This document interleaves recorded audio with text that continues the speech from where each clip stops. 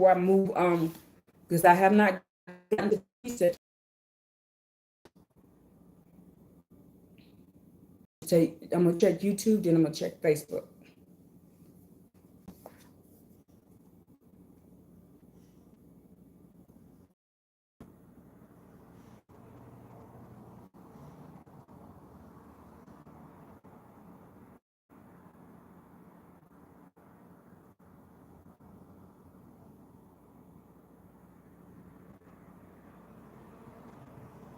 Hello? Hello? Yeah, y'all can hear me now.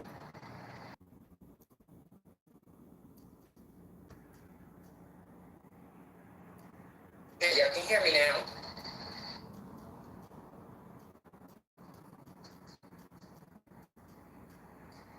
Yeah, y'all can hear me now.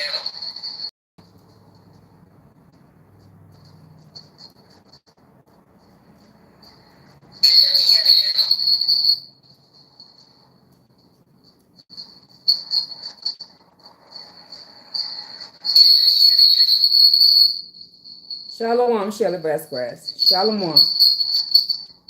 Shelly, what was the last thing you heard? Because I need to go back. I might need to go back over. Shalom. Shelly, what was the last thing you heard? Because I need to go back. I might need to go back over.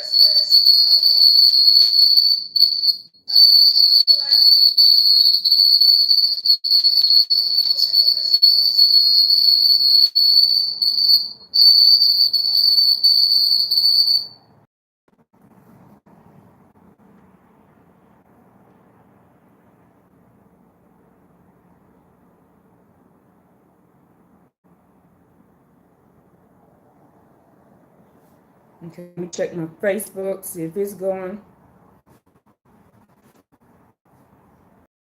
They do not want this information going out.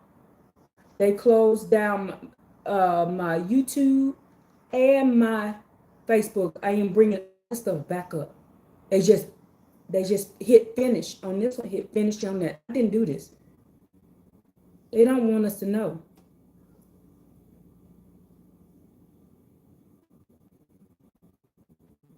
They kicked you off. Wow, but you're not doing anything. No, they don't want the truth coming out. Shirley, what was the last thing you heard? So I can go back so no information is missed.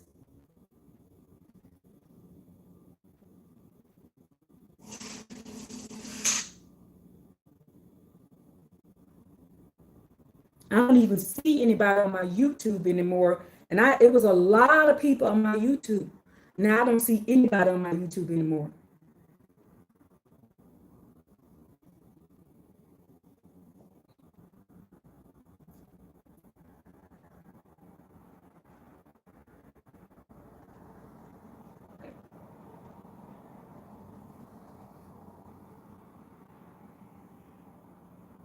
Hello, Anna Yahoo. Hello, Michelle Ramsey.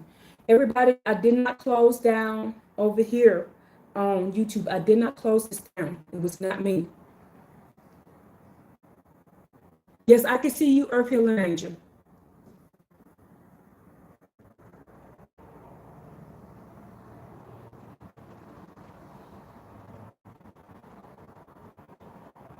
That's a long time. Let me see.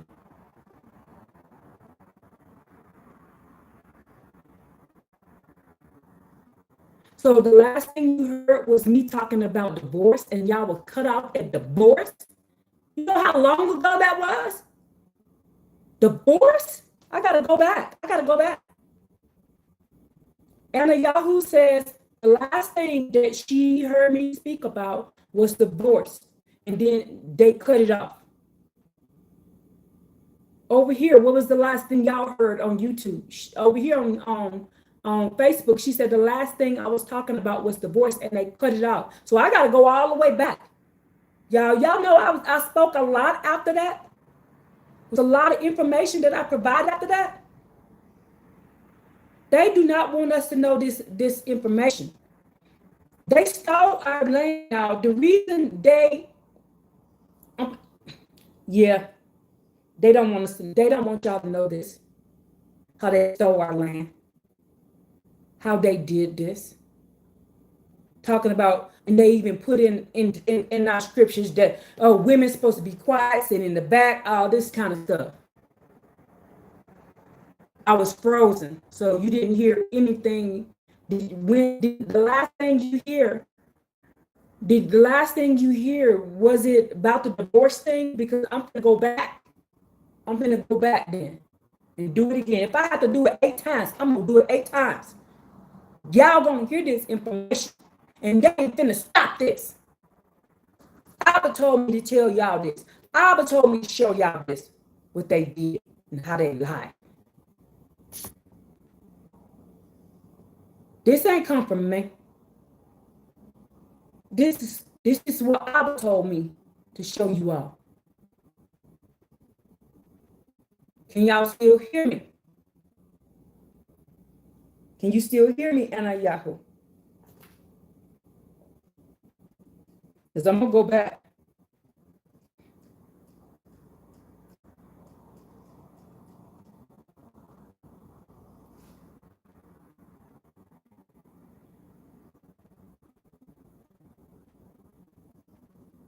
Yes, you can hear me. And yeah, I'm not even seeing this information that I'm seeing over here. Like they making it now on this one where I can't read y'all comments. But this is why I have to use this tablet to read y'all comments, because I can't read them over here anymore. And that just started on Monday. It didn't used to be that. Your comments would come up on as it go. Now I have to go and open up the thing to see y'all comments, and it never used to be like that. I could just look right there, and now I have to have I have to have 4 tablets instead of 3. I got 3 tablets.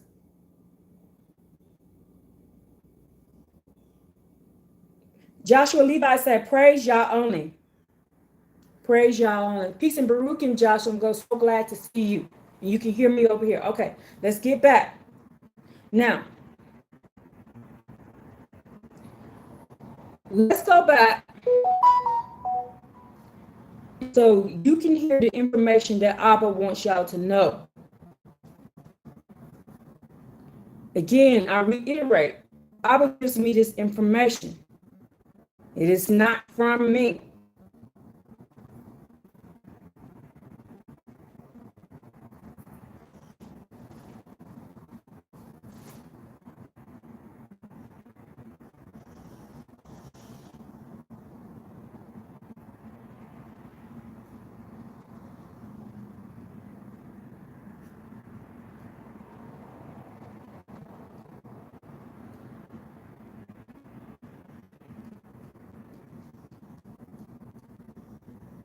They don't want y'all to know this stuff. So let's go back and learn it.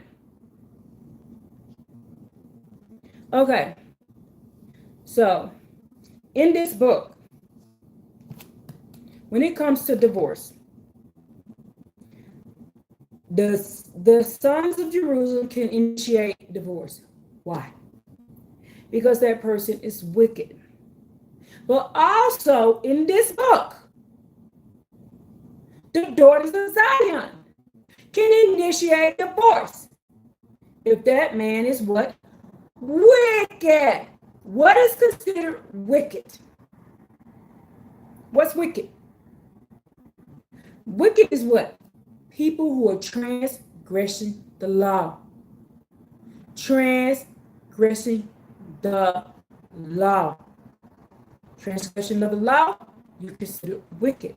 So if the woman had a wicked husband, she can set him out. I'm going to prove these things today about us being so-called black people. Do we own land? Women, can we own land? Women initiating divorce, men initiating divorce, and also proving that Abba has 3 things. This is about what happens, who gets land in the precepts. What happens if somebody else, it shows whether the daughters of Zion can own land, and then what happens if you take somebody else's land. That's what these precepts are. The precepts that Abba gave me. I told you this is going to be a long one. And if you have to leave, come back to the playback. Come back to the playback. And speaking of playback, I did not start my screen recording this time. I forgot.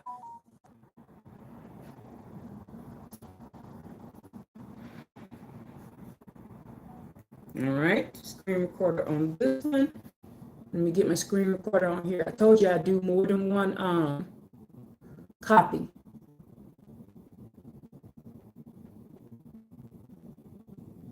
All right, screen recorder. So if they mess up, I can re-upload it. And I have a third copy over here with TikTok, because TikTok I have to do shorts. So if anything is missing, I will re-upload it later. Now, let's get back to learning about what Abba showed me.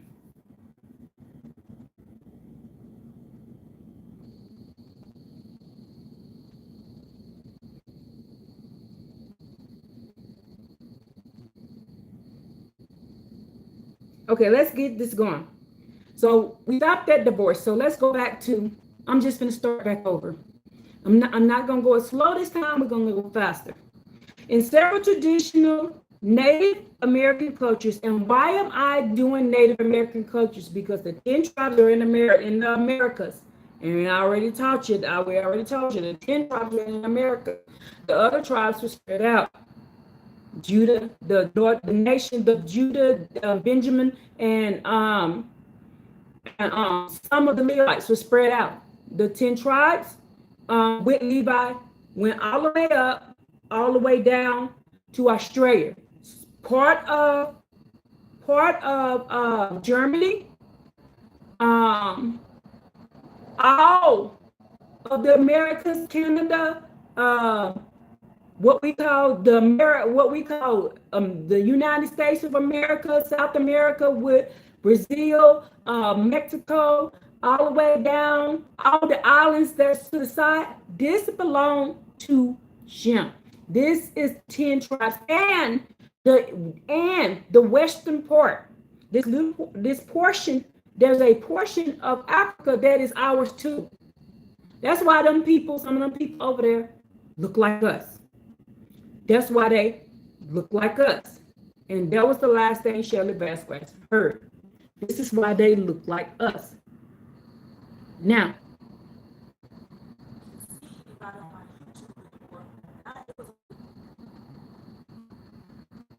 I gotta let this one go. Now, all this land thing started because of an incident at 6 o'clock this morning. So, you know me. I'm gonna go pray about it. I'm gonna go talk to Abba about it. I'm gonna get on the phone, call my daddy. Daddy, she lying, ain't she? She lying. Y'all own land. Not only do the sons of Jerusalem own land, the daughters of Zion own land, black people own land, everybody own land, because I gave everybody land. So this lady don't know what she's talking about, and the government that teaching y'all don't have no land, they're damn lie. And this is why I'm gonna get their ass. This is one of the recompense that they're gonna get. Did you hear that? That came from out of nowhere. This is one of the recompense that he gonna get them for. I don't even know what the hell that was, but it scared me a little bit. Okay, but this is why he gonna get them. Now, let's go back over this, and we're gonna go over this fast. In several traditional Native American cultures, particularly in the matriarchal societies, women held significant rights to property. The women could initiate the divorce. These practices stand in stark contrast to the covert laws of the European societies, which gave husband ownership of their wives' property. I can prove to you with scriptures and numbers that Abba gave land to the daughters of Zion. gave land to the daughters of Zion when there was no sons born.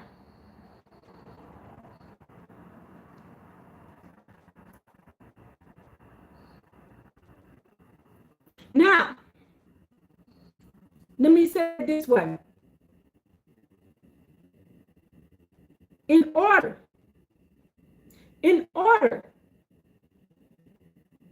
for them to take our land, they changed laws. They changed times. Look what they did. Now, key examples of tribes include the Cherokee, the Iroquois Confederacy, the Navajo. Property rights in the matriarchal society, descent, and clan membership were traced through the mother's bloodline. Cherokee women owned the family home, its furnishings, their farmland was passed from the mother to the daughter. A man lived in his wife's home and had no claim to it. Divorce. To end a marriage, a Cherokee woman simply placed her belongings outside the house. Since women were considered wise and fair, the husbands and the community did not question her decision. Daughters of Zion, black women. Now do you see where we get this from? When you got that man in your house and he acting a fool, and he mistreating you, he beating you, he molesting the kids, he cheating, he out here hoeing, he doing all kinds of things. What does the black woman do? The black woman pick up all that man's shit, and we set his shit on the lawn. I done did it myself. I'm like, you got to go. This was the initiation of divorce of the tribes. In here, all a woman had to do, or a man had to do, is write a letter of divorce, and those people had to go. Why? Because they was being wicked. Now, all this generational pedophilia that is going on would not be happening. Because in church, done talk about Pastor Fatback, Pastor Macaroni and Cheese, Pastor, all you got to do is pray. And you can fix him. That is not scriptural. Yes, Joshua, a bill of divorce. That's it. You divorce. He got to go. She got to go. And he said, what is the stipulation for giving you a bill of divorce? You are wicked. He said the person is wicked. That's what it says there. They wicked. Now, how do we know what wicked is unless you know what the law is? You got to know the law. You got to be a law-abiding paleo Hebrew Israelites to know what the law is. Oh, don't forget pass the pork chop. Yes, pass the pork chop. Pass the pork chops with the gravy and the rice, Mr. Pastor. And then you go to him and say, my husband is molesting my kids. My husband is beating me. My husband is going out making babies with Sister Judy and blah, blah. And this person right here and all these different people right here. What these Christian pastors tell you to do. Pray for them. And then y'all wonder why we got generational pedophilia, beatings, and unaliveness in our families. Y'all wondering why we got that. And then I told you, I don't know if y'all got this precept. Abba said, cannot pray away evil from people. You cannot pray away evil from people. That is in the book of Wisdom, chapter 14. You cannot pray away evil from people. So they are teaching you to go against Abba Yah's laws. They are teaching you to go against Abba Yah's laws.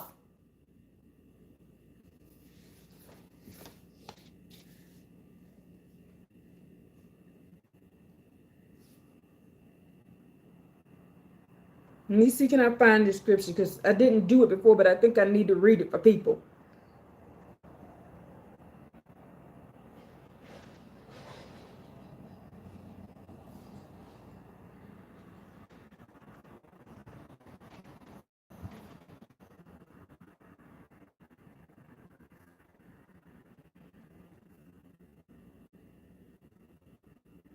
These people, the Most High says, while they live in great war of ignorance, they call a multitude of evil peace. And I'm at this is the wisdom of Solomon, chapter 14, starting at verse 22. For either slaughtering children in solemn rites, celebrating secret mysteries, holding frantic rivals of strange ordinance, no longer do they guard either life or purity of marriage, but one brings one another either death by treachery, anguish by adultery.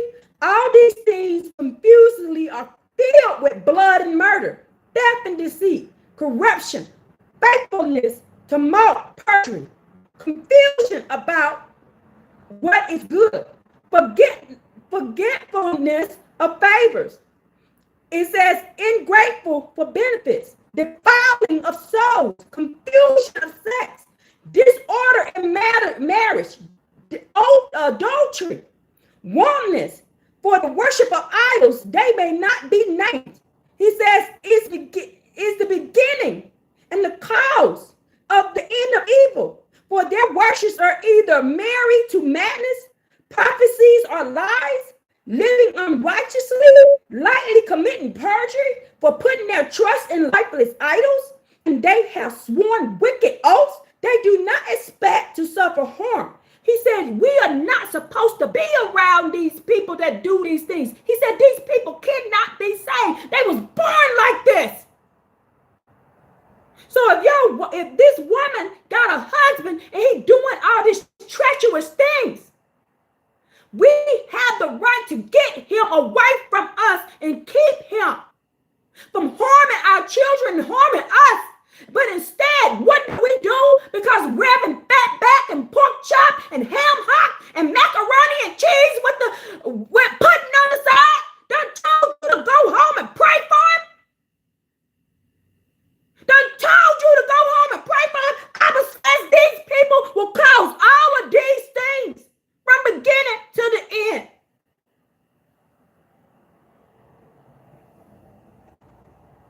The wickedness. Then y'all wonder why we got generational pedophilia and unaliving of the daughters of Zion, beating the women, beating the kids, and all this kind of stuff. Yes, Joshua, they're wicked. We ain't supposed to stay around somebody. He said, if they're wicked, get them away from you.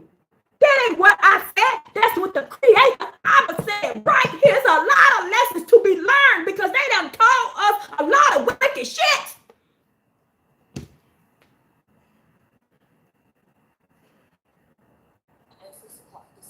And I have the right to call it shit because it's shit. It will get you nowhere. It will send you to hell. And your daughter's all screwed up in the head and traumatized because their dad is molesting them. But Reverend Porkchop done told you to pray for him and let him keep doing what he's doing. The law says a man is not supposed to sleep with his wife and his daughter, sleep with his wife and her sister, sleep with his wife and any family member, sleep with his wife and his son. And then you go to Reverend Porkchop, you go to him and say, my husband is doing these things, and he tell you to pray for him. He should be telling that, let's get this motherfucker up out your house. That's what he should be saying. But instead, he's teaching y'all to violate laws. You know, wonder why we got so much wickedness on this land. You don't know what's wrong. They filled with demons. What do you think will happen to your child's mind if every day she got to go home and be molested by her dad after she done slept with her mama? You hear that? Demons come on out of that child. Your son been molested by their daddy. And then he got to look that person in the face every day and show him some respect. What do you think? Why do you think they crazy? Why do you think they women? Well, it must be a woman. He keeps sleeping with me.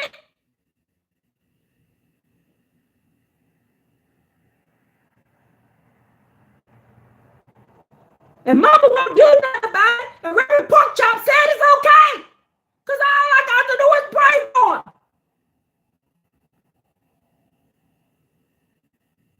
And you wonder why these people are screwed up in the head.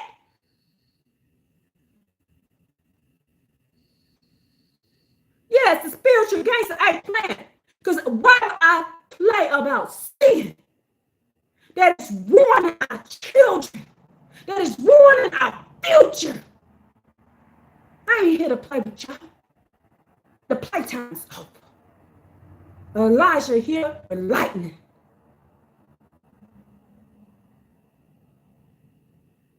Playtime is over.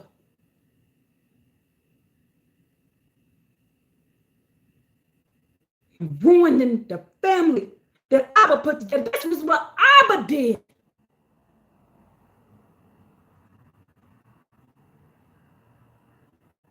And then the woman going into the church, begging for help, going to the government, begging for help, because of all the wickedness that's around them. And then the first thing they say is just pray for them. Where does it say that in here? Where does it say it in here? It does not. It said, get these people away from here. In fact, we're supposed to take them out when they're doing shit like this. They ain't supposed to be breathing no more. But look what y'all do. They'll put somebody in jail for tax evasion longer than they will put somebody in jail for unaliving little babies, for raping little babies.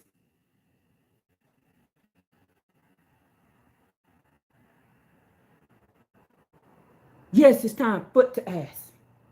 Belt to ass, foot to ass, tree up to your ass, anything to your ass. Pepper spray your ass, all ass whoopings on today. Because this done got old. The wickedness that's around us, they wicked selves.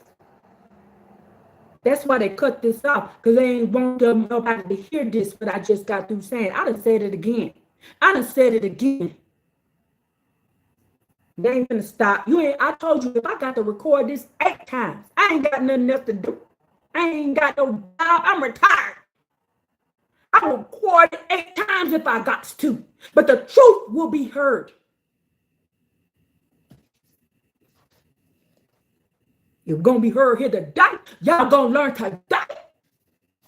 Over here with y'all wickedness, and then the nastiness around us. These children confused, they don't understand, they can't figure it out. They got all these feelings inside, and they hurting and stressed out. Why? Because this wicked government, this Esau government, put all these wicked stresses on them, and then tell the daughter Zion, just pray for him. Just pray for him. He here beating her ass every day. Beating the kids down, sexing everybody up in the neighborhood, sexing the dogs on the corner, sexing the children too. But you didn't tell you to pray for them. That ain't what I was saying.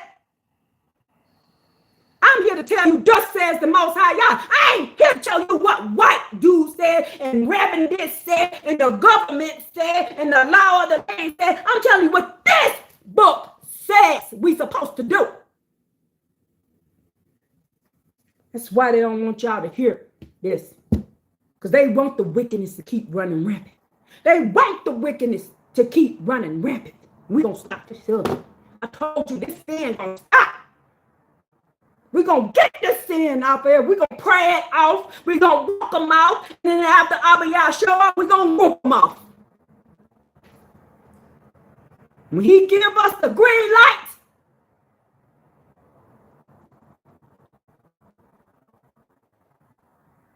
yes, even the animals here are SA all the time. SA all the time. In America, that's normal. Mexico, they even put on shows of doing it. It's nasty. Ain't nasty. And we didn't have that mess over here. That mess didn't start till these folks come up over here. Esau brought his nasty ass over here. That did not happen until then. Let's keep learning. I'm sorry. I get angry, y'all. I get angry when I see all this because these poor people, the animals, everybody's suffering. Then this government talking about we're going to make America great again. Make it into what? The filthiest Sodom and Gomorrah you ever seen, because that's what it was. That's what it still is. The filthiest. Yeah. Sodom and Gomorrah that he had ever seen is even worse than the first Sodom and Gomorrah. It's more filthier. Because at least then, back then, somebody could go and whoop their asses and make them stop. Now, they say go whoop their ass and make them stop. They're going to put you in jail for trying to stop them from SAing children and SAing animals. This is the government. This is the government you want over you. I don't want these nasty people around me no more. I want them gone off of earth. Why do you think I keep saying that? If you actually understand and actually understand what they are doing, you shouldn't want them here. And our children are suffering. Our child have no safe place to go. No safe place. They essaying them at the schools. They essaying them at the daycare. That's why I keep telling y'all, take your kids out them schools. Y'all don't know they're taking them children in the bathroom. You don't jump your kids up and they essaying them. And sitting home and wondering why your kids got no problems. Don't want to go back to school. Because they didn't essay at school by the teachers.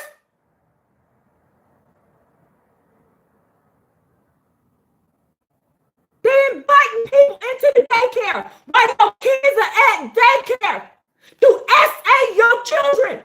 It's a story written about it, y'all. It was a story written about it. That's why I took my kids out of everything. And everything, you crazy. Why am I crazy?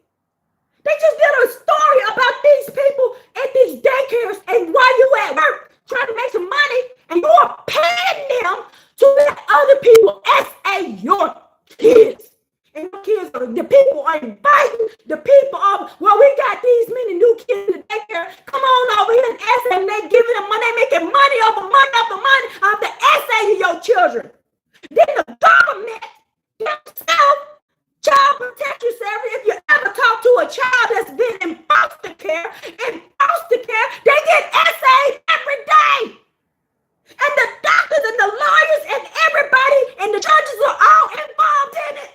I know people who went through this. One lady, she lived right there. She had the same story that I've heard over and over and over again of people who have been in foster care. Her brother unalived himself because they hated him so much. And you think I don't want these other bitches off this land? I want them dead. The daughters are screwed up in the head. Now y'all see why I say what I'm saying. Do you get it now? I don't want them to go back to their land. What? So they can keep going and essaying other people's kids? So they can keep doing it? No, I want them off earth. I want them off earth. That's why I say that. Because I know how filthy they are. I know how nasty and wicked they is. Yeah, I'm going to pray that the sons of Jerusalem get their hands on these people, these wicked people. Yeah, I pray for it every day. Of course I pray for it. Why would I want these people still to be here? I pray for this all the time. That these people go away. I told that woman I'd be so glad when next month get here. So he can take your ass off this land. I'm sick of you.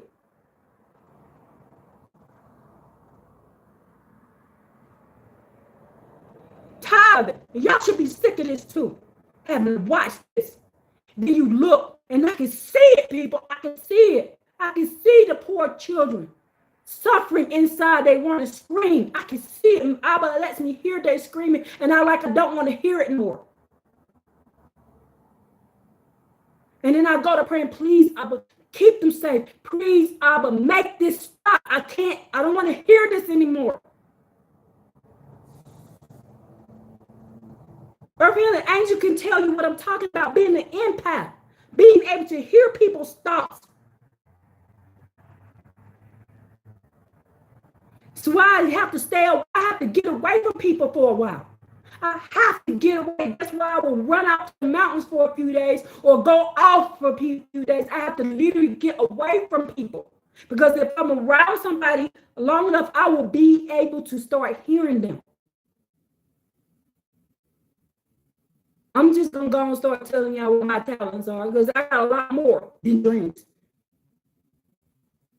But after being around somebody so long, I can start hearing them. Y'all, when I was 12 years old, I had this man put in jail for raping his 9-year-old daughter because after I was around her enough, I started hearing her say, I don't want to go home. I don't want to go home because daddy's going to grab me and mama won't do nothing about it. So I called the cops. She never physically told me out her mouth. I heard her saying it in her head.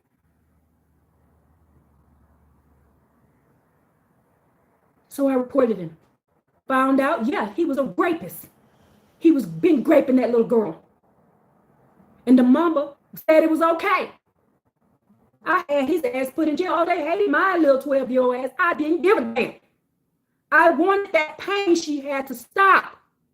I wanted that pain she was having to stop because I hear it. Whenever somebody was having some pain, I would try to do something. That people be wondering why I be fighting people. Why you jumping on that person? Why you beating on them? Because I done been around them long enough. I can hear what they're thinking. I can hear the wickedness in their head. That's why I'm whooping their ass. You just don't know who I just saved because I whooped their ass.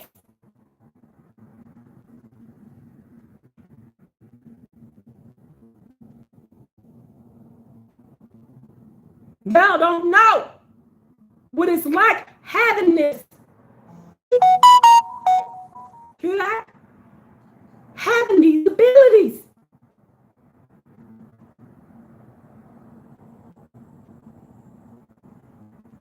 And hearing that pain, knowing that pain, seeing these kids and they're suffering, I can see it, and I've been for years. I'm like, I want this to stop. When is this gonna stop? I mean, please, I can't take this no more. This before I became an Israelite. God, I can't take this no more. I can't take seeing this no more. I can't take hearing this no more. This is why I never used to live in the city. This is why I stay away from people. Because if I'm around you for maybe a week or two, or even a couple of months on down the line, I start hearing your thoughts. And there's some good people out there. But there's some wicked ass people out here. And y'all need to know, y'all need to get these people off of this earth. Y'all need to pray these people off this earth because all they think about is evil, doing wicked, evil stuff. And then I can't prove it because I heard them think about it. Several times I went to them and said, you said this. And they'll be like, I didn't say that. I know they didn't verbally say it, but they said it in their mouth. I said, you said you were going to do this. And they'll look at me like, I didn't say that. I didn't say it. I never said that. I never said it. Because I heard you say it. I heard you say it. So I don't like being around people, y'all. People wicked. Y'all just don't know how wicked people are. Having these abilities show you who people are, and it is disturbing to me. And then I started telling myself, you ain't hearing this, Tess. You ain't hearing this. So I can try to live a normal life. So I can try to be a wife and a mom and just go do things like other Americans did. So I started ignoring it. I tried to shut it off. And the stuff that I would hear and I would see, do you know that I know there's people who I've been around hunting and people they have murdered? I know. But I can't even say nothing Because how did I know? And I'm looking at them. And I'm looking at them like, I know you murdered people. I know you done killed people. I know you got bodies on your hand. Bodies are bodies, bodies are bodies. These persons are very dangerous. And this is women and men. And it ain't race-based, people. This thing about only white people are serial killers. The ones look like us, they're serial killers too. I done met some. And some are male and female.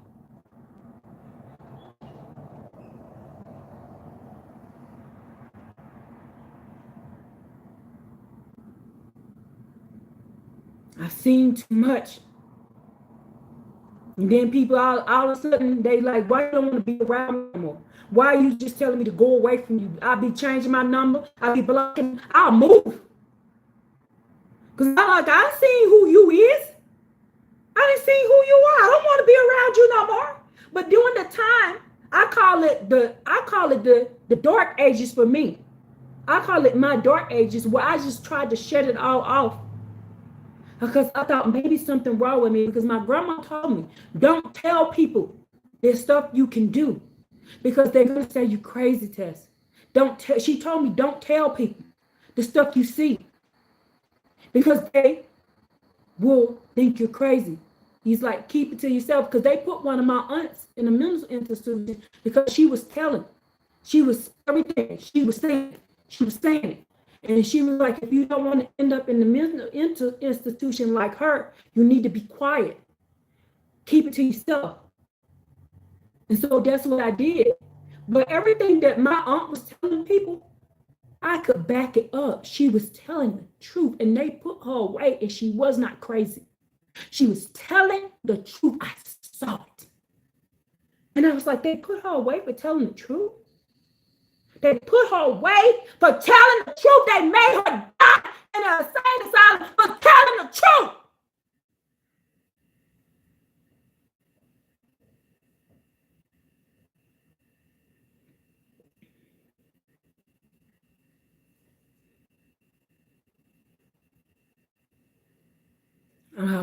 I pray against the people who did that to her too.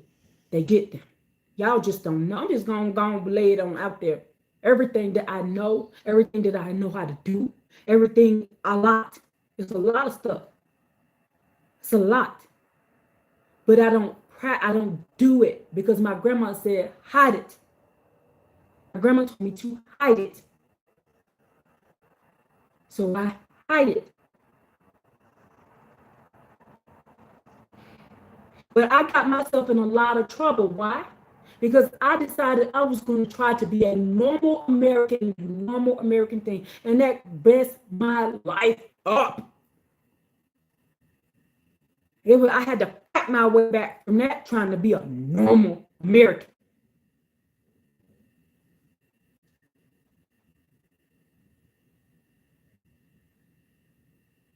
Oh, Earth Healing Angels, they like to pin crazy on folks when we speak up.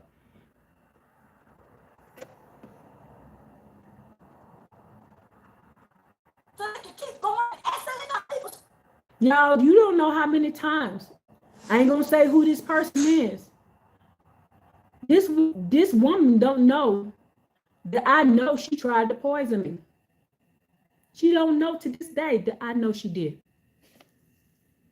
Because I sat down at the table, she put the food in front of me, and Abba said, don't you eat that food. She done poisoned you. She trying to poison you. And she would go, you gonna eat that? No. I said, no. She said, I'll beat you if you don't eat it. I said, well, fucking beat me then. I would throw it on the floor. I would take that beating. She don't even know that's why I wouldn't do it. She don't even know. But I know. And I ain't the only one she did it to. But it's certain people she killed, y'all. She poisoned them to death. Oh, it's female serial killers running around out here. But I can't prove it because I know this because the information that was given to me that was came through the spiritual realm. I can't prove she did it. The only way that people will be able to prove it, they go dig those people up and look for that strand of poison.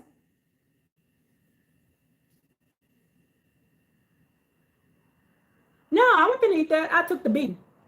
I took the beating. I'll take the beating.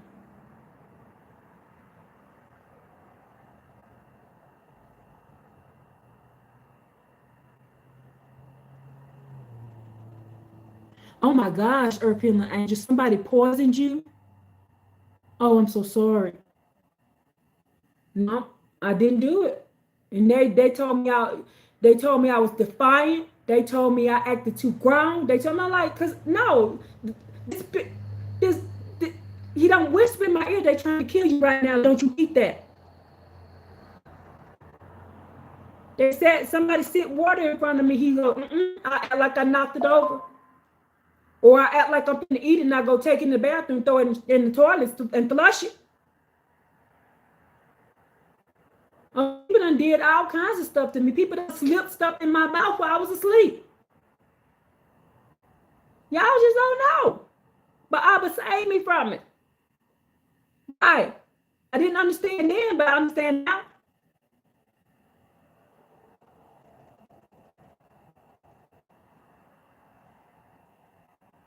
You went down to 80 pounds because of what that lady did. I'm so sorry, Earth Healing Angel.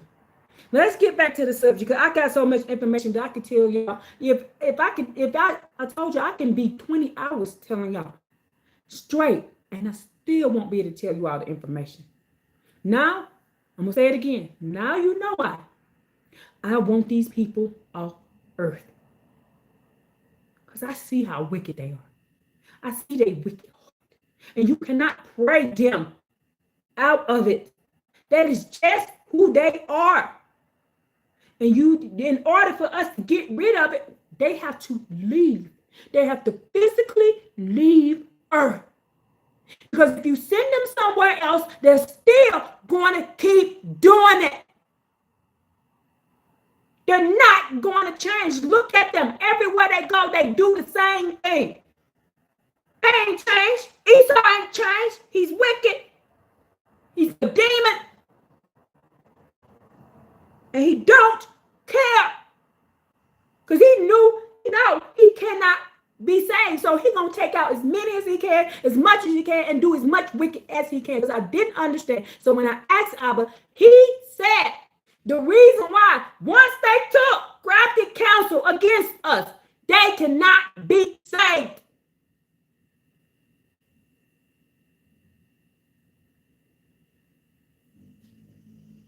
So they know that's why they're so wicked and nasty and doing all kinds of stuff, teaching to drink blood, eat bodies, and be vampire, and do all this stuff.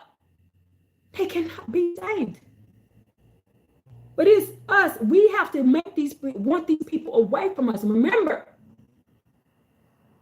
we're supposed to come together as a people in agreement, in a solemn assembly, in a solemn council, and say, I don't want these people over us anymore.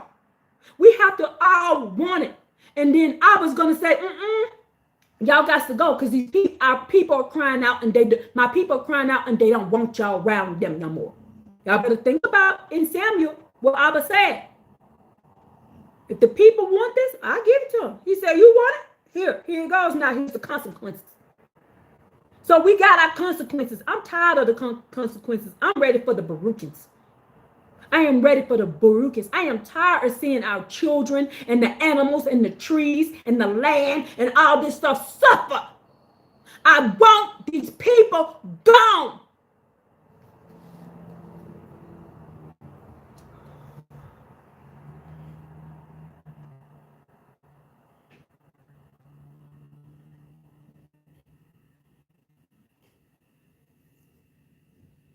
Shirley, I just made you a moderator. This for the days that Earth Healing Angel or Abba Yah are tired and they can't get here, or Joshua or anybody else, they can't. So I just made you one. Let me make sure it did it because I just did it.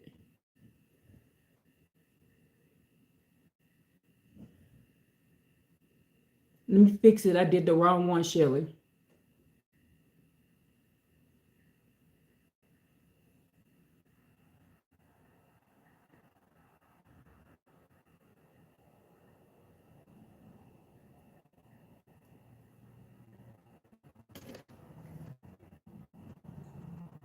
Okay.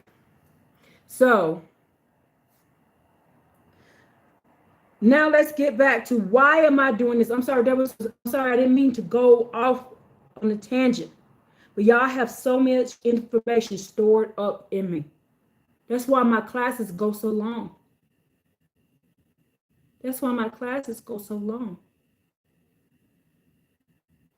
Because it's so much information that I know y'all don't know. I know y'all don't know. You know how I know a lot of people don't know? Because the stuff they be saying. The stuff they'll be saying. I had to go on one of my other brothers, and he's a good brother. He's doing the best he can. But one thing he got wrong is this stuff he talking about, that the daughters of Zion need to be doing what they say. How they say when we say it. I'm gonna let y'all know. Us doing that is idol worship. That is idol worship. You don't put nobody above Abba Yah. The daughters of Zion don't put nobody above Abba Yah. And the sons of Jerusalem don't put nobody above Abba Yah. We get our information from Abba Yah, then we come together as a family and we put it together and we make it work. Joshua the Levite don't get to push me down and bop me in the head. Tessa, Yah don't get to bosh Joshua the Levite down and bop him in the head. He gets his information. I get my information from Abba Yah, and we come together as a family. As equal. But the head of us, of all of us, is the creator. That's some bullshit that they wrote in here, in there. That came from Edom.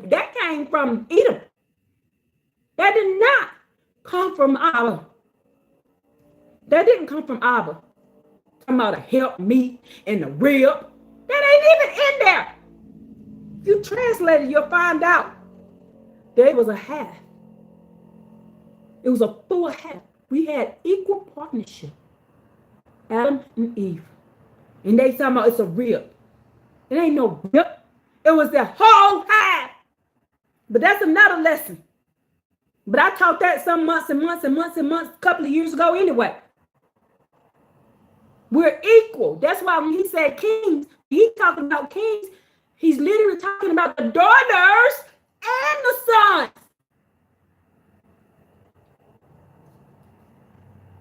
Now, let's get back to this.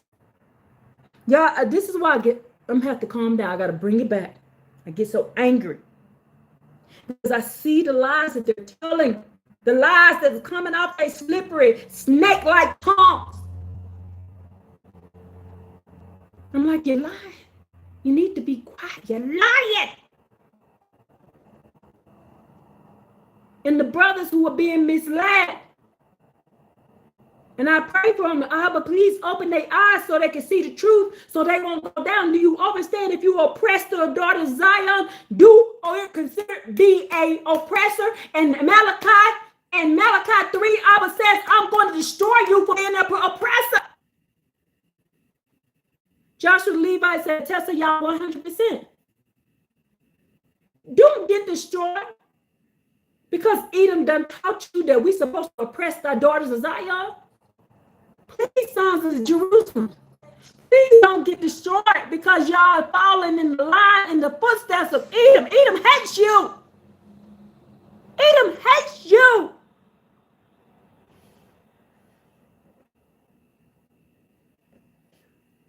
Edom hates you. That's why they went and made sure we're violating every law.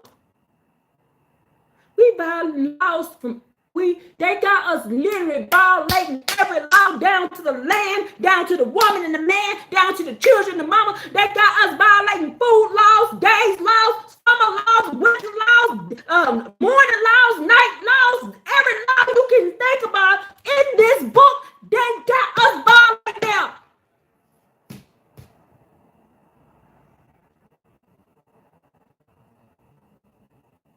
And then you'll be sitting there going, why am at your left hand?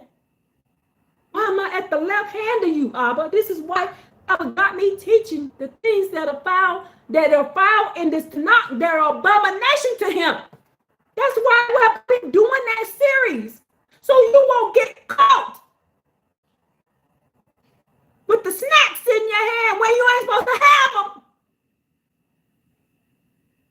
He's giving me just enough time to get through them. If you need to, go download them, go look at them, go write down those scriptures and make sure you're not doing any things. And then go tell your family you ain't supposed to be doing this. And not because Tessa said, because Abba said you ain't supposed to be doing this.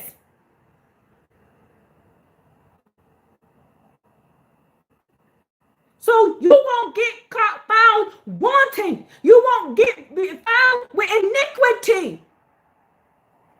Yo, I have to repent every single day.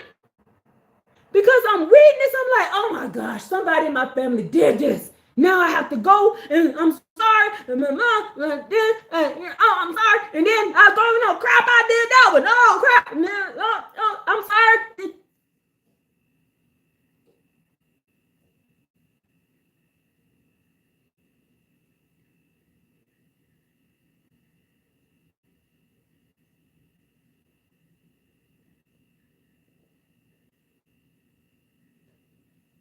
Do y'all get this now?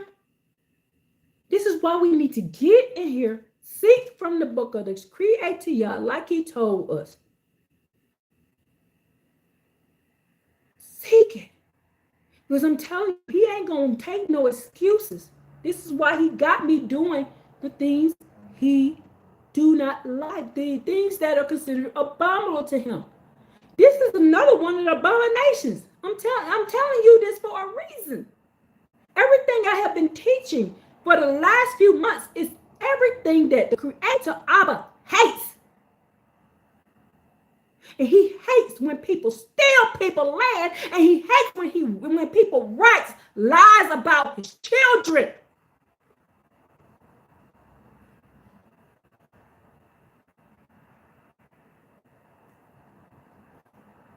I told you in my book, I don't know what it says in your book, but in Isaiah 10, verse 1, if you write lies about my people, he gonna get you. He said, woe to you, woe to you,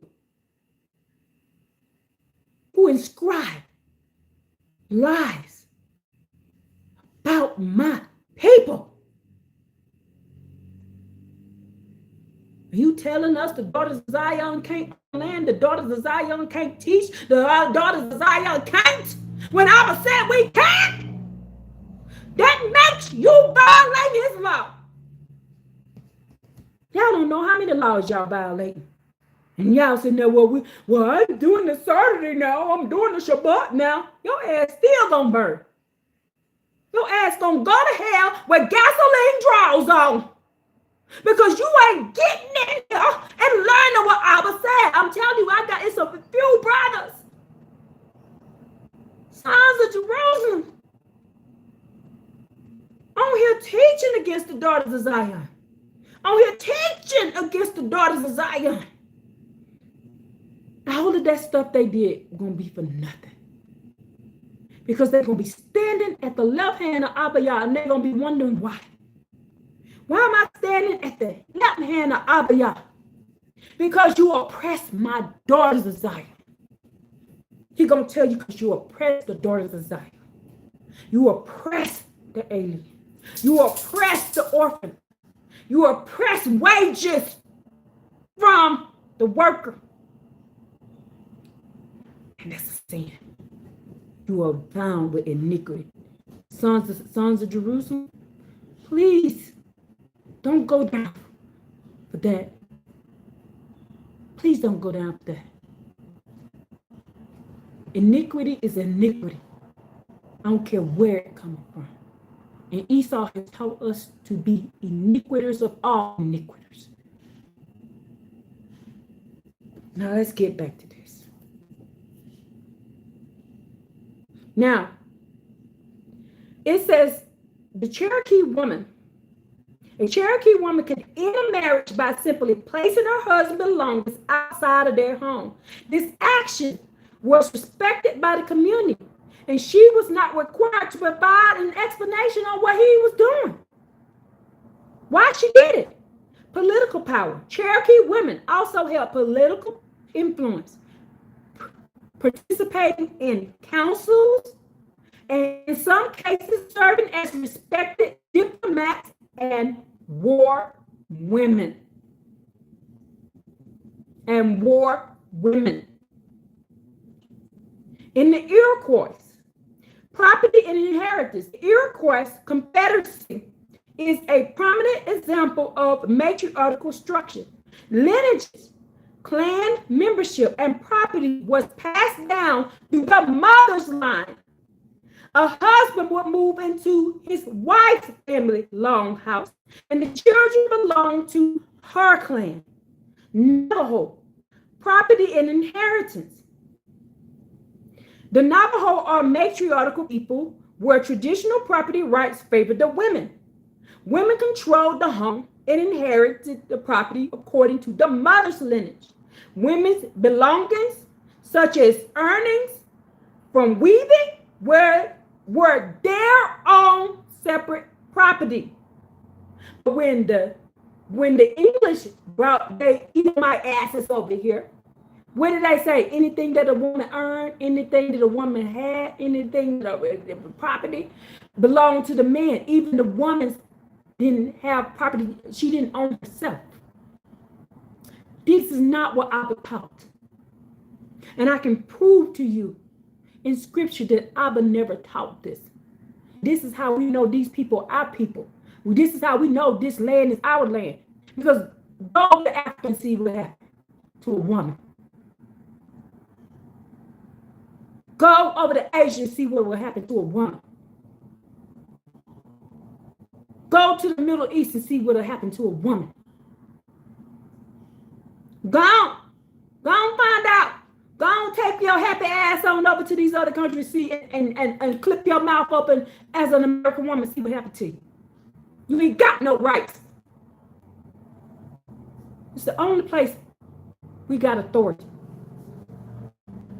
And it's always been like that. That wasn't new. This ain't new. This ain't women's suffrage. It ain't new. This is scriptural. They're trying to make it seem like it was them, that they're fast moving forward. No, we had to fight to get our rights back.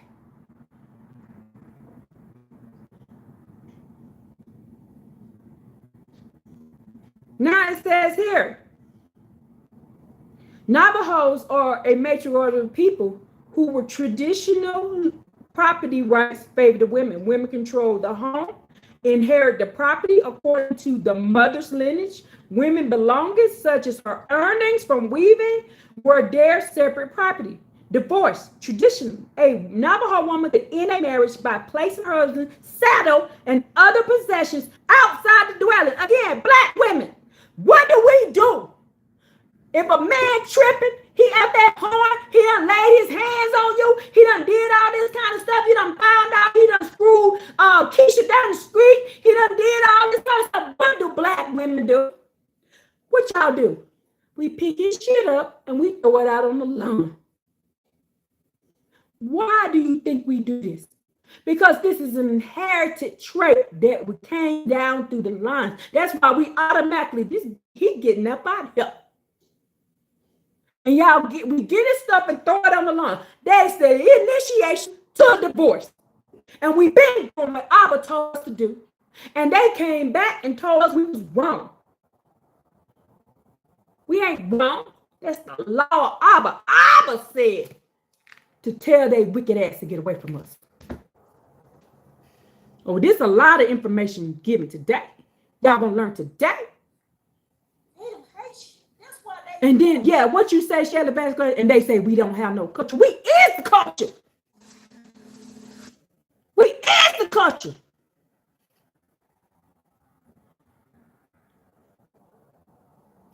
That's why everybody follows us. That's why everybody do what we do, because we is the culture. The law is written in us. That's what we automatically know. This nigga tripping, put his ass out. Because that's what Abba tells you to do. You don't stick around with somebody being wicked. Because I tell you, I'll put a man out in a minute.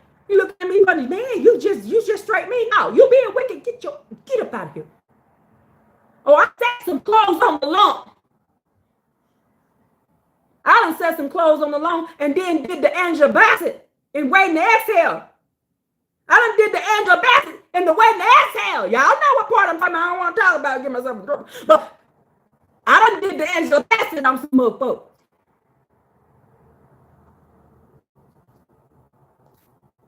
Y'all know what song I'm talking about and waiting to exhale. She was walking down there with that hand up in the air like that, walking sweet, walking like she was on a mission. Like she was on a mission. Oh, I've been on a mission before too. I don't want no wicked nigga around me.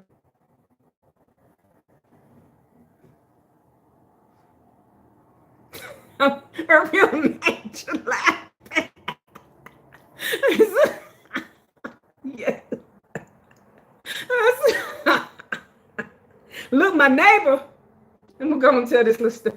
My neighbor called police because he saw my bonfire in the backyard. In the yard. He saw my bonfire. So the police came up there and was like, ma'am, what's going on? Oh, I said, I'm having a bonfire for because my wicked husband did some wicked things, and y'all know what they is, because the police had to be called to remove him, y'all, for what he did. I said, I gave him this many days to come get his stuff out this lawn, because it had been sitting there for a good little while. Now, he could have sent his sister, he could have sent his friends to come get his shit. He didn't. I said, I'm getting into the trash. Y'all told us we ain't allowed to have trash sitting on our lawn. And the officer said, well, you gave him time. He got in his car and left. He got in his car and left. Because I ain't got time to play with you. You want to be wicked? Take your ass out there. Like I tell these men in a minute, I ain't the one. Go find you a hoe to play with, because I ain't the one. Go find you a hoe to play with, because I ain't the one. You mean? Nah, I ain't mean. I ain't for that shit. Take that shit somewhere else. Now he says here, the Apache. Oh, divorce traditions. A Navajo woman could end a marriage by placing her husband's saddle and his other possession outside the dwelling. However, due to external pressures, divorce has become more formalized through the Navajo nations of the court. So now they're starting to do it like the American government. They done changed it. But used to, all you had to do is put his shit out. It's over. The relationship over. Abba has given you give him a bill of divorce. Here's the paper saying I don't want to be married to your wicked ass no more. Take your ass on. I done gave you the paper. I got witness that I gave you paper, and I put your shit on the lawn. It's over. Now Apache. The Apache. Property and divorce. At least some Apache cultures were matriarchal and recognize women's right to own the family home and women's right to initiate the divorce. Chickasaw and Choctaw. Now, I am part Chickasaw.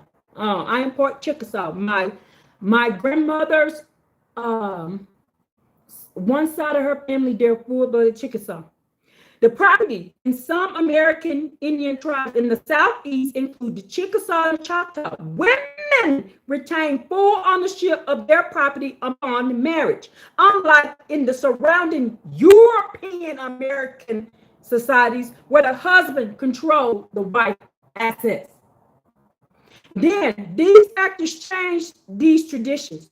Forced assimilation, the U.S. government intervention, and the imposition of the European American laws, such as the concept of coverture, dismisses the legal status of women in many tribes. External influence, a growing Anglo influence, forced many tribes to formalize marriage, divorce through the court system, and change property ownership. Yeah. Do y'all see what they did? Do y'all see what they did to us? With their wicked laws? With their wicked laws? With their wicked laws?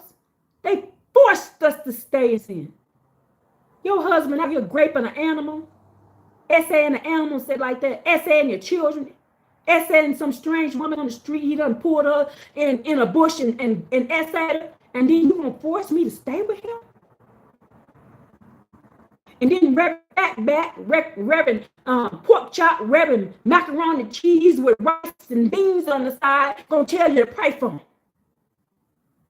They're damn lie, and the truth ain't in there. Now let's go. The reason I'm gonna add the Comanche to this, because my dad is a full-blooded Comanche. On all sides, he's Comanche. Let's see how Comanche did their thing, and then we're gonna move on to these. We're gonna move on to the precepts. Now, among the traditional Comanche women had a distinct form of ownership regarding their homes and possession.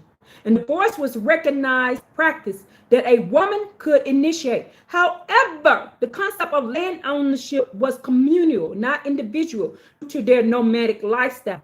Household goods and shelter. Comanche women owned the family dwellings, a teepee, and all the household property went in. Construction and transport, since the Comanche were nomadic. Following the bison herd, women were responsible for setting up, taking down, transporting the teepee. They gave them the control and the authority over the family shelters. Daily labor. As a cornerstone in the family village, women had many respected roles that involved their ownership of the tools, the products of labor, including processing the food, such as butchering animals, gathering wild plants, crafting clothing, and containing from animal hides. Remember, I told you my grandmother is the one that taught me how to do kosher cooking. I didn't know that's what she was teaching me, but I know now. And it says communal, not even individual land. The concept of individual on plots of land was not part of the tradition of the Comanche society, since their power and worth depended on horses, trade, raids, and their roaming vast around called Comanche Shera as a nomadic people. Divorce. Initiate divorce. A woman can initiate a divorce by seeking refuge with her brothers or another prospective spouse, so she can go on and move her and get her another man. And her new partner would either fight or pay compensation for her former husband. So he gonna whoop his ass. Oh, you done over here and did something to this woman? He watches and see. Now this is they're going wrong, and this is why we start getting in trouble. My grandma said this is why we start getting in trouble. Was taken seriously in the Comanche marriage. A husband were permitted with multiple mutilate and kill an unfaithful wife, and compensation also was an option. He could take her to court and get some money, and she could take him to court and get some money. They caught them cheap. Freedom and autonomy. Comanche society allowed a great deal of individual autonomy. It also banned leader made up unpopular decisions. People could simply leave or join new bands. This flexibility also contributed to the divorce custom. My grandma did say we start getting in trouble because we start violating laws. She did say that, and she was right. I see that now. I see why we start getting in trouble. All right. Now, let's get to these precepts.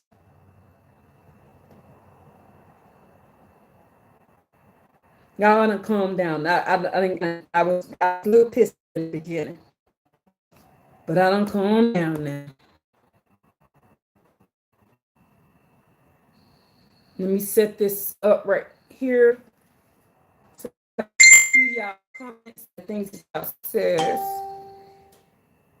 So I can see it right here. Everybody follows us. That's why everybody do what we do, because we is the custom. Hold on, give me just 1 second. And then we get your pens and papers ready. We're finna start with precepts.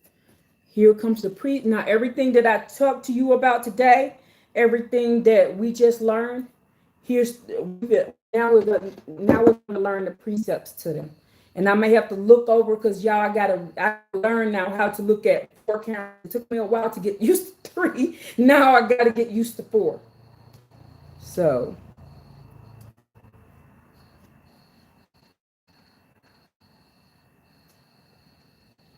maybe I ought to put it over here. That way, maybe it'll help me. So I can look at y'all comments.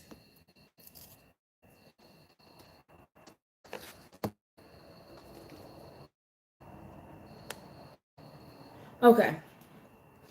So our second precept. Now we already went over our first precept, which was the wisdom of Solomon, chapter 14. These people can pray for.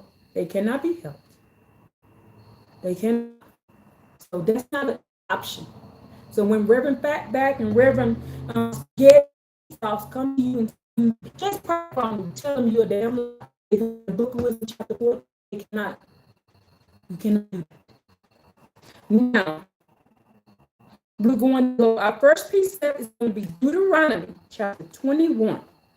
Now, this is proving that we all have land.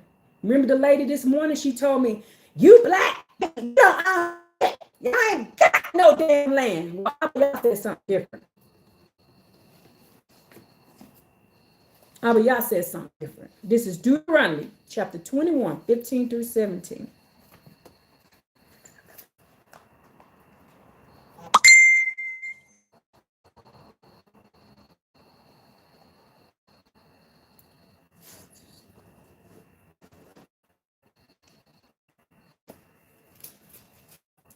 Here, just started looking somewhere.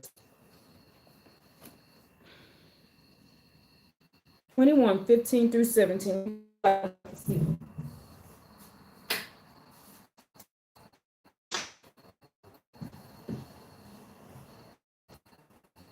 Now,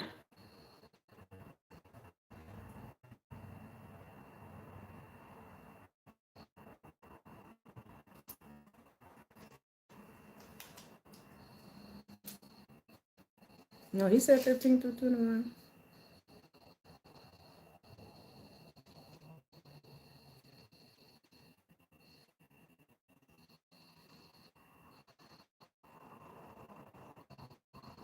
I'm going to start from 10.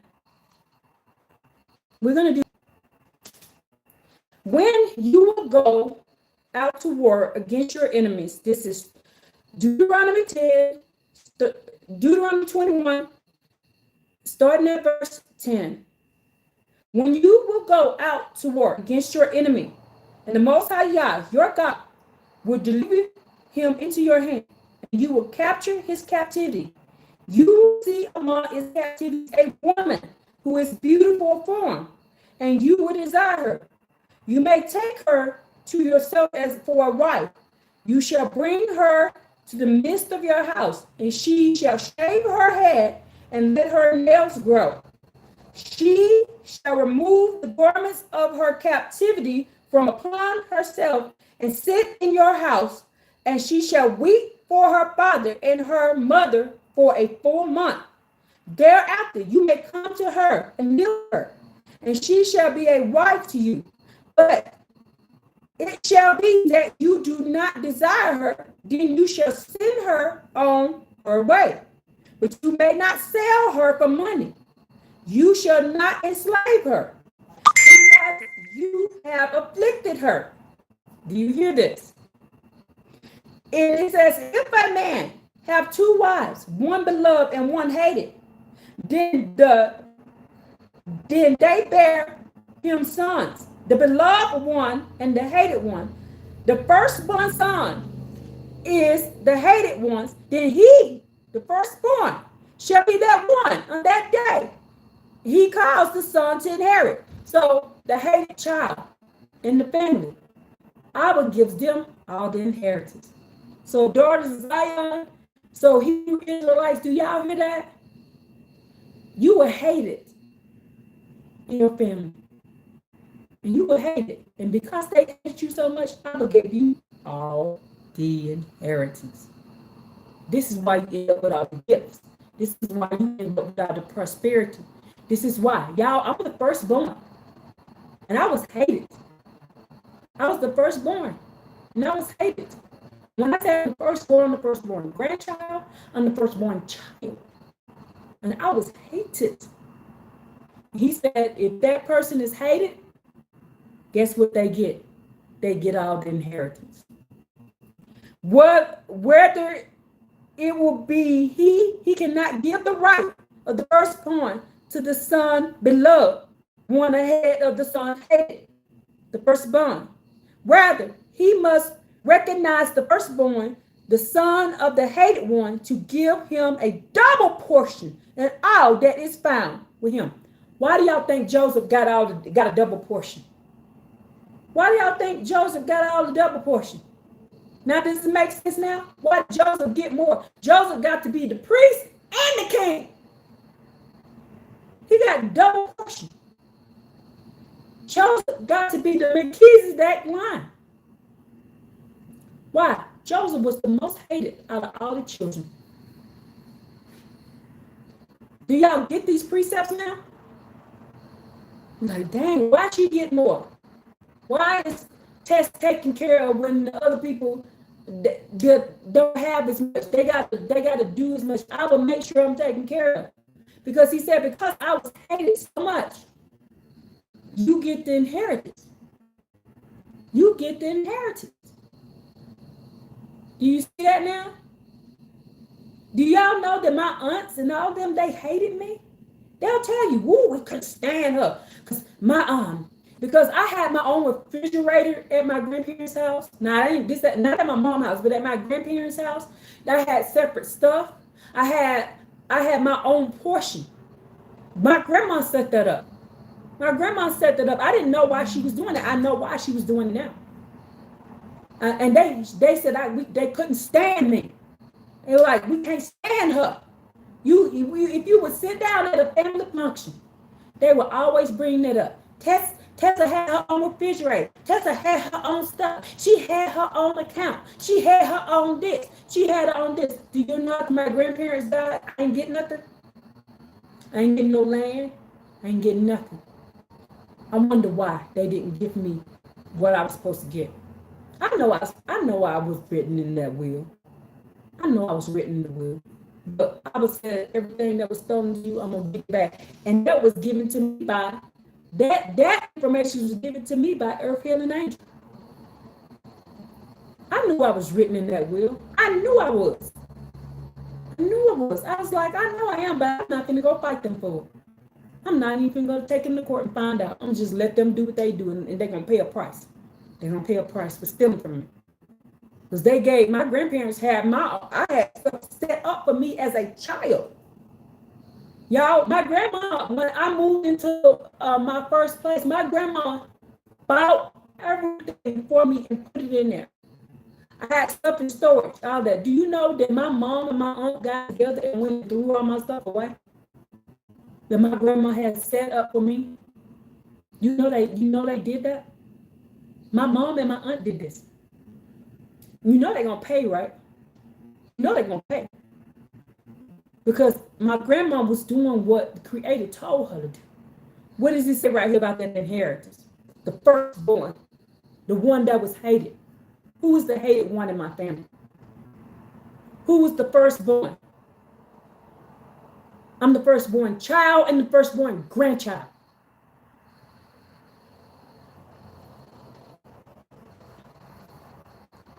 Then it says here, whatever will be his, he cannot give the right of the firstborn of the son to be loved one ahead of the son of the hated one, firstborn. Rather, he must recognize the firstborn, the son of the hated one, to give him double portion in all that is found with him. For he is his initial vigor. To him, this is the right of the I done been through it. Earth Healing Angel know, and I ain't even. She know what I've been through. Oh, I done been through it. And the only reason I survived is because Abba wanted me here. Oh, I done been through it. I done been through hell and high water, and done been through hell and high water again. I've been through it. When I tell you I done been almost unalive a lot of times, I'm not exaggerating. People done poison me, people done beat me. You name it, it done happened to me. I done got stabbed at work, y'all. I'm at work minding my own business, and the other chef walked in front of me. He put his knife out his thing and then swing it back like this and stab me in my arm. And I was like, why'd you do that? Oh, I didn't know you behind me. It was an accident. But then why are you walking with your knife? So then they changed the whole rule at work. That now you have to leave your knives over here so you accidentally stab somebody. I don't know if I still got that scar or not. Where he stabbed me at. It was deep too, because this was with a chef knife. I got stabbed deep. It's right. You might not be able to see it now, but it's right there. See how far along your heel? It's right there. Where he stabbed me at. He just stabbed me from behind. I'm like, dang. What did this stab me for? I ain't do nothing to him. He stabbed me. It says, oh my, the abuse we went through. He meant that. Yeah, he meant it. He was you were covered by Abba Yah and a strong, virtuous woman. Thank you, Earth Healing Angel. Oh, thank you. Yeah. Oh, I've been through it. I've been through hell, high water. But I know now, I'm no longer hurt by this, by it no more. I used to be hurt. I used to wonder what I did. I told you, I used to tell people I must have been Hitler in the past life. I must have been Hitler in the past life because these people hate me. I don't know what I did. I couldn't figure out what I did. But now I know it's because of who I am. I'm a daughter of Zion. So yeah, that's why they were doing this stuff to me. Just badmouthing me. I couldn't go nowhere without somebody saying something, doing something wrong. I told you this morning, I'm minding my business. All I'm doing is let Bishop play and be a puppy, and I get verbally attacked. And then not only verbally attacked, she said, I'm gonna stab you and stab your dog. She said, I got a knife. I'm gonna stab you and stab your dog. I'm like, and I'm just standing here minding myself, minding my own business. And this is what I get. And I get this up all the time. People doing stuff to me for no reason. I'm like, I'm not bother you. And sometimes I turn into their ass. It's according on how far they go. If they go too far, I turn into their ass. And I made some people's lives miserable because I'm like, okay, you're going too far. You're going too far now. I let you say all the witness you're going to say. But now you stepping too far over the line. Now I got to whoop your ass. Because you ain't going to be threatening me. You ain't going to be threatening my kids. And you certainly ain't going to be threatening to harm me and my kids. And then really, the old me, if she'd have said, I'm going to stab you and I'm going to stab your dog, she would have got the hell beat out of her. But I already know I've got something for them coming in the next few 7 years. In the next 7 years, I've got something coming for them. So I'm like, darling, you can find out. But used to, if you went too far from me, I'll whoop your ass. If you let your hands on me, I'm going to whoop your ass. I'm not going to stand there and let you beat me. Now, I had to let my mom just beat me. I had to let my stepdad just beat me. But that's because they were in control of the house. But when I got out on the street into real life on my own, you ain't finna whoop my ass and not feel and not get some of this back. I ain't finna leave. You ain't finna walk away from me without getting some licks back. I ain't finna just let you beat me. I ain't finna do it. I ain't never let go. And I don't care if it was a man. I didn't care if it was a group. I didn't care. If you gonna beat my ass, you gonna feel some licks from me. You gonna feel some licks from me. Y'all, even if I did not, I didn't stand there. I didn't. with my daughter to fight back. I told my sons to fight back. I told them, don't go putting your hand on people first. Don't go doing stuff with people first. But if they come at you, just don't do stuff to you. I don't care who. That's why when y'all saw me on that video, and I came in here looking for my son for something. Was that I don't play with them. I don't give a fuck who they was. I was going to play with them. Not up in my house. I'm going to let you in my house to kill my child. You want to come in my house and kill my baby? Because y'all decided y'all want to take out somebody, some colored folks today. Not here, not today. Because I know better. I know you're just supposed to stand there and let people do stuff to you. This was ridiculous. We ain't supposed to be doing this.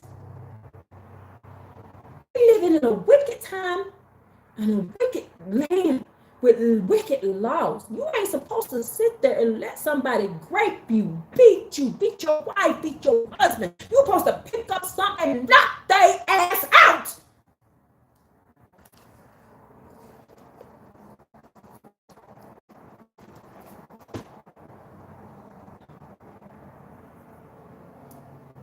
And that ain't what I said. That's what Abba said. And that's why they teach you Christianity, because Christianity teaches you to sit there and be a whipping post. That's not who we are.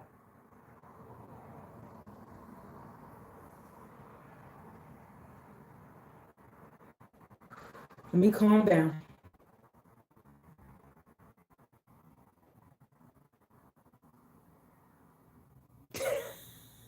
Earlier the angel said, try Jesus, don't try me, because I throw hands. Yes, I throw hands, bricks, cars, whatever I can get my hands on.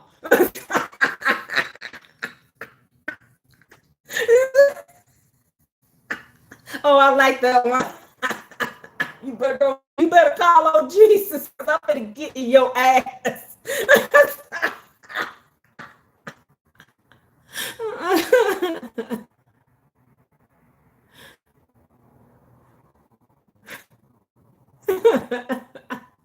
Oh my goodness. I love it. Now let's get to the next precept. Now that is the first precept that proves the inheritance. Now, the next arriba ya. Arriba, mira, arriba. So you can say hey people. Say hello people. Hello people. Say hello. Good boy. Okay. Abajo ahorita. Sentate allá. Mama give you a snack, but you gotta sit down. Sit down.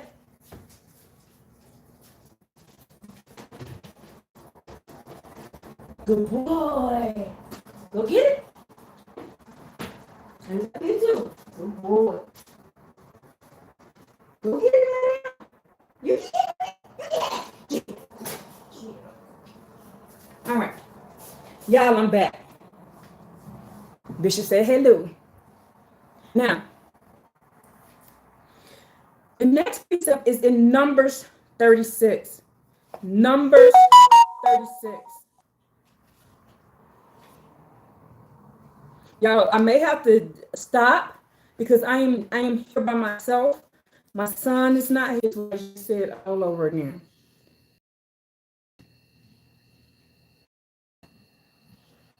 Can y'all hear me?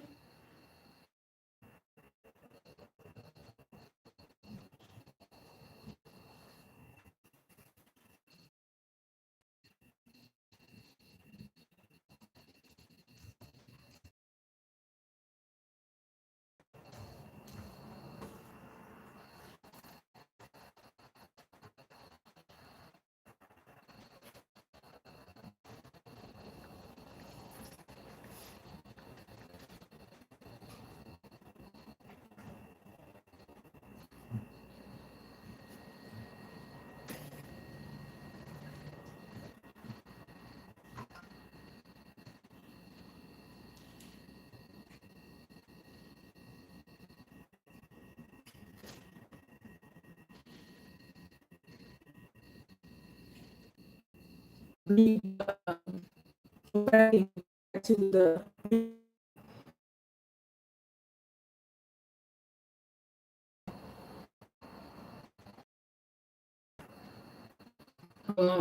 get some room over here, so recording real quick. This is a lot of work doing these, y'all. Like, especially these long ones, because I'm constantly checking internets and trying to keep up with the lesson. I'm trying to make sure everybody can hear, record. Now I'm over here. I got to do storage manage over here, and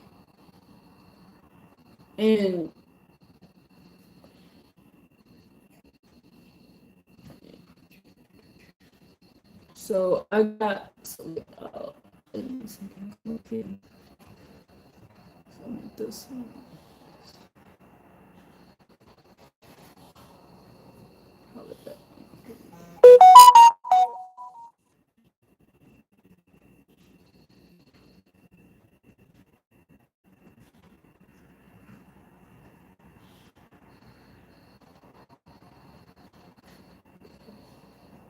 Let me see now.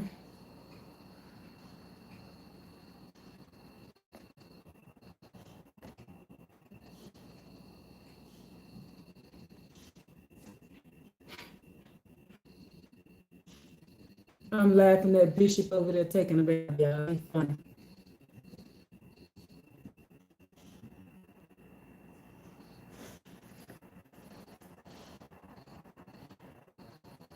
Now, did y'all hear the precept of Numbers 36? Did y'all hear that? If y'all didn't, I'll reread it. I read 1 through 9. The precept of Numbers 36, 1 through 9. Did y'all hear it?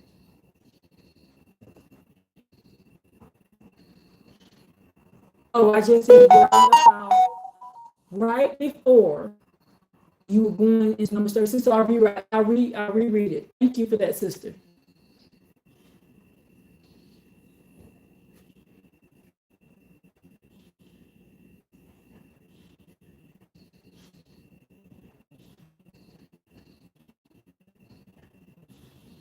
All right, so we're going to be reading verse 1 of chapter 6 of Numbers. This is the precept we're going to start at.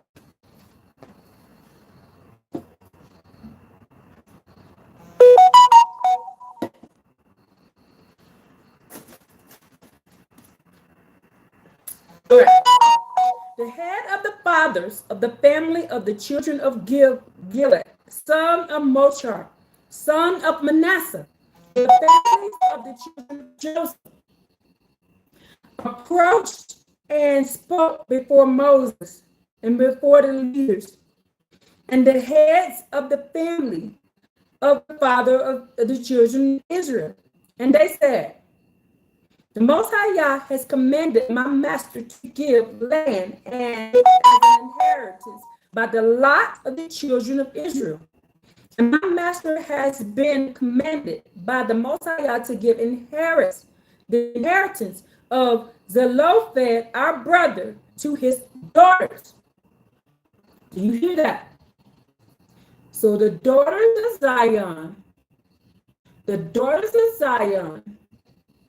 and not only that, this is a specific clan of those daughters of Zion. This is from Joseph's clan. These daughters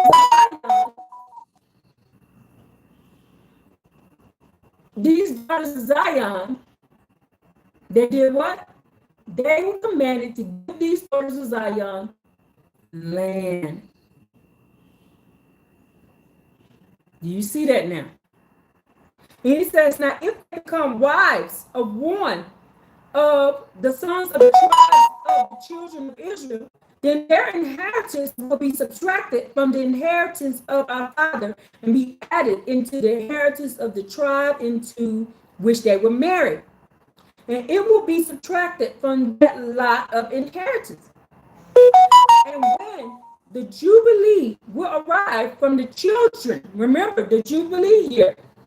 So everything has to reset every Jubilee year.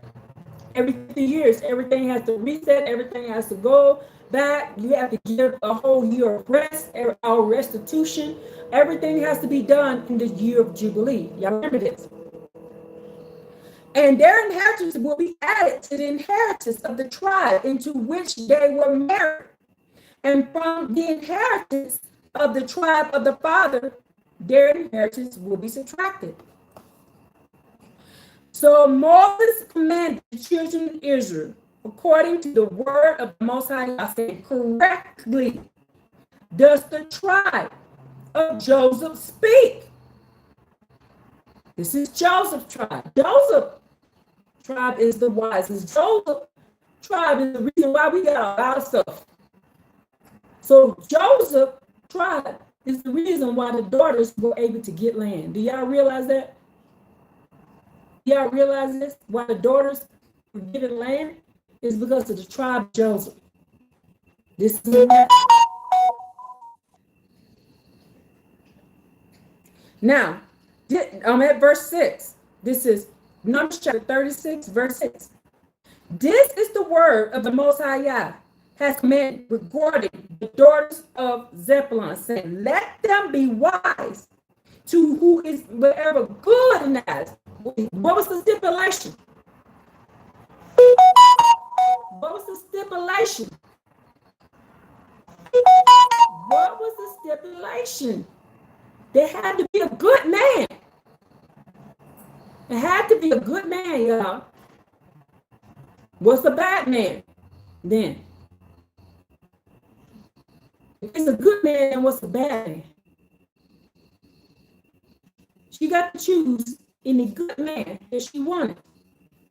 Good in her eyes, but only to the family of their father's tribe should they become wise. So your father's tribe, so it could be like your dad had a brother, your dad had a brother or sister, aunt, something like that, different things.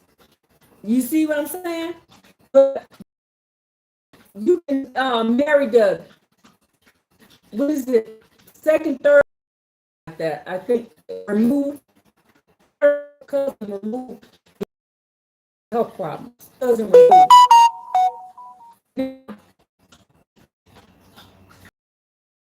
The children of Israel shall not make rounds from tribe to tribe.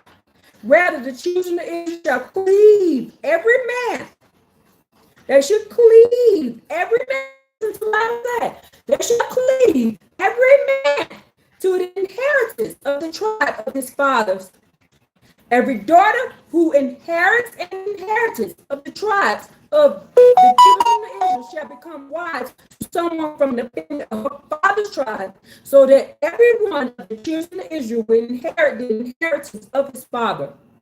An inheritance shall not make rounds from tribe to another tribe. For the tribes of the children of Israel shall cleave every man to his own inheritance. All inheritance. So when you read Deuteronomy 28, and they said they're going to take us to land that it is not ours, what does that mean then? Now here in this precept, he's going to take you to the land. If they picked us up and they took us to East America, is that land is ours? If your land inheritance is over here in Washington, D.C., I'm not Washington, D.C., in Washington State.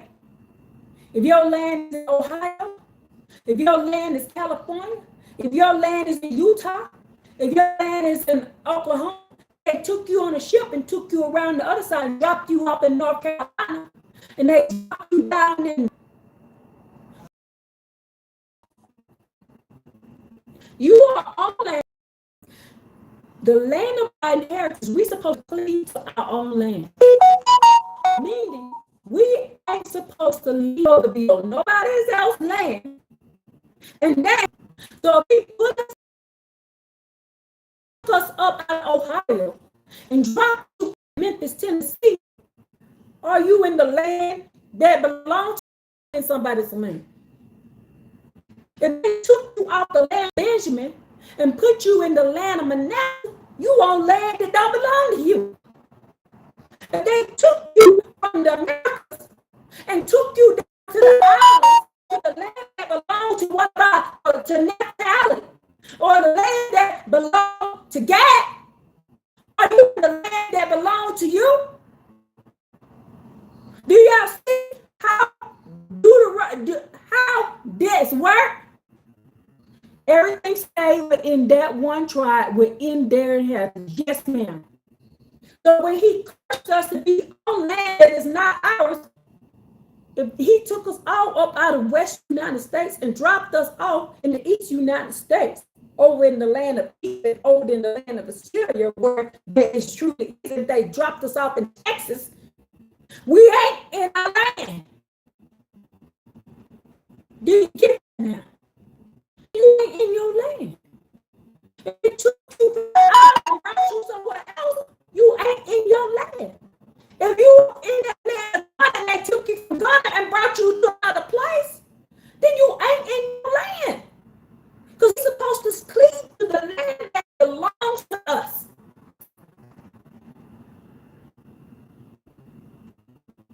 And now are being violated and moved. Y'all get this now.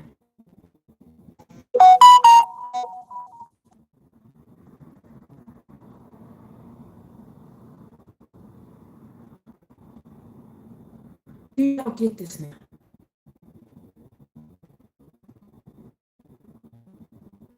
How easy it is to be moved back and forth. Oh, let me fix this real quick.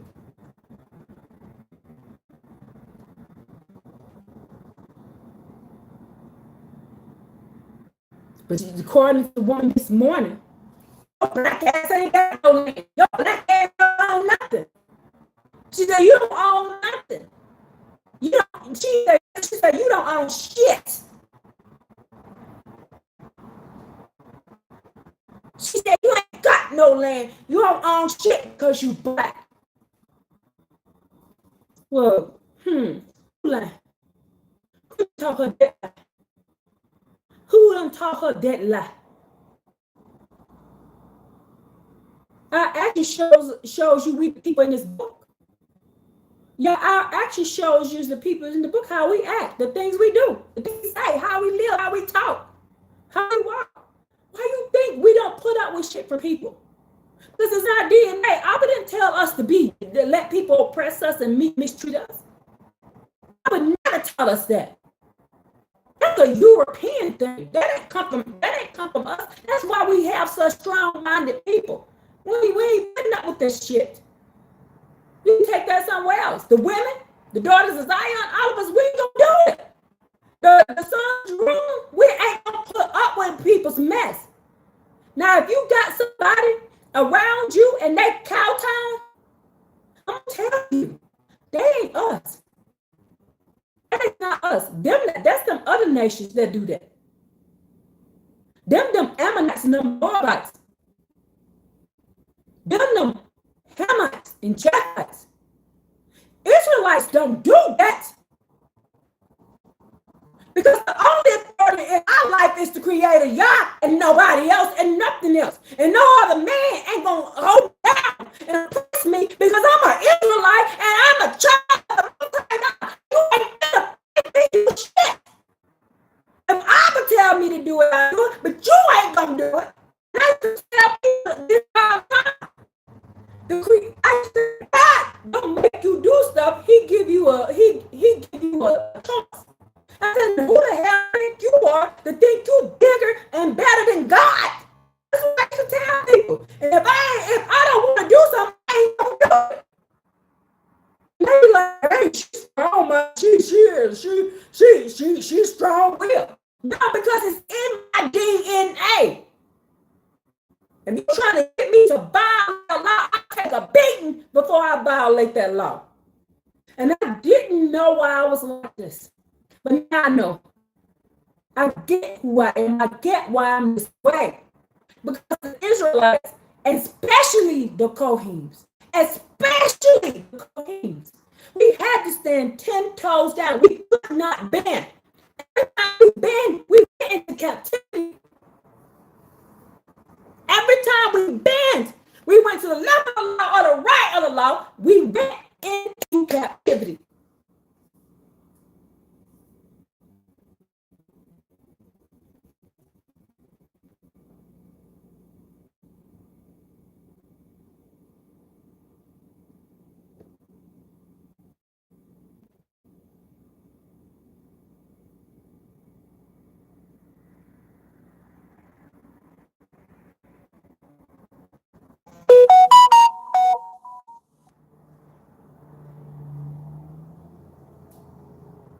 Do y'all get that now?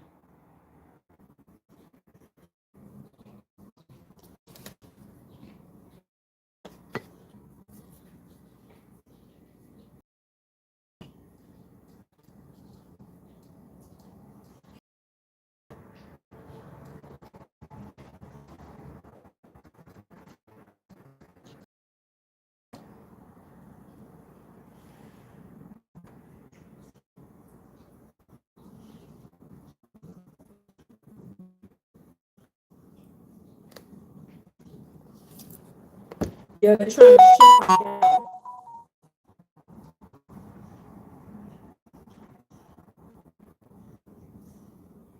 They're trying to shut it down because even my TikTok just froze up on me too.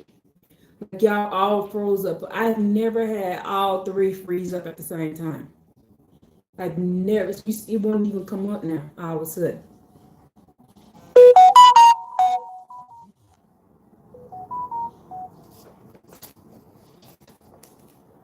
All right, Anna Yahoo. I am I'm trying to get this going back. So my YouTube look like it's back, and Facebook is back. So now I'm on TikTok because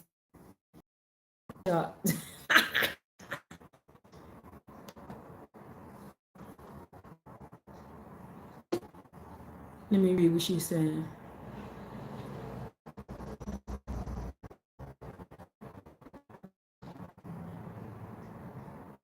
Yes, the truth will come out. Well, TikTok is going to stop for a minute because I might be banned off of them because last time this happened, they banned me off of TikTok. It just went down. I can't even get into it. So I think they probably just banned me off of TikTok. This is what happened last time I ended up getting a new TikTok. So if y'all see me, see me giving you a new TikTok, this is why. So that's what happened last time. So let's see what's gonna happen here. I'm gonna try it one more time. Hey baby, I didn't say get up. Total. About total. About total. Good boy.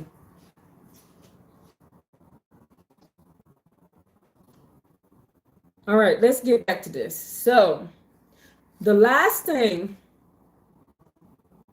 it's not gonna let me back on TikTok. TikTok gone. My TikTok is gone for right now, y'all. Chinga. I mean, crap. Don't use that word. Let me put it right here. Maybe it'll pop back up. Yeah, TikTok. I'm gone from TikTok right now. So, as you see, the daughters of Zion inherited land. The daughters of Zion had land inheritance, and this was Joseph's tribe. Joseph's tribe, the daughters of Zion, had inherited land. Joseph inherited a double portion, y'all. Joseph, daughters of Zion inherited land. Joseph also also was the Melchizedek line. What line am I talking about? Zelophehad is the patriarch to the Zodok line. Boom! Y'all hear that? The Zodok line. This is Joseph now. This is Joseph. On the Zodok line, married. They married the daughters. Remember in my book, I told you they named the daughter the dotted line. That's where you created the Melchizedek line. And that's a double portion for Joseph, because this proves right here. This proves right here. These are Joseph's kids. That's in verse chapter numbers 36. These Joseph babies.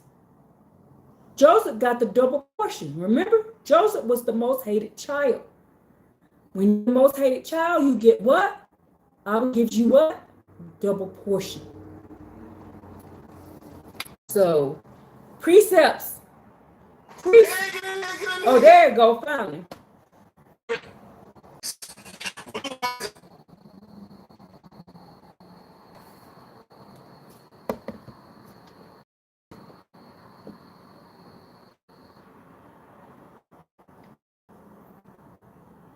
That ain't hard. That's very simple. But we, first five fam, we know better.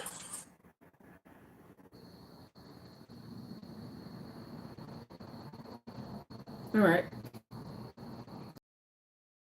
Ooh, it's hurting them to their ribs, y'all. It's hurting them down to the bottom of their feet, to the top of their head. They don't want this truth out. They don't want this truth out. They trying to shut down everything. They trying to shut down everything. They don't even want the truth out about land and daughters of Zion and being married and divorced and being sinned and all. They don't want this truth out.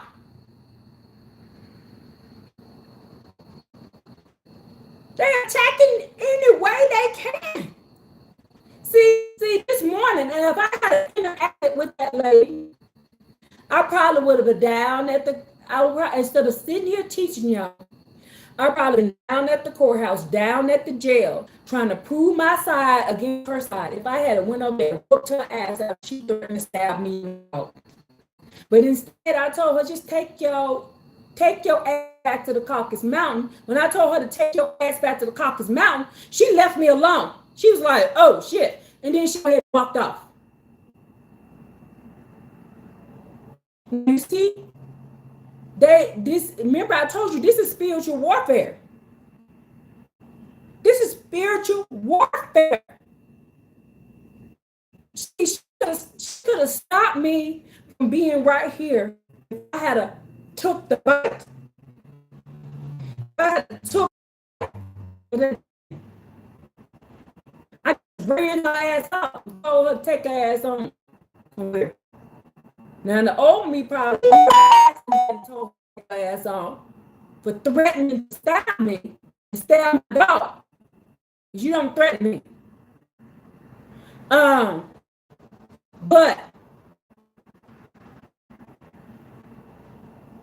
my granddad used to say, when you pull me to use it,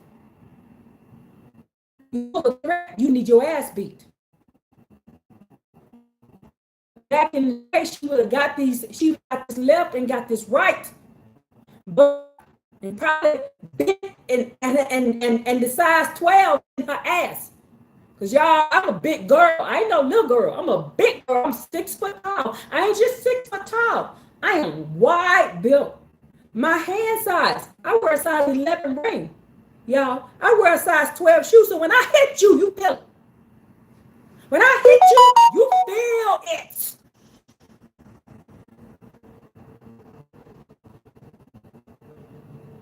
Oh, when this size 12 pieces go into your, look at my shoe. Look at my shoe. Look how big it is. This is come on my foot. I ain't no lit woman. I ain't no little woman. I'm a big one. And my kids are bigger than me. I'm a big one. I just look little. Because my proportions are right. But when I stand next to other people and stand next to other women, I'm giant. They know it. But if I'm out by myself, I look normal. But when I stand next to folks, they be like, I am big. You big. I've been hearing it my whole life. And y'all, I'm smaller than my grandma. My grandma was way bigger than me. And she wasn't, I ain't talking about fat, I'm talking about broad, I'm talking about big. This is how I know the Israelites were big people. They wasn't no lit bits. They were big.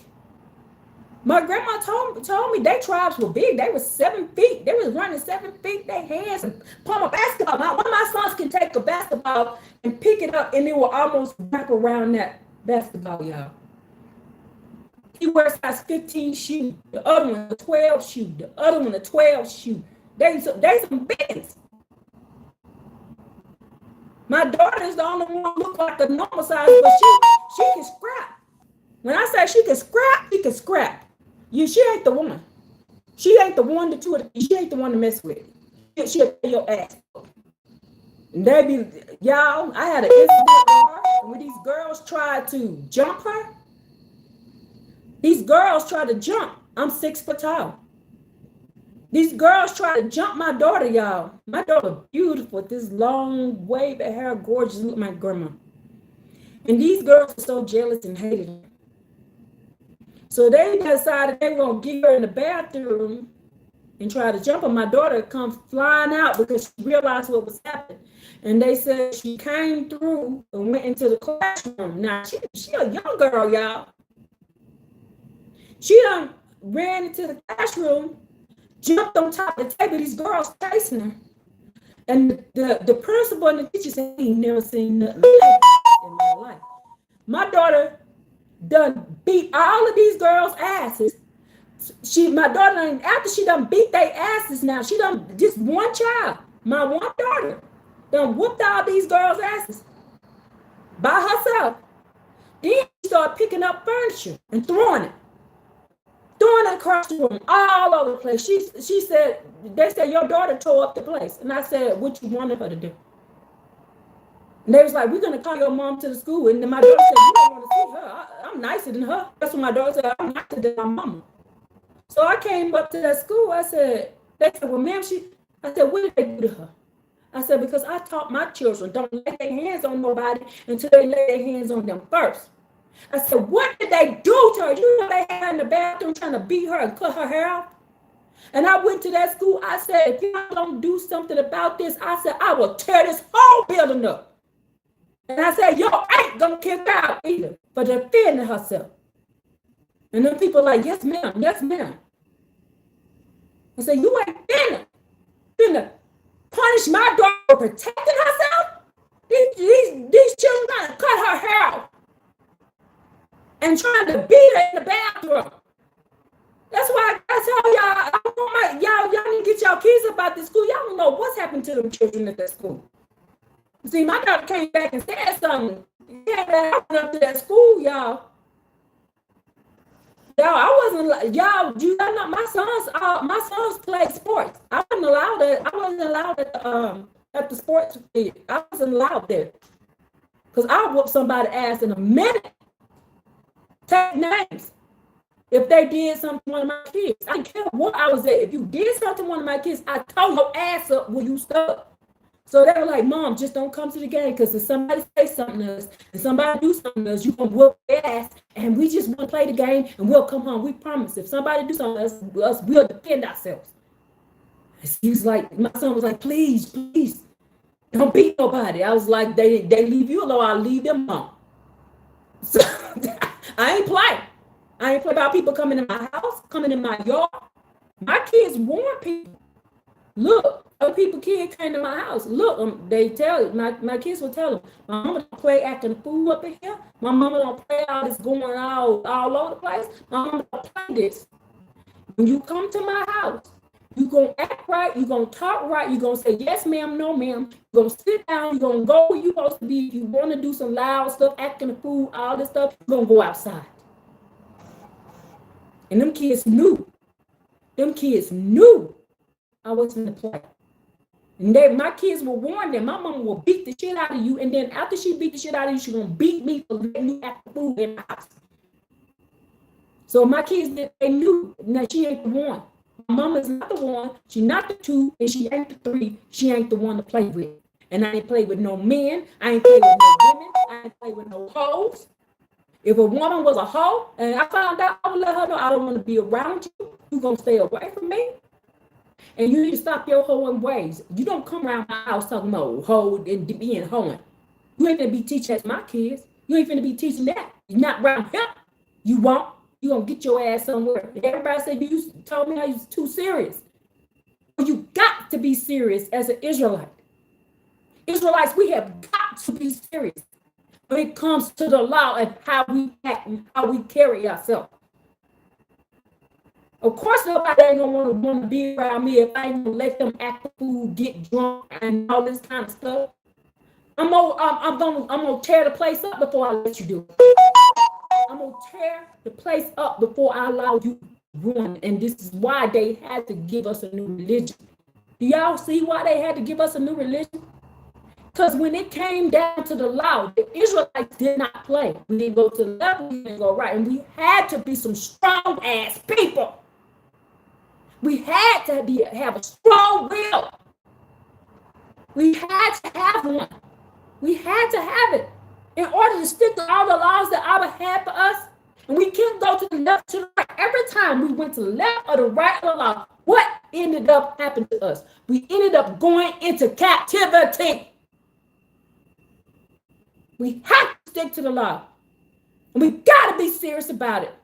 If you're going to be a priest for Abba Yah, you cannot be playing around. You got to be serious.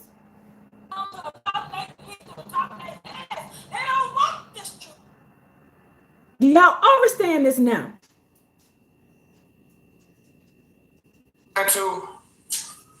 You said we stand on business and they tried to find out. Yep. And the only way they could beat us, they had to give us a new religion. And this new God telling us weak. This new God telling us it's okay that people grape and murder and beat and steal and kill. But those of us who still had the law deep down inside us, we were like, "Is something wrong with this? Is something wrong with this? Oh, I don't think we should be doing this."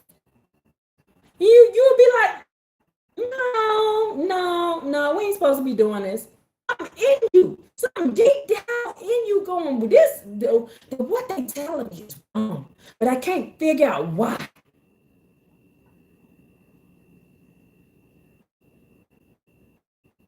They had to pull us into idolatry in order for Abba Yah to step back and stop defending us.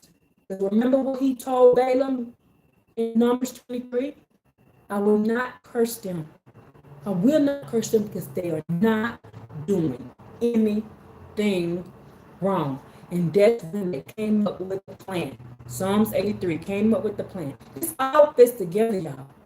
This all goes together. Crafty counsel. How do we beat the Israelites? The only way to beat them is to give them other gods and teach them how not to follow the laws of Abba Yah. But we're awake now. We're learning now. We know what to do. We're going to know how to handle our households now. So women, we ain't going to be having no men in our house running around screwing everything they say. It ain't going to be going on no more. Women, we ain't gonna have men who pedophilia and peddling the children. It won't be happening no more. Women, we ain't gonna have no men in our house gonna be laying hands on us. That ain't gonna be happening no more. You do not have to live like that. Abba never set that up for us to live this way, and we ain't supposed to be doing it. You don't pray for him. You kick his ass and send him out somewhere. That's what you do. You don't sit there with this man being wicked. I would never raised us to be like this. He ain't taught us this. And it's time this shit about to stop. All this wickedness is about to stop. And that's what they can't stand. The little pedophile clubs. All this stuff finna shut down. Oh, it's about to shut down. We finna shut this down. Because when we start calling out Abba Yah about the abominations on the lands that we don't want it, what does Abba do? He shows up, he shows out, and he straightens everything out and brings back things the way they're supposed to be, and I'm going to prove it. Let's go to Numbers 27.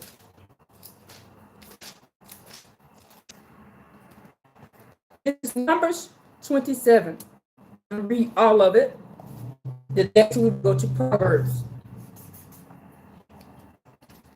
Let me grab me another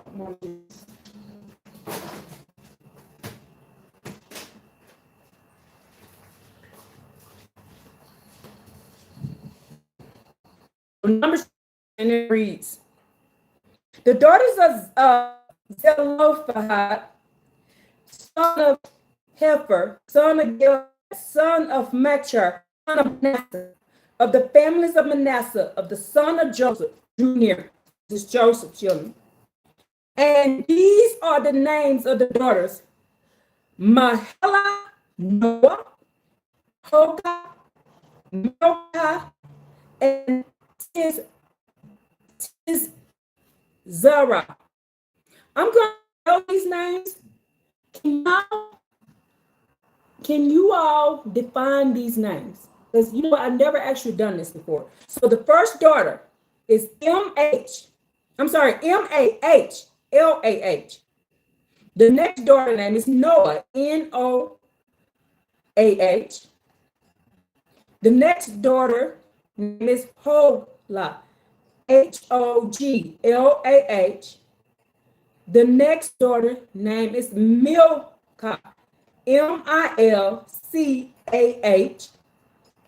And the next daughter is Tirzah, T-I-R-Z-A-H. Did y'all get that? And they stood before Moses, before Eleazar the Kohen, and before the leaders of the entire assembly of the entrance of the tent of the meeting, and saying, our father died in the wilderness, but he was not among the assembly that was gathered against the Most High Yah in the assembly of the Korah. But he died of his own sin, and he had no sons. Why should the name of our father be omitted from among his family because he had no sons? Give us a possession among our father's brothers. And Moses brought their claim to the Most High Yah. Now you see this. So he didn't just make a decision. He went to Abba Yah. He went to the Creator. He went to the first and last. He went to the olive and the top and said, look, this man done died with all these daughters, with 1, 2, 3, 4, 5 daughters. Now he died. Remember, this is back. Abba Yah didn't give you a chance to sin. When you did a sin, he took you out right then. Remember, it's going back to that. All these precepts come back around. Now you understand and understand. But he didn't die for going against the getting in the group going, but he died from something else he did. Because I was gonna put you down.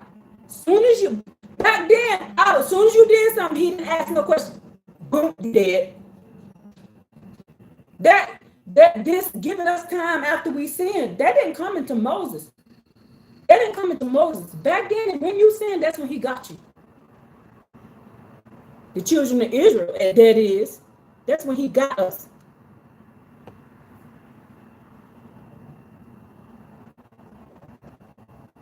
Now, I'm just giving this a moment to catch up. I see it's lagging a little bit. Let's go ahead. Now, so Moses brought that claim before to the Most High Yah. And the Most High Yah said to Moses, this ain't the law, this ain't law, man. This is a law brought by Abba Yah. This ain't a law, man. It's a law by Zelophehad. Speak properly. You shall surely give them a possession in the inheritance among the brothers of them. Oh, I thought daughters didn't say nothing. So the daughters got together, these 5 daughters got together and went and had a meeting with Moses and with Eleazar, Kohen, and before all the leaders of the entire assembly. Why did they slap them and say, shut up? Why didn't they slap them and tell them to shut up like Paul would do now? Paul said, shut up, help, and wait till you get home. No, that ain't what happened. And then Abba Yah, Abba Yah's mouth said now, thus says the Most High God. Do you hear that? You hear that? Abba said it. Abba said, I said it. That was that sound confirmation. Abba said, he said this. Abba, the creator, the first and last, the beginning is, told Moses, the daughters of Zeppelin, speak properly. This came out of Abba's mouth. They're speaking properly. You shall surely give them possessions of inheritance among the brothers of their father, and you shall cause the inheritance of their father to pass over to them. So the daughters can have land inheritance. Why? Joseph's kids, Joseph's granddaddies, granddaughter stood up and said, oh, hold up, bro. We ain't saying, we ain't did nothing wrong. Why can't we get this inheritance? Now, he was wrong, but we wasn't. And then I was like, you know what? Right. Granted. Do you see? But when the daughters took counsel to them, did they tell them to shut up? Or did they listen? Well, from what I read, they listened. They didn't tell them to shut up like Paul said. And wait till you get home and ask your husband. So, brothers of Zion, this is a lesson for you right now. If the daughters of Zion have a concern, if the daughters of Zion have a concern that was brought onto them, that sticks to the law, and y'all try to shut them down because they're saying, look, the law says this, I think maybe we ought to come over here and do this. And you shut them down and don't do it because they're the daughters of Zion speaking, you have just committed oppression. And that is a sin. Can y'all hear me? Can you hear that? Did you hear that, sons of Jerusalem? If the daughters of Zion are coming with the law in their hand, trying to help us as a people, and you tell them to shut up, you just commit oppression. Because none of these people, Moses, Eleazar, the Kohanes, the whole assembly, none of them told, and this is the assembly at the entrance of the meeting. Nobody told them to shut up. They said, okay, we hear your grievances, let me take it to Abba Yah. Abba Yah came back and said the daughters the daughters of Zelepha were speaking right. So when we, the daughters of Zion, when we're speaking, just like the video I just made yesterday, are you going to the Creator, Yah, like Moses did, and asking, are the daughters of Zion speaking right? Or you just automatically staking out and jumping on the bandwagon of Paul and telling these women to shut the fuck up and get in the back? You asking only.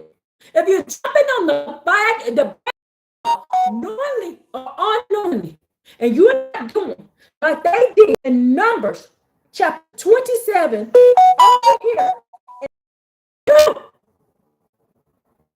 you're not doing what they did, like I told you in that video yesterday, if you're not doing, then you are violating.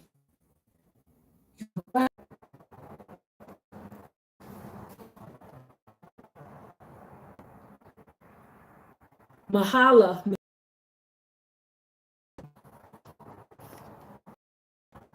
Okay. Now, let me tell you what the names of these Mahala, Noah, Hoga, Malka, and the last one is Tirzah. This is Anna Yahoo. The daughters of Zion mean. What these first name mean? That were from the tribe of Joseph. Now the first one is Mahala, Mahlah. It means sickness. Noah, Noah. This daughter, her name means motion. Holga, Hoglaa means, guess what her name means? The Kohen and before the leaders of the assembly of the interest of the 10 minutes. And these people did not turn these people away. These daughters of Zion away. They did not turn them away. They listened to what they were saying. They didn't say, shut up, get up out of face, nothing like that. Now, the first one, Mahlah, means sickness. Noah, Noah means motion. Hoglah means portrait. And Milcah means queen. It means queen. It means queen.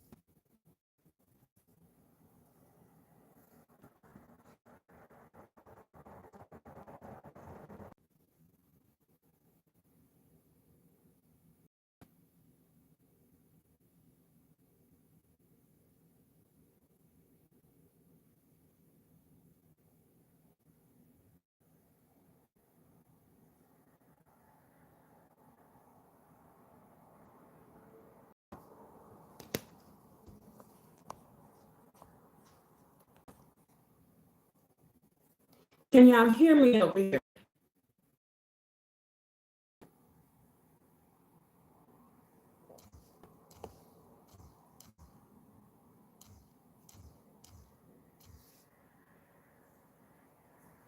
Yes, you can hear me? All right. So, and y'all want to shut them down because they're saying, look. When I get up in the AM, I thank it for waking me up in the AM. Okay, so we're back. We're back. So let me I don't care if y'all can see me. Only thing I care about is you can't hear me. If it comes in and out, I rather, because it's more important that you. Yes, name of TIRZAH is. Can you see? Can you do that for me, Anna? So that's my beautiful sister Anna over here on Facebook. She's given me the definitions of the daughter listed in Numbers chapter 27 and verse 1. So Mahlah,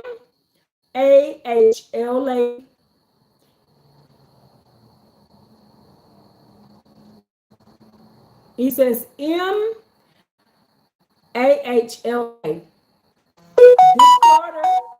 This daughter Zion, her name meant sickness. The next daughter, her name is Noah. The next daughter, her name is Hoglah. Hoglah means portrait. The next daughter, her name means Milcah, Milcah. That means queen. That means queen. That means queen. And TIRZAH, I don't have the meaning to that yet, but she did give me TIRDAH. That means delight and pleasant. It means delightful and pleasant. But we'll wait to get the other one. Is TIR is in rabbit, Z is in zebra, H, A is in apples, H is in Henry. We're waiting on the definition of that. And thank you so much, Anna Yahoo, for being faithful to Abba Yah and doing this. Yes, Milka, it means queen. So she was a queen. Do you see that? She was a queen. Do you see that? We will. The Earth Healing Angel and the other people over here, Anna how you over here in YouTube, on YouTube, they said thank you so much for doing that for us. We love you so much, daughter. And if you are able to start joining us so you can meet the other people in this family on YouTube. My page name is Tessa Yah, and the fact I'll type it for you so you can find it. So you don't always have to come to Facebook. If you can find it. That is it right there.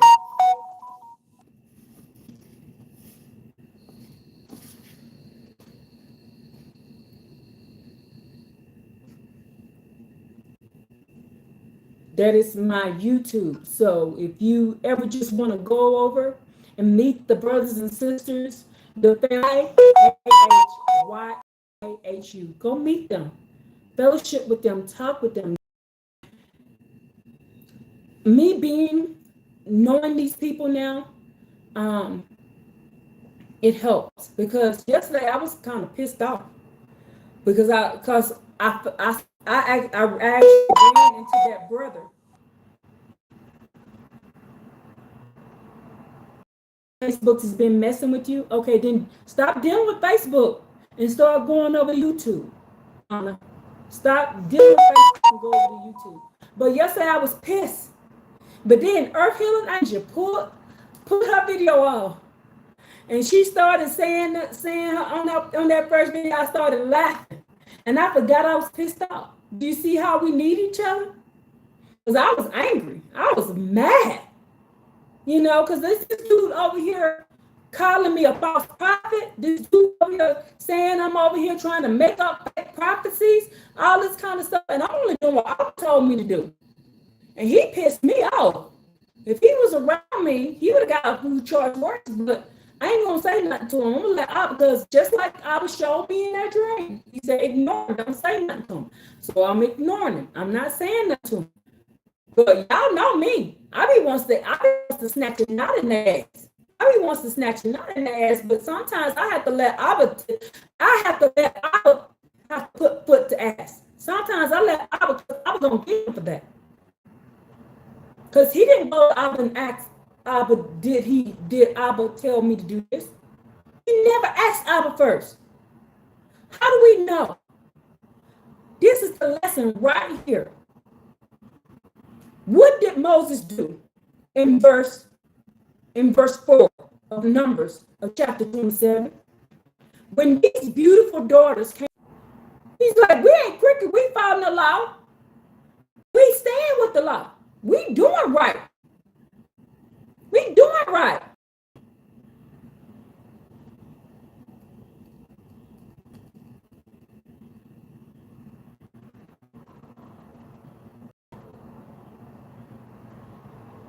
Okay, I will. Because I do get frustrated. I do get angry. And I get stressed. Okay, I will go back to my prophecy and I will go back and read it. I'm sorry. I will, Earth Healing Angel. Thank you for that. But because I watched your video last night, see, I go back and forth through all of y'all videos. I don't just sit here and think it's all about me. Like he only giving stuff to me. I know he ain't only giving stuff to me. I ain't that damn dumb. I know he's giving y'all all different jobs to do. So once I'm finished with what he needs to tell me to do, I go over to Earth Healing Angel. I go over to Joshua.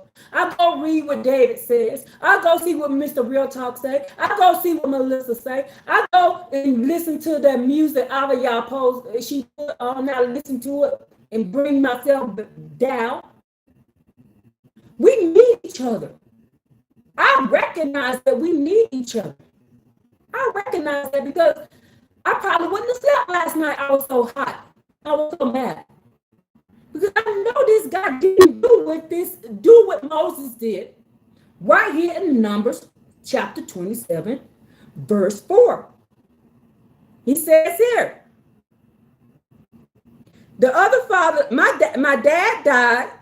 They said, our dad died, and he was not among the assembly that was gathered against the Most High Yah in the assembly of Korah. But he died of his own sin, and he had no sons. Why should the name of our father be omitted from among his family because he had no sons? He says, give us a possession among our father's brothers. And Moses brought their claim before the Most High Yah.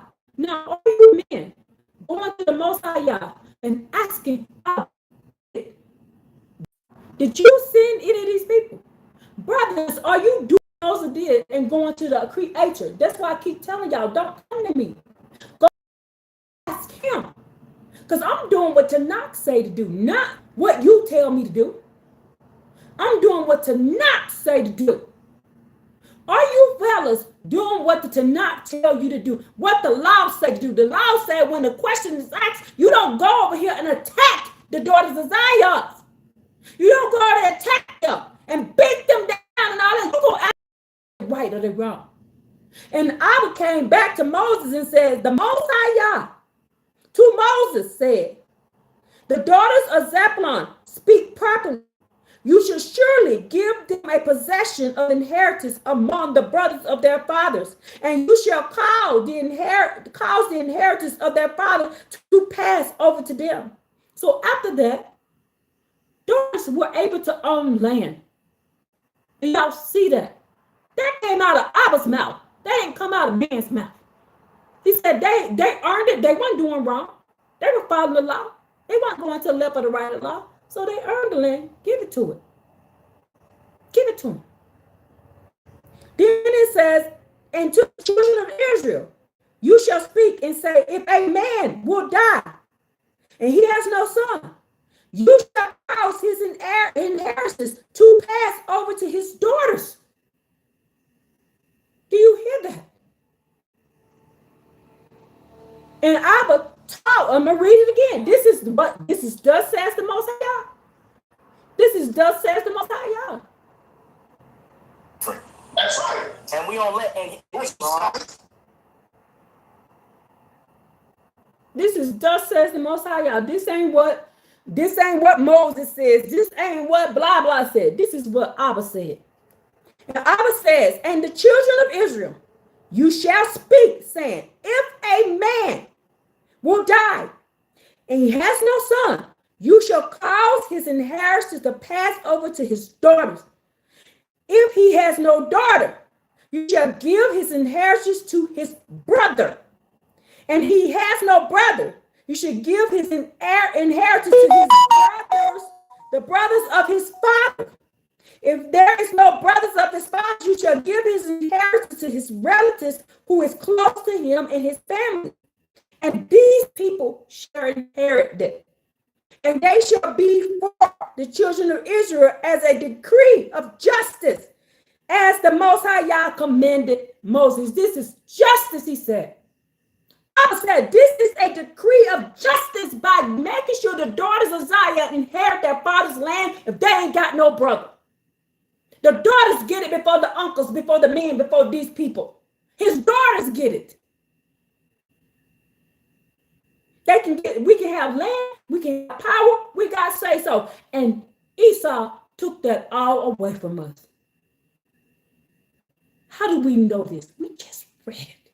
Because them 5 daughters went before the council, before the kings, and said, hey, we ain't wicked. We ain't doing nothing wrong. We following the law. The daughters of Zion had the law. They wasn't going to the left or to the right of it. And the Abba Yah said, they deserve some land because they are following my laws. They're doing what they supposed to do, when they supposed to do it, how they supposed to do it. They dotting the I's and crossing the T's and keeping them legs closed. That's what they doing. So because they deserve it, give them the land. And from now on, this will be justice in the land of Israel. And then Edom came along and said, nobody, the God said this and God said that. They lied. And y'all men who are pushing this, who are doing this, y'all Paulines, and don't even know it. But Abba don't care about that knowingly and unknowingly bullcrap. Y'all know he don't. Y'all know he don't care about no knowingly and unknowingly. I would care about what is justice. He said this is justice doing it this way. Now, let's keep reading because he wants me to read all of it. And the Most High Yah said to Moses, go up to the mountain of Abram and see the land that I have given to the children of Israel. And you shall see it, and you shall be gathered unto your people. You two and Aaron and your brother will gather in, because you rebelled against my word in the wilderness of Zin and in the assembly of strife, to sanctify me at the water before their eyes. They were the waters of strife of Kadesh, and in the wilderness of Zin. And Moses spoke to the Most High Yah, saying, may the Most High Yah, God of spirits of all flesh, appoint a man over the assembly, who shall go out before them and come in before them, who shall take them out and bring them in. And let the assembly of the Most High Yah not be like sheep that have no shepherd. And the Most High Yah said to Moses, take to yourself Joshua, son of Nun, a man in whom there is spirit, and lean your hand upon him, and you shall stand him before Eleazar the Kohen and before the entire assembly, and command him before their eyes, and you shall place some of your majesty upon him, so that the entire assembly of the children of Israel will pay heed. And before Eleazar the Kohen shall he stand, whom shall inquire for him of the judgment of the Urim before the Most High Yah. As his word shall they go out, and his word shall they come in. And he and all of the children of Israel with him, and the entire assembly. And Moses did just as the Most High Yah had commanded him. And he took Joshua and stood him before Eleazar the Kohen, and before the entire assembly. And he leaned his hands upon him and commanded him, as the Most High Yah spoke through Moses. As the Most High Yah spoke through Moses. This is why I always say, I'm just a vessel like Moses. As the Most High Yah spoke through Moses, he is speaking through me these precepts. I don't know if I have another job other than these precepts. And maybe put a foot in y'all ass for sin. But like I say, there's other people to do the other things. Like I said, her language, she can bring you in and she can be sweet to you. Give you some sweet tea and say, it's all right, it's all right. I know you just got your ass handed to you, but it's all right, it's gonna be all right. And then Abba Yah can come on over to you and she can pray for you. She can pray over you. Make sure them wounds heal. Well, Abba done put the ass. Then Melissa and Josh will come on over here, and then they gonna give you the scriptures to tell you why you got your ass beat. But they're gonna do it nicely, and they ain't gonna do it like I do. They're gonna be sweet about it. They're gonna do it in a kind, sweet tone of voice. Then little David gonna come on over there to the young kids, and little David gonna go over there. Now y'all see what happened to him over there. He got foot the ass. Do you want foot the ass? Do you want foot the ass? And they're gonna say, little David, we don't. We don't want foot the ass. Well, then you better look over there at that example, because Abba Yah don't play. And then Mr. Real Talk gonna come in behind you, and for those he gonna say, Now, if you keep on acting the fool, if you keep on violating the law, the Most High go, BKU. I still can't do it like him. Then Shelley Vasquez gonna come over here and she gonna say, I'm gonna pray for you. I'm gonna pray for you. And here's a scripture to see why I'm praying for you, but you deserve it. But she gonna say, but baby, you deserve your ass kicked. Did you see? We a family. We bring it all together. We all got something on the table. See, I'm the ass kicker and they the ass killer. Do you see what I'm saying?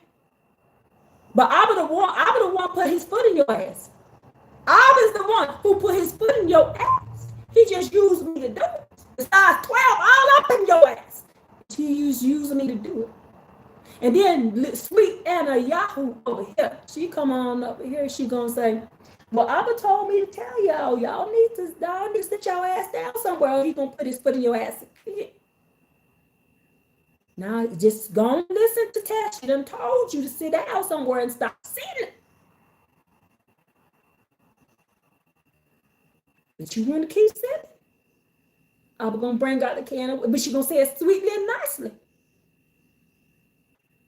And then Mr. Real Talk gonna pop around the corner. Oh, your ass gonna get me clean.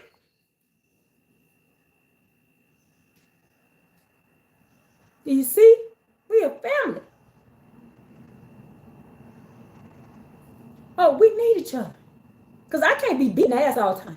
I can't be putting foot the ass all the time. I cannot be the gangster all the time. I gotta rest sometimes, y'all. I gotta get some sleep.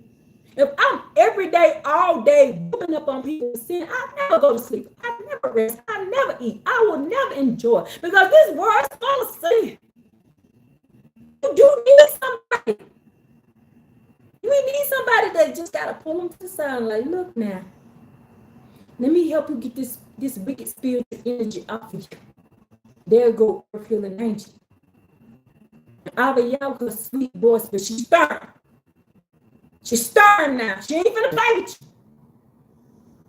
She's stern. She gonna put you in your place with the scripts. God's gonna put you in your place with them scripts. He ain't gonna let you go to the left or the right or the law.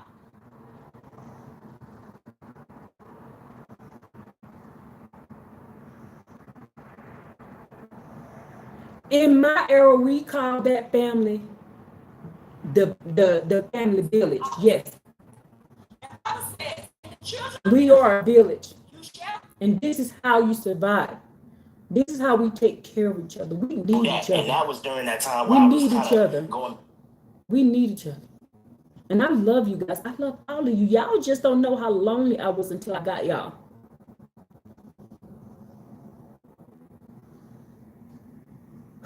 He says, brother Josh the Giant Slayer. Yes. He even let you come with your religion and try to tell you something. Try it with Joshua. Joshua go, nope. Your religion says this. Your religion says that. I know your language, my language, them language, and that language too. And he gonna say, it says this, but I'm gonna tell you where you're wrong. Because it says this over here in the Tanakh. Because the Creator Yah said this. And he gonna put you to sleep. He gonna give you the 1, 2, 3, 4 knockouts.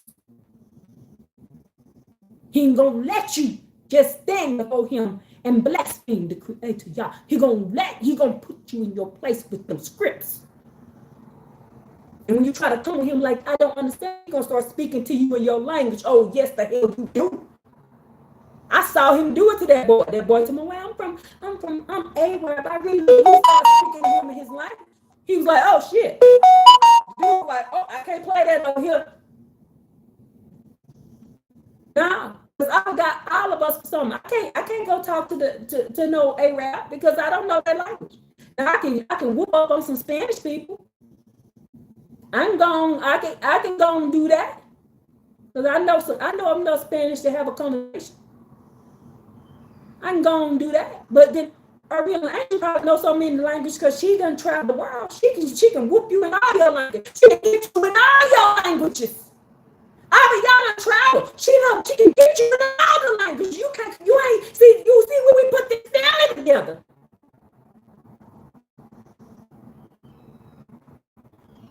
Let me put this family together. Now we got all these people with all these knowledges and all these languages. And when you try to come at us with your sideshow vibe, trying to talk stuff and trying to be slick, Rick, Hurricane Lane gonna pop up here. I know who you is. I know your language. Abba Yah gonna say, I know you. And then Melissa gonna come over with her sweet sound and say, she sounds so sweet. Just sweet. She gonna get them white tees. She gonna get them white tees and see, they ain't gonna listen to us. See, that's why Abba had to stick some of us in that white tea body. So when them white tees start tripping, Melissa gonna come over here with her sweet sound and southern voice. And she gonna be like, Psalms say this. God's says that. Esther says this.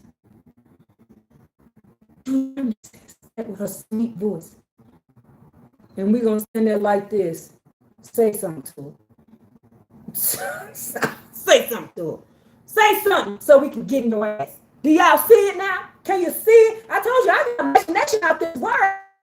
I see stuff in the movie playing in my head. Little Miss Melissa, she come out of her white looking self, because we know she ain't truly whitey. And she come up there and start talking to the white person with the scriptures while we standing back there like this. We're like jump up around, we whoop your ass. We looking at her, we ain't saying nothing while she speaking. Do you see it now? Do you see it? This is how it plays in my head. This is just test. This is test. This is who test is. So we need each other. And I love you all. And thank you for having my back, having each other's back. And standing 10 toes down. Mainly, the main thing is standing 10 toes down for the Creator Yah. Because everything we are doing, we're standing 10 toes down for the Creator Yah. This ain't for us. This is for Abba's namesake. That's scriptural. This is for Abba's namesake. Because his laws is everything. His laws is everything. We ain't got nothing without it. The law, which is wisdom. Law and wisdom literally was the first thing ever created. And y'all want to put it on the back of y'all? Y'all want to put it on the back? Y'all want to put it at the back? Could you put the original thing created at the back? No, it's the first. You honor Abba by following his law, honoring him. In the first, knowing he's the first to last, is the beginning and the end, and also knowing that the second thing that we should be worried about is wisdom. And what is wisdom? Wisdom is the law. We hear about the law. And we here as a family, as my sister under Yahoo, we the family village. And we about the law. And we here to teach the law, preach the law, walk the law, talk the law, live the law, sing the law, pray the law. We're a law abiding, practice, Paleo Hebrew Israelites. And I say that for a reason. Because there's some Israelites out there that are Messianic. We ain't them people. We don't got nothing to do with them. We don't drink blood, we don't eat bison, we don't worship a demigod. We worship the one, the only, the Creator. And we follow suit in obedience. Obedience is an action word. And the action is putting the law into works. We do his law. We teach it. We preach it, and we do it. And that's why they don't like us. Because when we do what we're supposed to do, we ain't in our room. We do what we're supposed to do, Abba Yah got us. The Creator has our back. And he surrounds us with people who help us. So honor Yahoo, go on over to YouTube and join the YouTube family. These people from all across the country and all across the world. And they will have your back. And they will pray hard for you. They will be on it, and they will not let nobody attack you. We don't do that around here. We don't do that around here. We ain't Christians. You know, Christians will let somebody beat your ass all over the place and then tell you to pray for them. We don't do that around here. We don't do that around here. So go on over there. Let's go to the next precept. The next precept is Proverbs 13.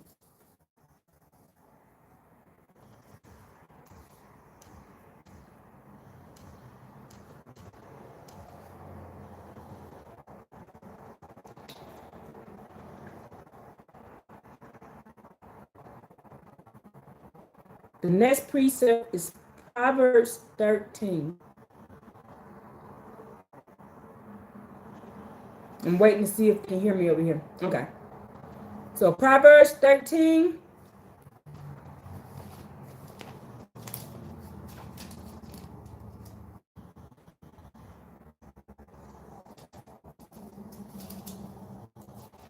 Let me see what verse we're going to start at.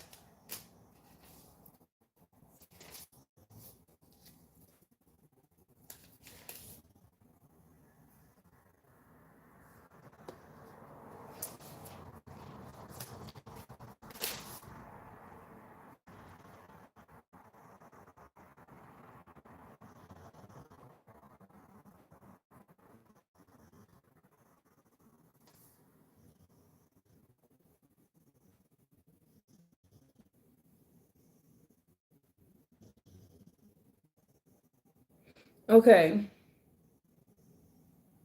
I'm tempted to read all of this because all this information is good. And it's only 25 verses. Do y'all want to read? You want me to read all of Proverbs 13? But the main verse in here is around about 21. That has to do with because there's a lot of good information.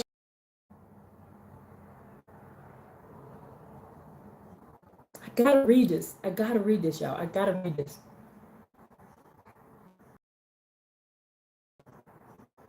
Okay. 13. So yes, we're gonna read it. Proverbs 13:1. A wise son desires a father's discipline, but a scoffer has not heard chastisement. Y'all hear that? Right? Spoiled child. You ever heard that?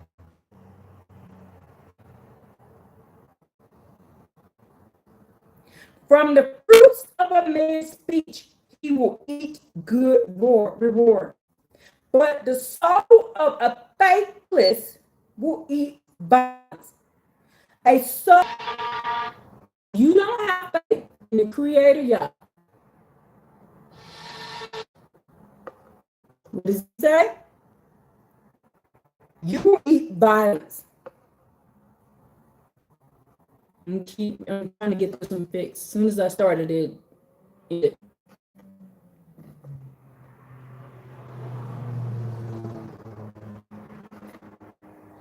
He says, one who guards his mouth protects his soul, but one who opens wide his lips, that is his ruin.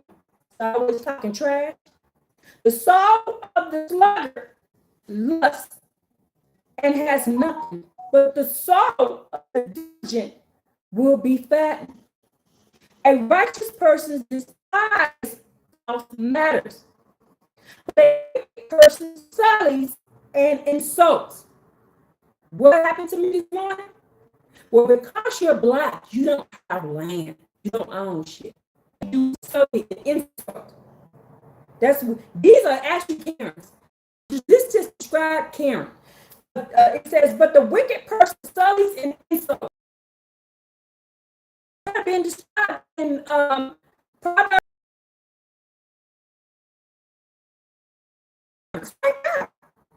right of way, but evil will corrupt the sinner. We're at verse 7. Some pretend to be rich and have nothing, but others act poor and have great wealth. A man's wealth may redeem his soul, but only the poor hear no chastisement. The light of the righteous will rejoice. The lamp of the wicked shall die out. I told you, the wicked die out. The wicked die out. Only by willfulness is strife fomented. But wisdom is with those who take counsel. Wisdom is with those who take counsel. Wealth gained by vanity will diminish, but that gathered by hand will increase. A drawn out hope brings sickness of heart, but desire attained is the tree of life. Y'all hear that? Y'all hear? What desire is he talking about? This tree of life. Wisdom. He who scorns a word will cause himself injury. He who reveres a commandment will be rewarded. Ooh, let me read that again. Let me read that again. You know, I'm going to make this part of my repertoire. This is Proverbs 13 and 13. Ooh, that's a good number too. Proverbs 13 and 13 will now be a part of our repertoire. Look at that. Look at that. Make sure I write this down here before we move up. Proverbs 13 and 13.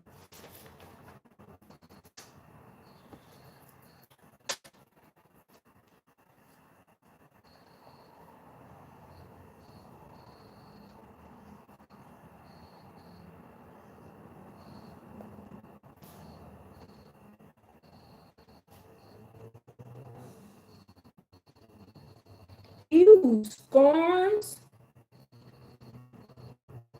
a word will what? Cause himself injury.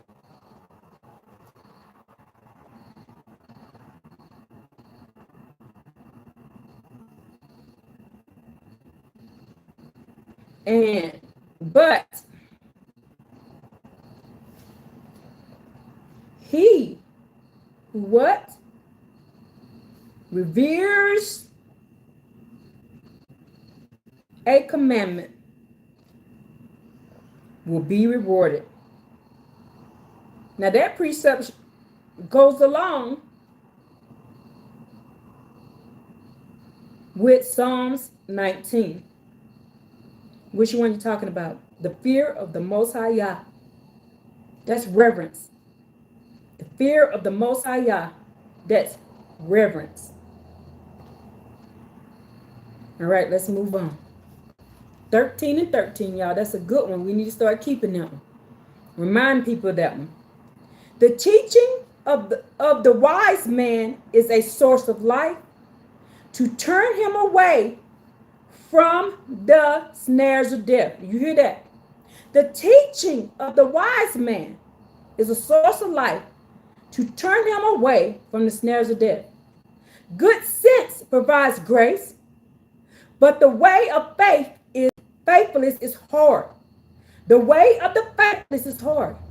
Every clever person acts with knowledge, but a fool broadcasts his foolishness. An agent of wicked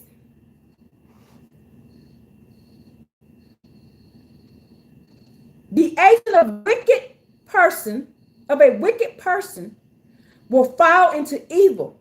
The agent of a wicked person will fall into evil, but the emissary of the faithful will bring healing.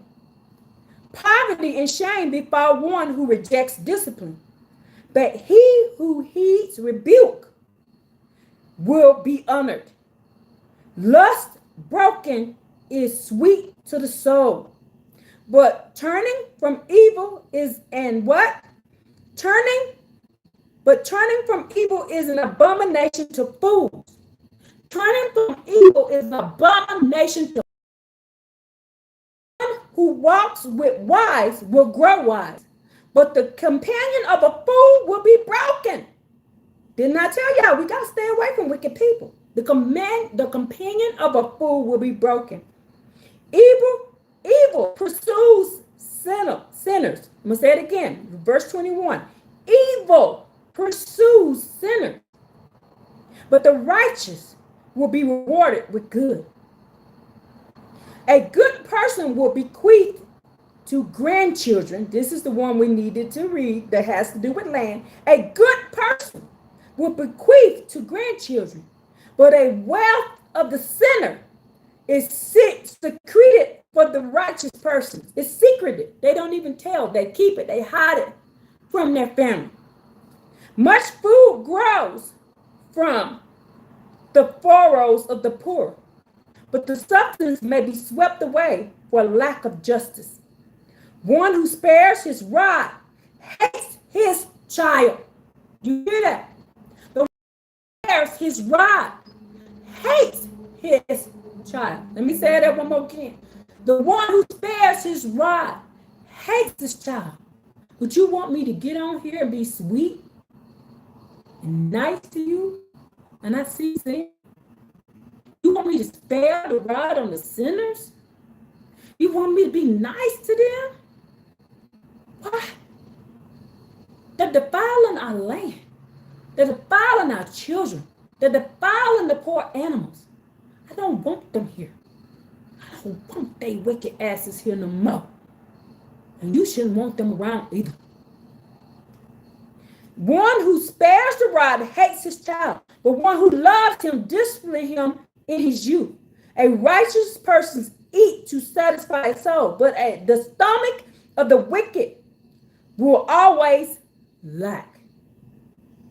It's very important. But remember, verse 22, a good person that bequeath, they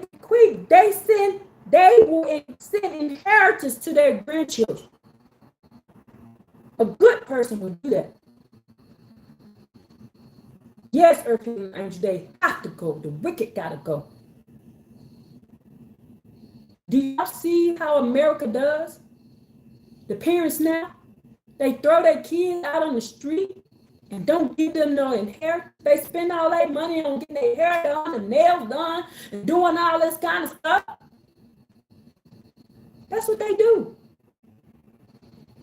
That's what they do. Now, it's throw them children out. They don't want them. Just throw them away.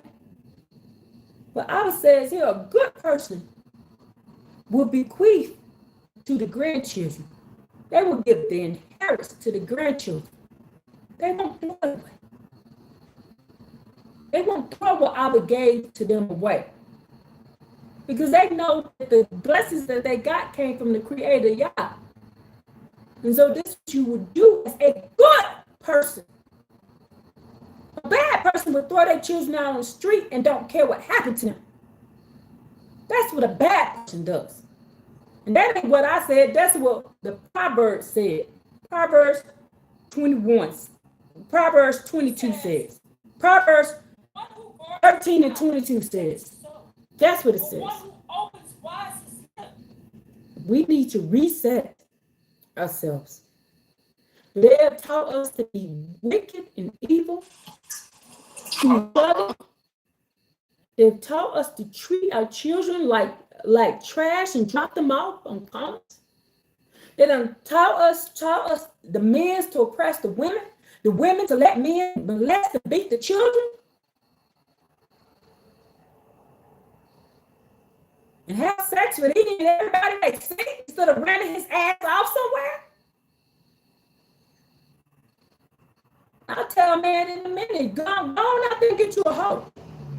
Because I ain't the one. We don't do this. You can take your ass on somewhere. Yes, Joshua, we need a reset, but we got to reset our mind to what Abba had us doing before. This is why we couldn't be beat. This is why we had what we had. This is why we had the best land. This is why we had all things, because we were following the law and we didn't go to the left, up, and to the right. And every time we went to the left and went to the right of the law, Abba put his foot in our ass. He tells you right here in Proverbs. He tells you right here in Proverbs. One who spares the rod hates his child. So that means he loves us for putting his foot in our behind. Do you see what Abba? He just answered that for me. That was Abba telling you. I loved y'all, so I put my foot in y'all asses. I put belt their asses, as Joshua Levite says. If I didn't love y'all, I would just let you die in your sin. But he loved us. He loves his children. So he had to do what he had to do in order to straighten us up and make us fly right. Shirley Vasquez says sound confirmation.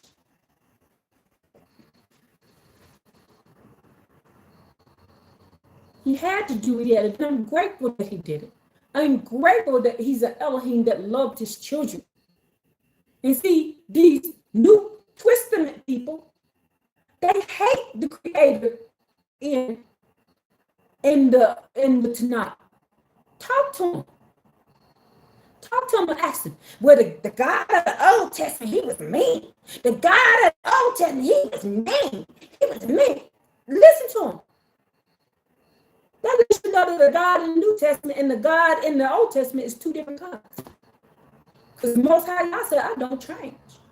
He said, I don't change. So that means the God in the Tanakh is different from the God in the New Testament.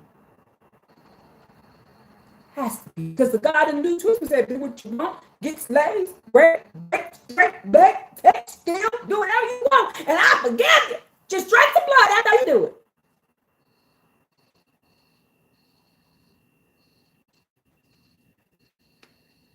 Two different gods, y'all. This book right here got two different gods. And when you add the New Testament to it, that's three different gods.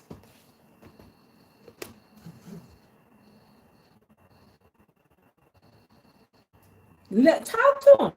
Just ask him. Just be sweet and nice about it. Ask him, how do you feel about the God of the Old Testament? Oh, he was so mean. He was this. He was that. He was that. That lets you know this is we ain't on the same page. They worshiping something else, but it ain't Abba. They're not worshiping the Creator. They're not worshiping the first, the last, the beginning, and the end. Do you see that now? Can you see it? Do you have eyes to see? Do you have ears that hear? Do you got a mouth that confess? You got a big mouth, let him hear. Confess to him who our Creator is. Let him know. Don't hold back. Abba said, show yourself. Show yourself. They don't get to keep sinning around here. We finna put a stop to all this. Their time is over. Let's go to Leviticus chapter 25. Leviticus chapter 25.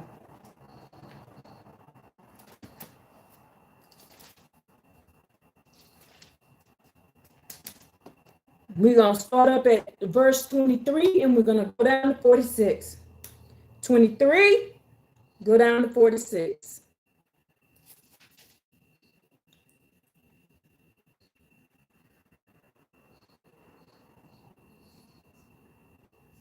Now, let's show you another reason why America finna get their foot in their ass. Verse 23, chapter 25 of Leviticus, it says, the land shall not be sold in perpetuity. We ain't allowed to be selling no land. We ain't even allowed to be selling no land. For the land is mine, for you are sojourners and residents with me. In the entire land of your ancestral heritage, you shall provide redemption for the land.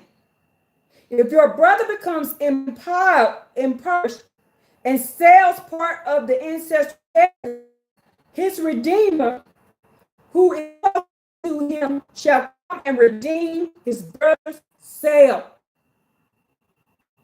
I mean, the man got to come back to them. He ain't supposed to be selling no land. If a man will have no redeemer, let's listen.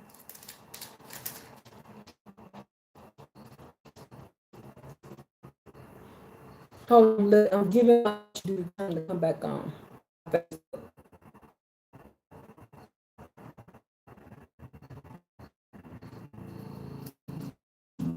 It's back. It says, if a man will, verse 26, if a man will have his means suffice and he acquires enough for his redemption, and you shall reckon the years of his sale and return the remainder to that man, to him who had sold it. See, the land stays with you. The land stays with you. We ain't supposed to be doing this. We're violating all kinds of laws. I'm going to read the first one. Read 23 again. For the people in the back, you know, for the people that say we don't own no land. You know, we don't own shit because we black, right? That ain't what Creator says. It says here, the land shall not be sold in perpetuity. Why? Because the land is mine, and I am the one. For you are sojourners and residents with me. So he gave us the land. So who is these people over here telling us what we should be going, what we should be doing, who get what? Who are these folks? They not Abba. They didn't go to Abba and ask Abba this. Who is these people? We got land, and they own our land. And I was going to get their ass off our land too. We own land. And we own the best land because we shim the best lot. Now, go look at Africa. I'm sorry for you people that believe Africa is it. Only 30% of Africa is even livable. But 100% of the Americas is. I'm going to take that back. Maybe 99% because I would not live in the vicinity. So, you see what I'm saying? Of the Americas, and when I say the Americas, I'm from the top all the way down to the bottom. Have you all been to Mexico? Beautiful. Have you been to the Yucatan? I've been to the Yucatan jungle. Beautiful.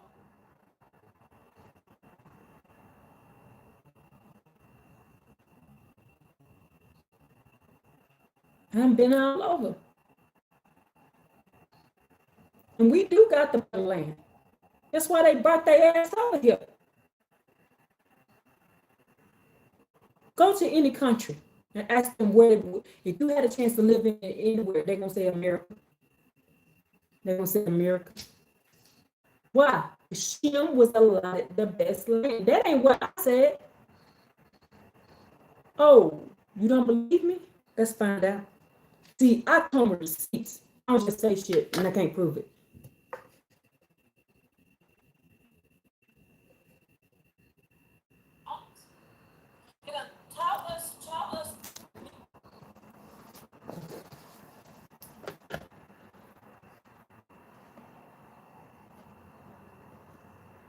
Or do some business with them. Moral.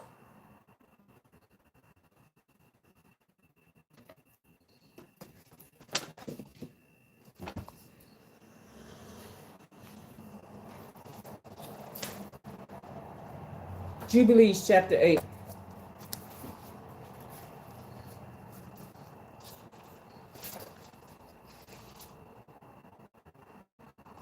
Jubilees chapter 8. I will prove to you that Shem got the best land.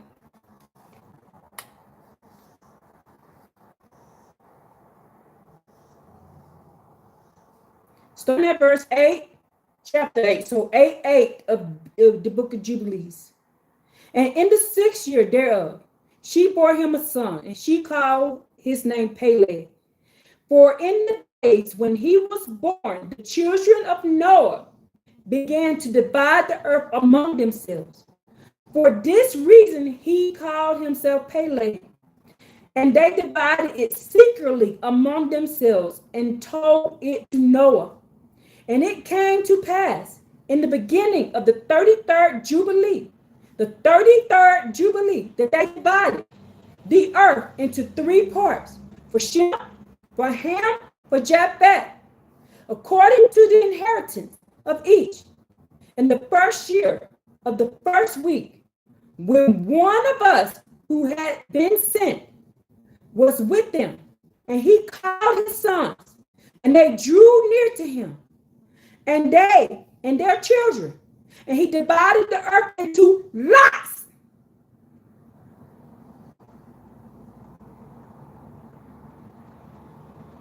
Yes, the book of Jubilees 8, starting at verse 8. Which his three sons were taken in possession. And they reached out their hands and took the writing of the bosom of their father Noah. And there came out on the writing of Shem's lot the middle earth, which he should take as his inheritance for himself and for his sons, for the perpetual generation, from the middle of the mountain range of Rapha and from the mouth of the river Tina. For his portion goes towards the west through the midst of the river, and it extends unto reach the water of the abyss. And out of it the river goes out and pours into the water of the seas. And the river flows into the great sea. And out the north. See, do you see this? What's the great sea? What's the great sea? Pacific River.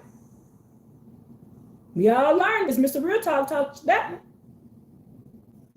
What's the river Tina? What we now call the Atlantic. And it says in all that toward the north is Japheth, and all that's toward the south belongs to Shem. And it extends until the reach of Cursor. So do you realize that? Did I just tell you what a Germany was ours? He said the north is Japheth, but right below, towards the south, belongs to Shem. And it extends until it reached Caruso.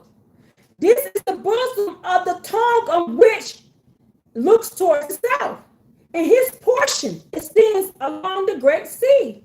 And it extends to the straight line until it reaches the west of the tongue of which it looks towards the south.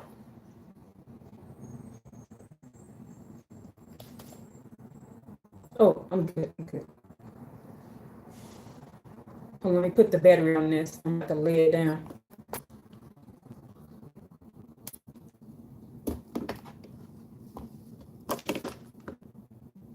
There she goes. Okay. Now,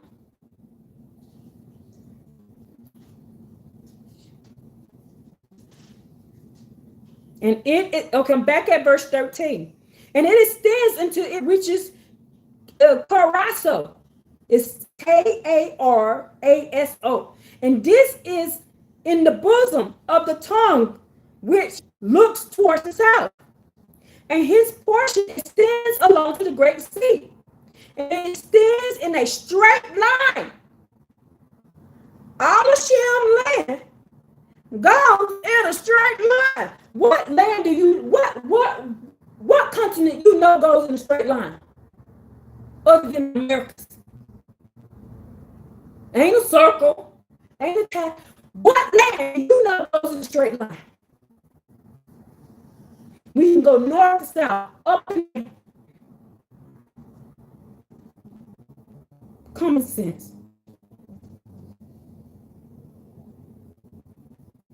He said it turns from here towards the south and towards the mouth of the great sea.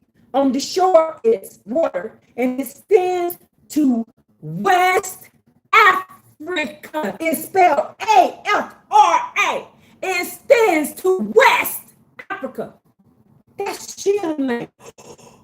You didn't know it was in here, did you? I don't know what your version says, but let me highlight this. Ooh, show y'all. It's the word is A-F-R-A. It's this West. When I saw that, I knew that we ain't Africans. We can't be, because we Shem.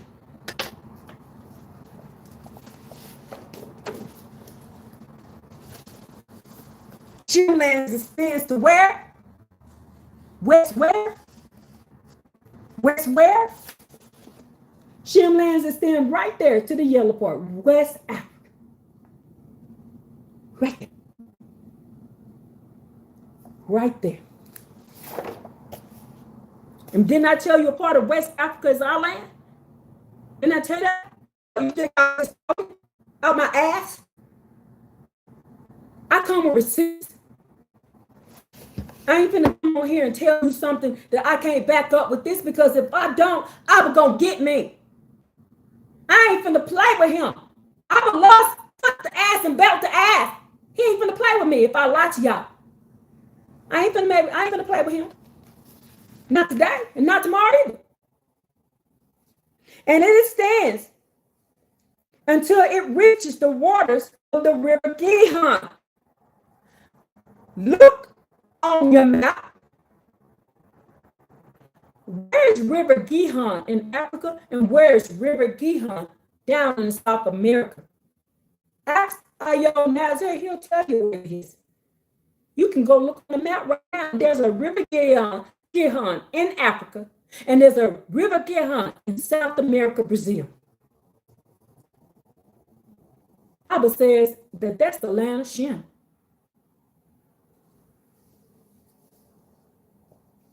Now this is Shem. This is all Shem's land. I'm reading you. This is all Shem's land. We got the best land. And to the banks of the river. And it extends towards the east until it reached the what? Garden of Eden. It stands to the east till it reached the what? Garden of Eden. Where's the Garden of Eden? Where's the Garden of Eden? It's in the east. Where is the Garden of Eden? It's in the east. Where is the Garden of Eden? Say it one more again. In the east. Where? In Noah. Dead. It's Lord to build the ark. It's only one place that has that tree. It's in Florida, and it's in the east. So where's the Garden of Eden? And to the south thereof, and to the south and from the east, and the whole land of Eden, and the whole east, it turns to the east, and proceeds until it reaches the east mountain of named Rapha, and it descends into the bank of the mouth of the river Tina, which we now call the Atlantic. This portion came out for Shem's lot, his son, and they should possess it forever, to the generations forevermore. And Noah rejoiced. Why did Noah rejoice? You think I'm lying?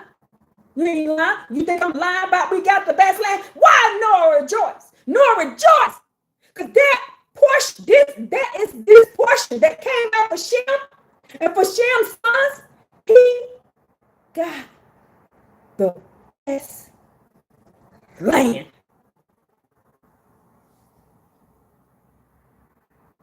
Why would Noah be rejoicing for a desert?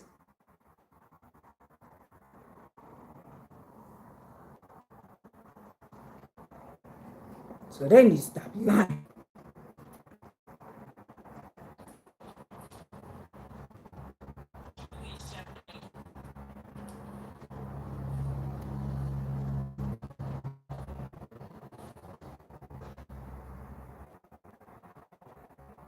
Hold on, I'm trying to fix this now. Keep going, then we'll get back over here.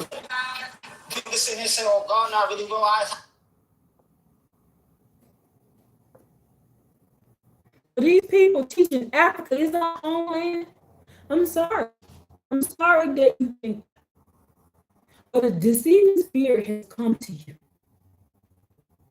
Because if Africa is your land, then you are not Shem. And you are not an Israelite. And if Abba is telling you to go to Africa and go to live in Africa, he's telling you that because you Ham. And that's a good thing. If Abba has given you the chance to uproot yourself and move to Africa and go up out of the Americas for whatever reason, that is a good thing. Because if you go in here and read Ezekiel, Ezekiel let you know that anybody that is not on the land of their inheritance, he's going to destroy them. Can y'all hear me? Can y'all hear me? If you are not on the land of your inheritance. So all these people in the Americas talking about manifest destiny and all this bullshit, they over here on this land, he getting them off. And Abba gave you an opportunity to pack up your stuff and leave and go somewhere else. That is a baruch. You don't even realize what a baruching is. That is. If Abba Yah is taking you out of the land of Americas and told you to take your ass to Africa, or take your ass to this place, or take your ass to Asia, or take your butt to this, and he made you financially able to go do it, that is a baruching. Because anybody found on land that is not yay land, I will go burn you off. And that is what I said. That's scriptural.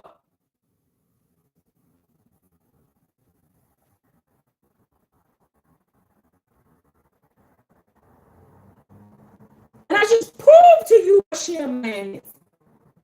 And I didn't go because somebody gave me a map or something. I read to you scriptures what Shem land is. You have no excuse. Come over here and tell you we own our land and this is the promised land to Shem. Everybody, see, they make the land thing, they make it small, the promised land small. All of us was promised land. Shem was promised land. Ham was promised land. Japheth was promised land. And Eden was promised to be knocked off earth.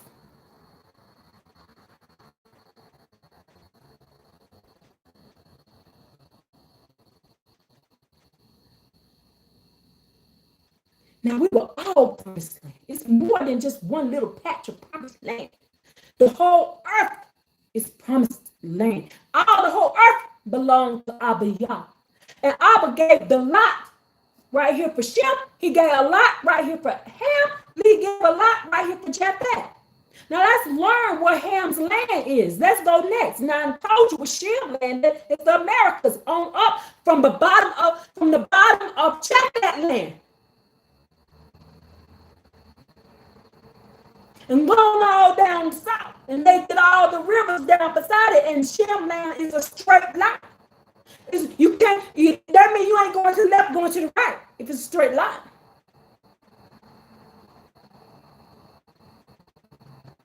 Now I proved that to you.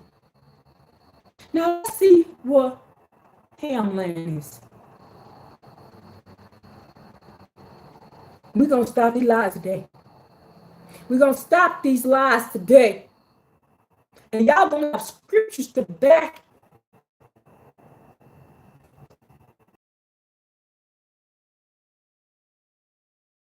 No, we're at 19. And he knew that these three were created a holy place facing each other.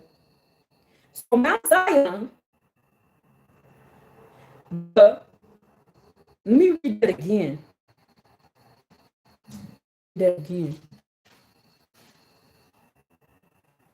And he knew, this is Noah, the Garden of Eden is the Holy of Holies and the dwelling of the Most High Yah. And the Mount Sinai, the center of the desert, is in the center of the desert. And Mount Zion, the center of the navel of the earth. These three were created as a holy places facing each other. A pyramid, y'all.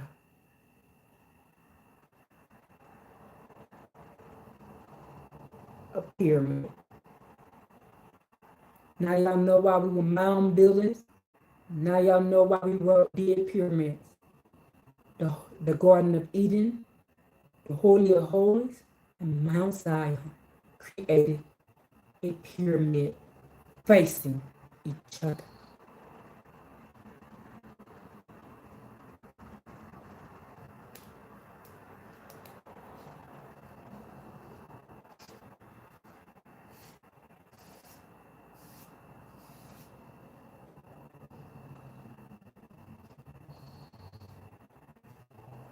And he blessed the Most High Yah, the God of gods, who had put, and he knew that a blessed portion and a blessing had come to generations forever.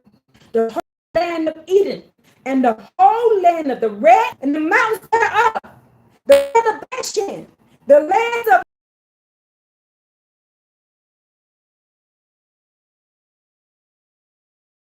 Asher, of the north, are all in the land of Elam, and all the mountains and all the regions beyond the sea, which is called the mountain of Asher, a blessed, spacious land. All this is very good. And for Ham, Shem got the best land. And for Ham, out came the second beyond Gihon, towards the south, the right of the garden. So Shem land is to the left. Shem land to the left. To the left. Shem land is to the You want me to say it again for the people in the back? Shem land is to the left, and Ham land is to the right. Now, for Ham came out the Gihon. Go look up. Where's the Gihon River? Gihon. It is still there. I guess they didn't think we were going to ever read this book.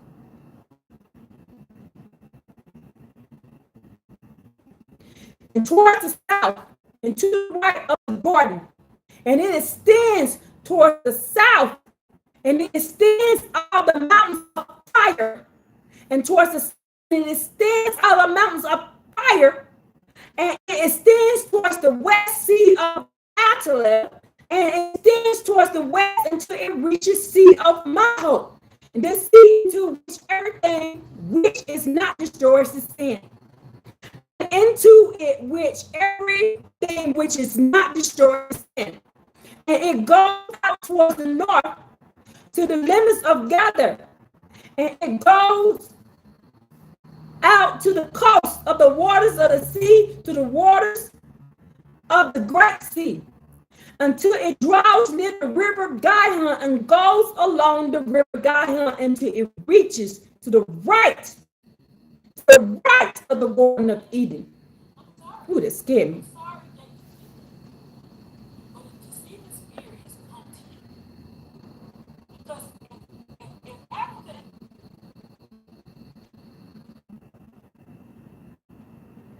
In the writings, they talk about what Israel went through. They make it seem like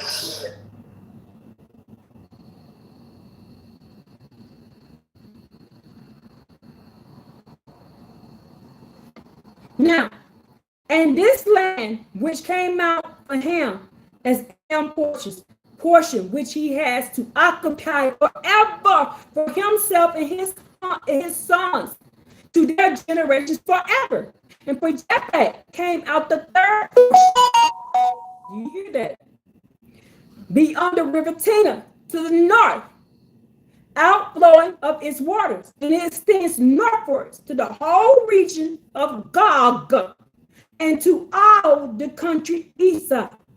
And it extends northward to the north, and it extends to the mount of Kelt towards the north, and towards the sea of Moab, and it goes out to the east of Gadar, as far as the region of the water of the sea. And it extends until it approached the west of Pharaoh, and it returns toward Asia. It is a northeastern direction until it approached the borders of the Mount Araba, and it turns towards the north. Land which came out of Japheth, his son, as the portion of his inheritance, which he should possess for himself and his sons. For Judah, 5 great islands and a great land north, but it is cold, and the land of Ham is hot, and the land of Shem is neither hot nor cold. It has a blend of cold and heat. What land gets a blend of cold and heat? They have seasons. Now I talked to a girl from Africa. She was like, it don't get cold. It stays hot. Now it has different levels of hot, but it stays hot. It's rare. It's certain little parts of Africa where near the mountains they're gonna get some snow. But she said they don't get what we get. And they get a rainy season. But she had to acclimate herself here because she wasn't used to living in the cold temperature. She had to acclimate herself for it. She just wasn't used to it. But Shem land has hot and cold. What land do you know gets hot and cold? I only know one land anywhere. Look it up for yourself. You ain't got to believe me. Go look it up for yourself. I'm going to read it again. Verse 30. But it is cold. It's cold. Japheth's land is cold. And the land of Ham is hot. Ooh, what? Ain't Africa hot? And the land of Shem is neither hot nor cold. It is a blend of cold and heat. All right? There's no more excuses. They're trying to talk about we from Africa and all this. Every time I see somebody do this, say that, I know they're not us. I know they ain't us. They're from some other tribes. The Israelites know who they are and where their land is. They know. They know. If Abba has moved you somewhere, be thankful. If Abba has moved you somewhere, be thankful. Be grateful that he did, y'all. Because again, I'm going to tell you, if you are on land that is not your land, you're going to get taken out. As Mr. Real Talk said, you can get BK'd. You're not supposed to be on somebody else's land. So we do own land. We all have land. We all was given promised land. Not just one. Not just one. Let's go and go finish Leviticus. And we was at Leviticus 25. And let me see where was I at 23.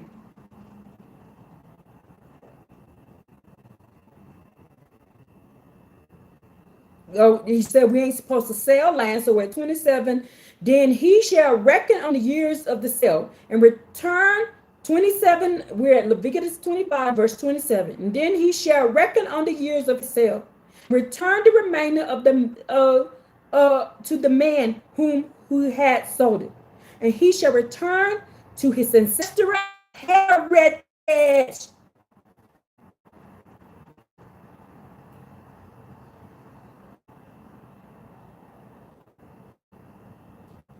Did y'all do that? Yes.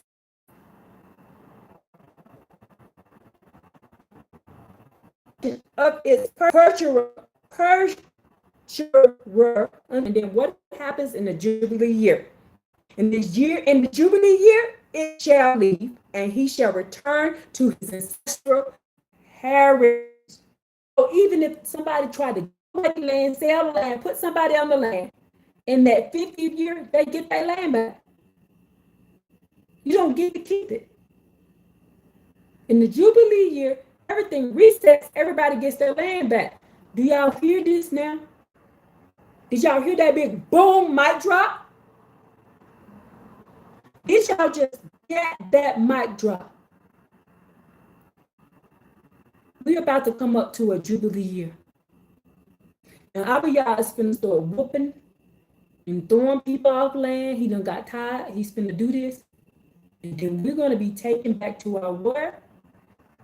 Oh, mic drop. Ancestral lands. So wherever you are, wherever your feet landed, wherever he takes you, that is your ancestral land. That means you're Japheth. That means you're Ham. That means you're Shem. And I'm telling you, I don't belong in Africa.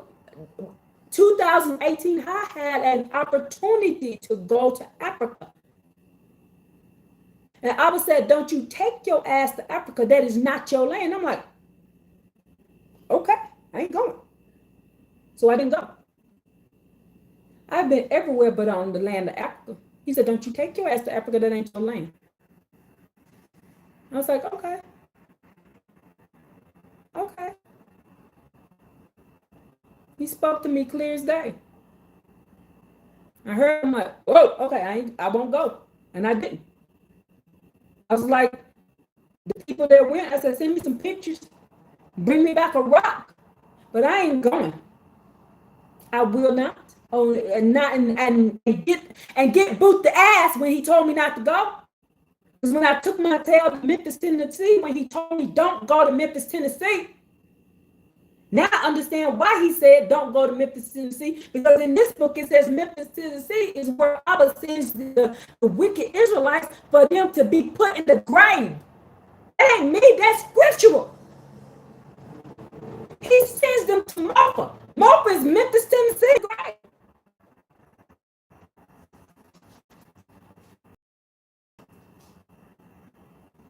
And I took my behind the Memphis, Tennessee, and they was tearing my ass up in Memphis. You know, I left. I finally got tired of it, and I got tired of fighting these folks up in Memphis.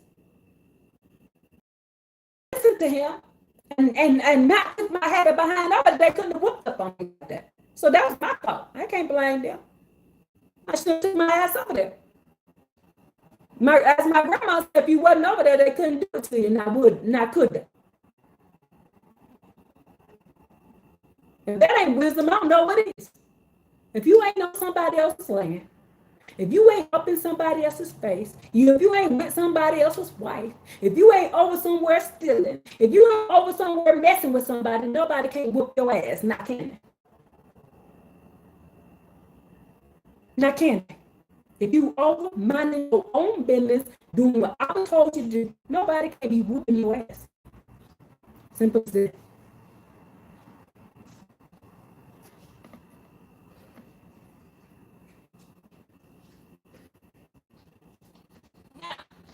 And this land which came out for him is him.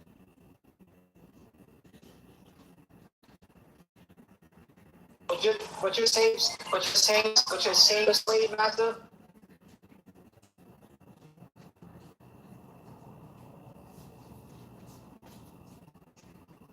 Now,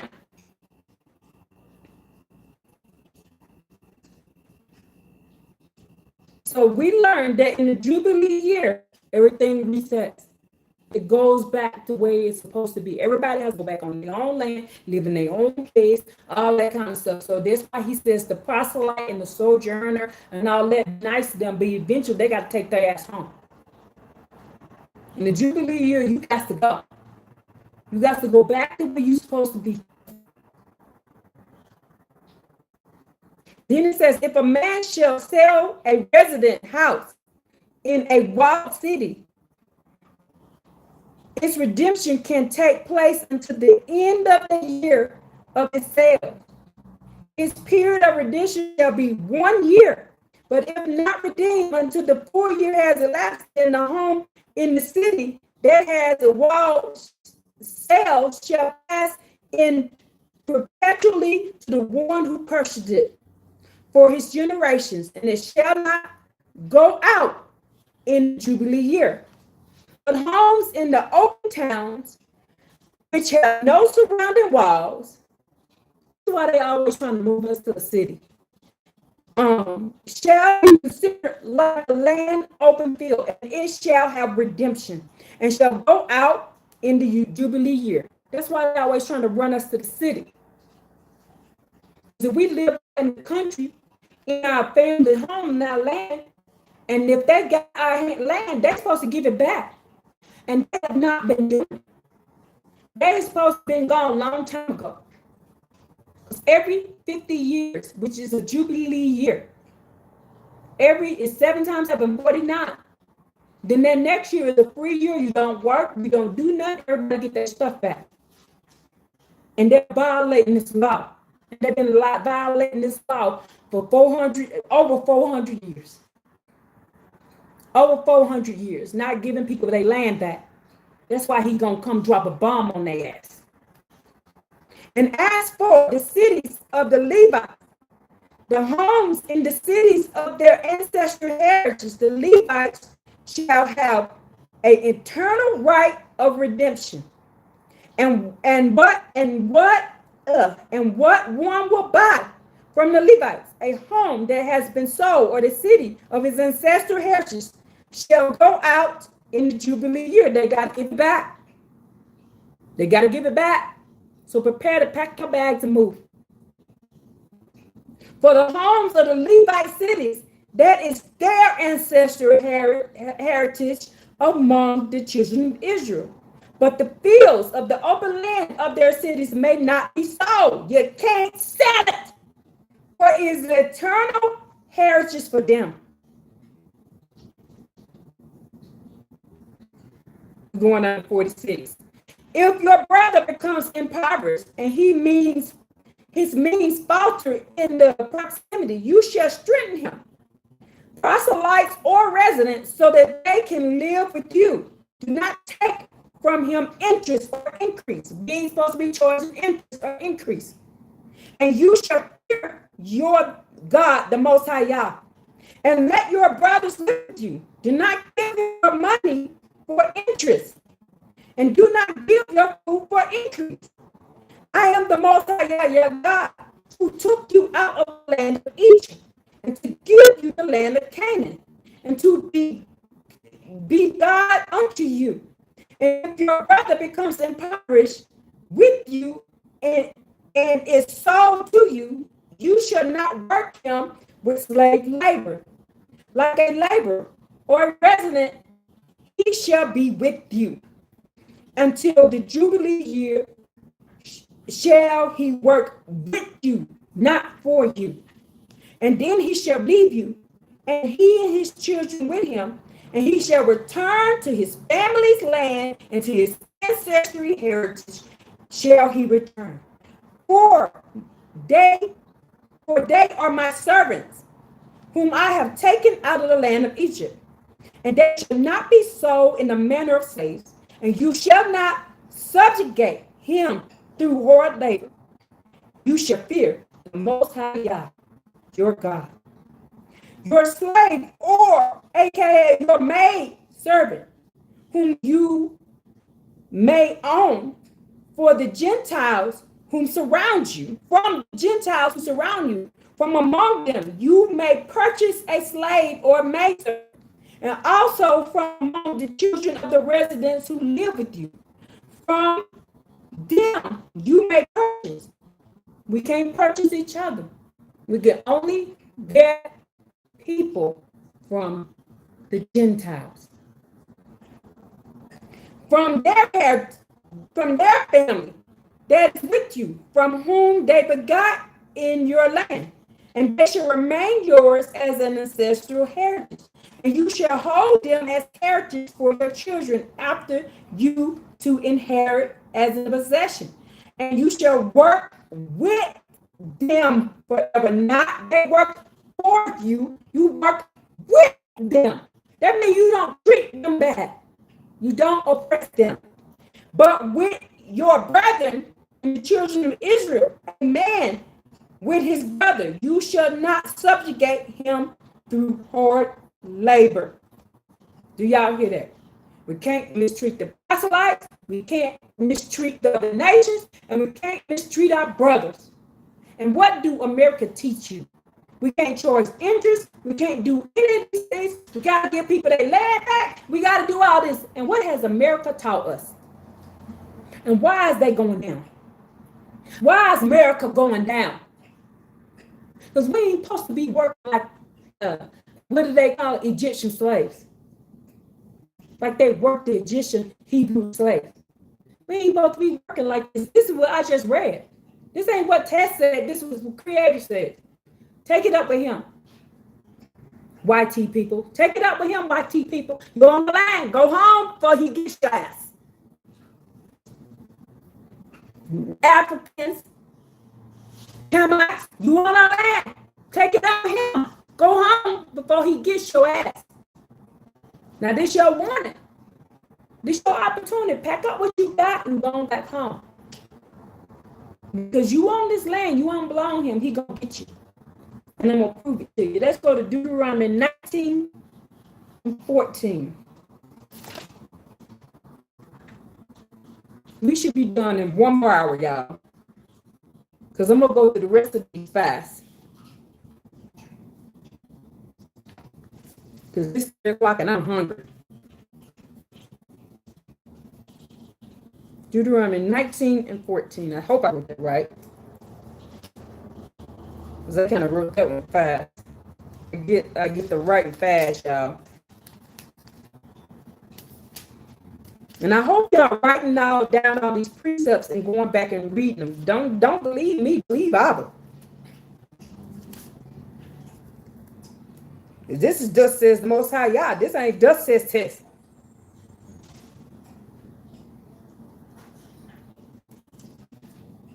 $19 and $14. I wrote it down right. You should not move a boundary of your fellow, which the earlier ones marked out, in your inheritance that you shall inherit, in the land of the Most High Yah, your God, gives you to possess it. Let me read that again. You should not move a boundary.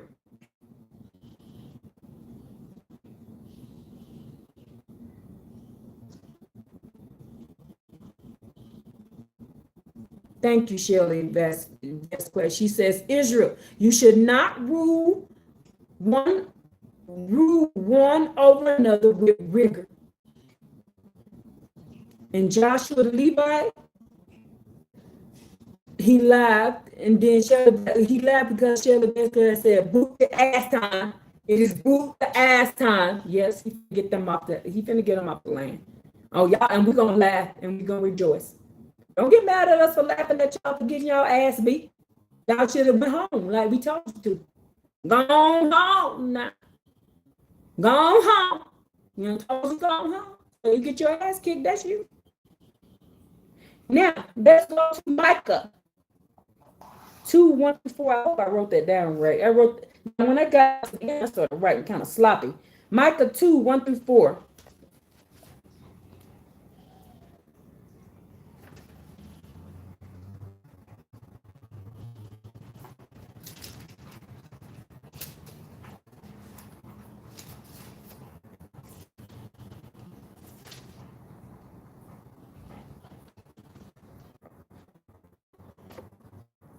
Micah 2:1-4. That's what I'm about to read. Those who like it complicated.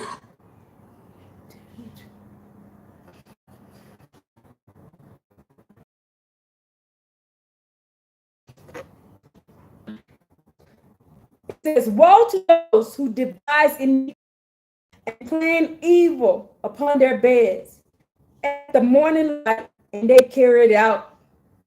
There is power in their hand. They coveted fields, and they robbed them. They coveted houses, and they take them. They oppress a man and his household, and a purse.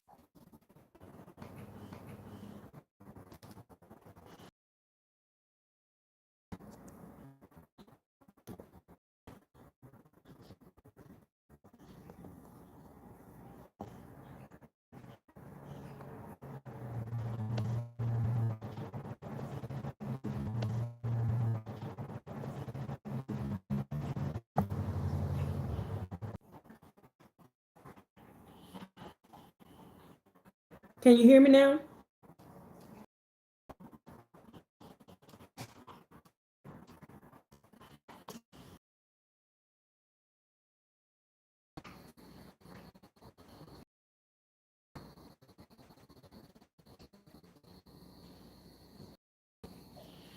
Okay, you hear me. All right.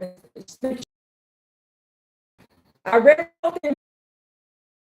I read something. We'll read it again just in case it froze up. We'll read it again just in case it froze up. This is 1 through 4. This is 1 through 4. Now this is a punishment.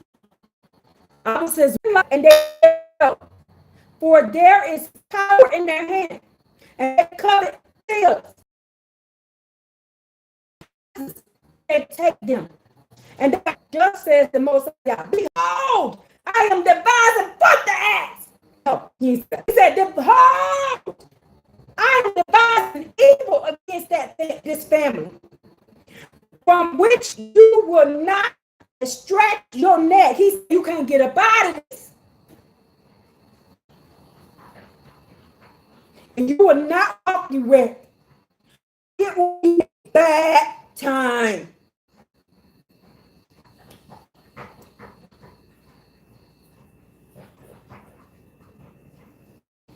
You hear that? Punishment for people who did what?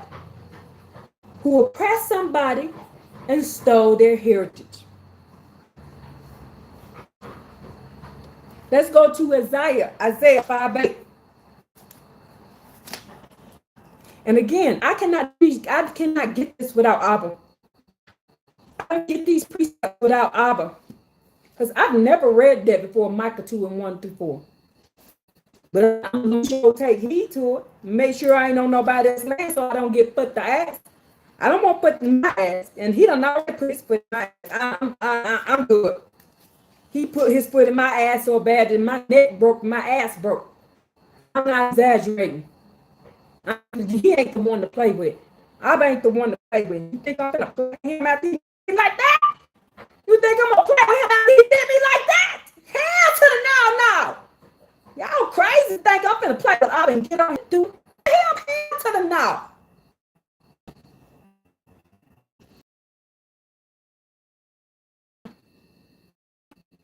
Woe to you who cause house encroach against house, and to make field or field until there's no more place.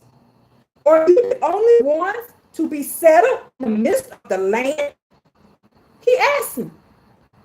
The same thing she just told me this morning. Here it is right here. Faith of the selfish. That's what it's called. The faith of the selfish. When she told me this morning, you don't own shit. You don't own no land. Black people ain't got no land. What does this say right here?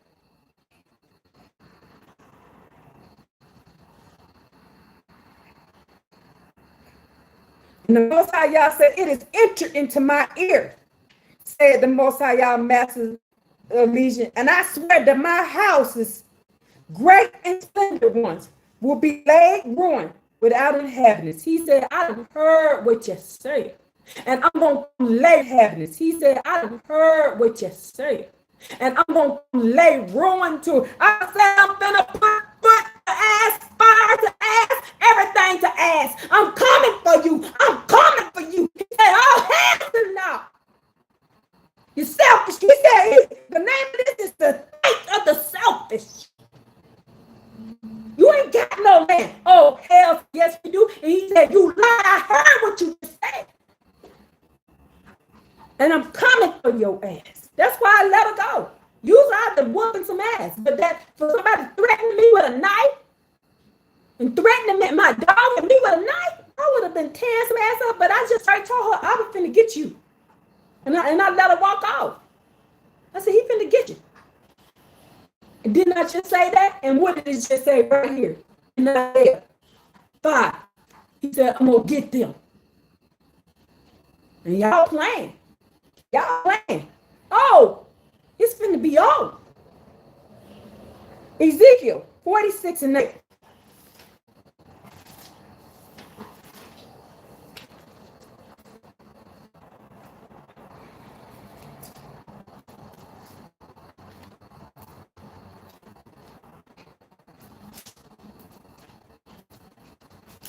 Ezekiel 46 and 8.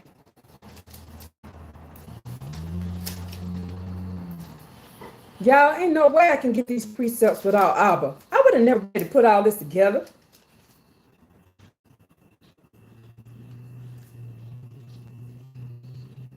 And it says, when the prince enters, he shall enter by the way of the hall of the gate. Now, this is going to start with what I was talking about the future. And by the same way he shall leave. But when the populace comes before the Most High God on the appointed days, whoever comes in by the way of the north gate to prostrate himself shall go out by the way of the southern gate. Whoever comes in by the way of the southern gate shall go out by the way of the north gate. He should not return by the way of the gate to which he came. Rather, he shall go the opposite. And the prince, he shall enter among them when they enter, and when they leave, he shall leave. On the festivals and on the appointed times, the meal offerings, they shall be an ephah for a bull and an ephah for a ram, and for the sheep, whatever his hand gives, with a hen of 4 ephah. And when the prince makes a free will offering, the burnt and the peace offerings and the free will offerings to the Most High Yah, they shall open for him the gate, face eastward, and he shall make the burnt offering, his peace offering, as he does on that Sabbath day, and then they shall go out. They shall close the gate after this departure. See, woo, you heard that? They will no longer be able to enter our land after this. Only the priest will be able to be in the land afterwards. That's what Abba needs y'all to know. It says, woe to those who devise iniquity and plan evil upon their bed. Remember, I told you when Abba took me and showed me Zion. I know y'all don't believe me. He took me and showed me Zion. It was not a lot of people in Zion. And I saw daughters of Zion, and I saw men of Zion and sons of Jerusalem in there. Don't be sitting there. There can't be no women in there. There can't be no women because the daughters preach. I saw daughters of Zion. Yeah. You can. I saw. Come on, Stop thing. playing with us. Yeah, screenshot. Stop playing with me, TikTok. Just click on it. Just click on it and see what they got. What not. You know what Y'all see what it's doing, right? How the fuck you I ain't even on that. I don't know what I'm doing this. But you didn't detect me in the people. You detected me in Ireland, which is fucking insane. You detected me in the kingdom, United Kingdom. You detected me in Barbados, Trinidad, Jamaica. But you did not detect me in Nigeria.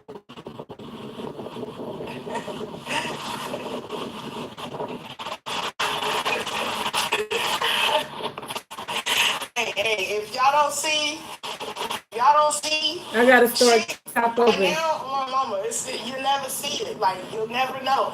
For real. If you don't know by now who the fuck we are, bitch, you'll never know. Oh my God. I think that's crazy. Like, If you don't know who the fuck we are now, you ain't gonna never know. I'm sorry. I don't know where this came from. I can't get it to stop. Yo, I love it. I fucking love it. The lies is done. So, yeah, I can take one just to shut the haters up. Like, bitch, I know I'm American. I don't have to lie about that bitch. And I'm glad that 23andMe was finally open to tell the truth. You know what I'm saying? And the facts. I don't know where this is coming from, y'all. Just us being put in a category like, oh yeah, we all are Nigerian. We all got this and that. But we all ain't related. Ain't that motherfucking Nigerians in the goddamn world, Craig. So I'm glad that.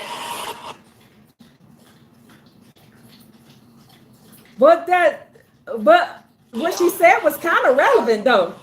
And that's why I'm like, man, they must have been watching TikTok. They must have been watching TikTok. Y'all, I can't get this to go off.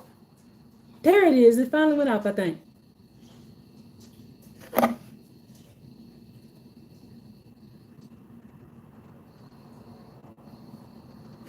That was actually kind of relevant to what we're talking about. Isn't that odd? She's like, at least y'all know what the fuck we is now. I'm sorry, that's exactly what she said. I don't know who this was. I couldn't even see the picture. I see myself sitting there, but somebody else was talking. But y'all see that? Yeah, she added some more confirmation. Yep, Sherry, she did. That was just Abba did that. They ain't got no more excuses no more. Now let's go to, I don't forgot what I was reading at. Ezekiel 46 and 8. Did I read that yet?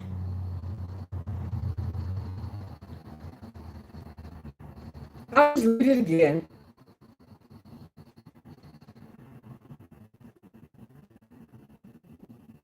And when oh yeah, I know where I'm at now. And I was just finished with that. Ezekiel, I was just finished with that. That shows us that we will be that shows us we will be in Zion by ourselves.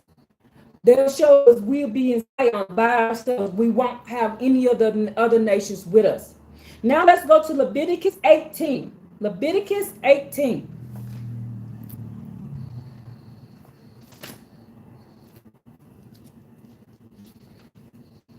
(24) through 28.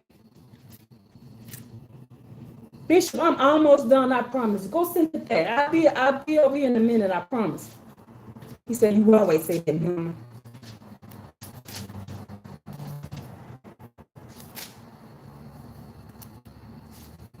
Leviticus 18, 24 through 28. Do not become contaminated through any of these, for through all of these, the nations that I expelled before you have become contaminated. The land became contaminated, and I recall its iniquity upon it. And the land disgorged its inhabitants.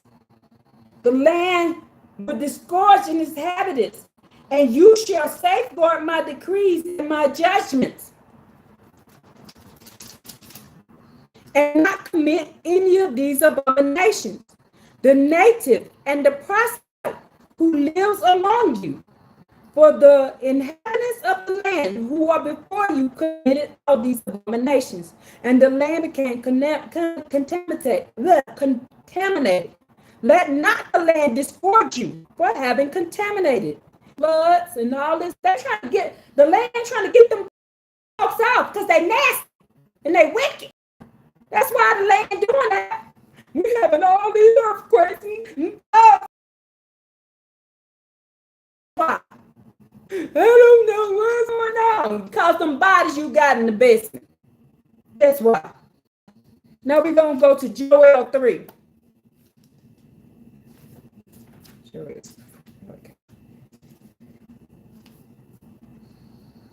Joel 3 and 17.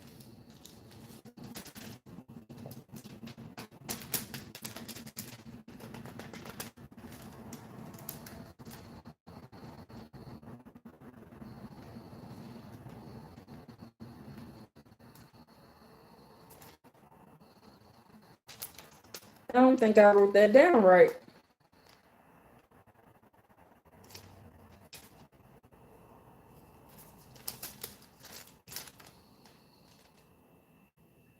Hold on, y'all, because I don't think I wrote that down right. Let's just read all of 3 so I don't miss what I did, because I wrote something down wrong. And it will happen as after this, that I will pour out my spirit upon all flesh, and all your sons and daughters will prophesy, and your elders will dream prophetic dreams, and your young men will see visions, and even also upon the slaves and upon the maidservants in those days. I will pour out my spirit, and I will set wonders in the heavens and the earth, and blood and fire and pillars of smoke, and the sun will turn to darkness, and the moon the blood red, before the great before the coming of the great and awesome day of the Most High Yah. And it will be that anyone who calls on the name of the Most High Yah will escape for one for on the for on Mount Zion in Jerusalem there will be refuge. And the Most High Yah said, and among the survivors that the Most High Yah invited. So I just read all of you this. That is the punishment that's going to happen. He said there's going to be fire, blood, and all of that. There's going to be pillars of smoke. The sun going to darken the moon. But he said in the land of Jerusalem and Zion, there will be a refuge for the Most High Yah's people that he invited. So if he invited you there for safety, you will be safe. That's between you and him. Y'all, I wrote that down so wrong. And then it says, we only got 2 more verses and we'll be done, people. We're going to Isaiah 60, 11 through 12.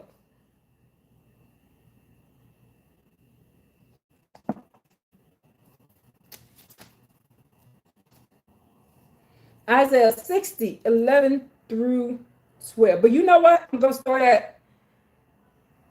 to start at 4 through 12. Oh, Isaiah.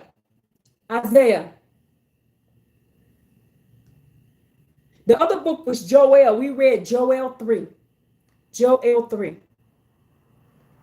I read all of Joel 3, and now we're at Isaiah chapter 60, starting at verse 4. I'm going to read all the way down to 12. You're welcome. I got to remember, I got to look down at the 4th tablet, because I got 3 tablets here, and then I got a 4th one down here. Now it says, lift up your eyes all around and see. They are all assembling and coming to you. Your sons will arrive from afar, and your daughters will be raised at their side. And then you will see and be radiant. Your heart will be startled and broadened, for the affluence of the West, capitalized, will be turned over to you, and the wealth of the nations will come to you, and the abundance of camels will envelop you. Camel cloths of Midian, Ephah, and all of them will come from Sheba. Gold and frankincense will they bear, and praises of the Most High Yah will proclaim. Remember, Ariel and Aisha, I told you, they're gonna bring y'all back to America. They're gonna bring y'all back to your land where y'all belong. They're gonna bring y'all back to the land like they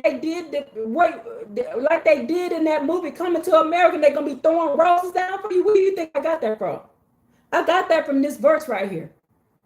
And they're going to be praising you, God, and singing the name of the Most High God. They're going to be giving you everything. You just here, take this and stop him putting his foot in my ass. Can you please tell him to leave me alone? I'm getting nice to you. Where do you think I got that information from? That's why I said that. And I know y'all think I just be talking on my ass and all this kind of stuff. And I'm telling you what I read. I'm telling you what I was showing me. Now let's keep going. And then it says here, all the flocks of Kedar will be gathered unto you, Israel, and the rams of Nahab will serve you, and they will be brought up with favor upon my altar. We're going to be brought up with favor to the altar of the Most High God, y'all, and I will glorify the house of my splendor. Hallelujah. We're going to be looking gorgeous. We're going to be looking gorgeous. And then it says, these who fly like the cloud, like pigeons on their coat windows. The real angels went to laugh. I saw your emojis. For the islands will place their hope in me, and the ships of Tarshish, as in earlier times, will bring your children from afar. And didn't I tell you they're gonna bring us back on these big, beautiful ships, these big, beautiful coastlines? We're gonna be cloud in royalty. We ain't gonna be We ain't gonna be second class, we'll be first class. We will have a royal suite. Y'all ever had a royal suite on the boat? I have. And it's nice. I had a balcony with a porch on it, with a swing, and it was opened up to the thing. I walked out there like I was queen shit. Like this. Yeah. And that's what we're gonna come back on. That's what we're gonna come back on. Like that. They're doing that stuff right now. The ship of Porsches, or what they call now, what we call now Royal Caribbean luxury lines, what we call these different luxury lines that people take vacations on. They're gonna be bringing us back on them ships. Them were built for us. Them were for them to bring us back. Them were built to bring us back. Original everybody. She said, we the original Spanish, we the original everybody. That's what she said.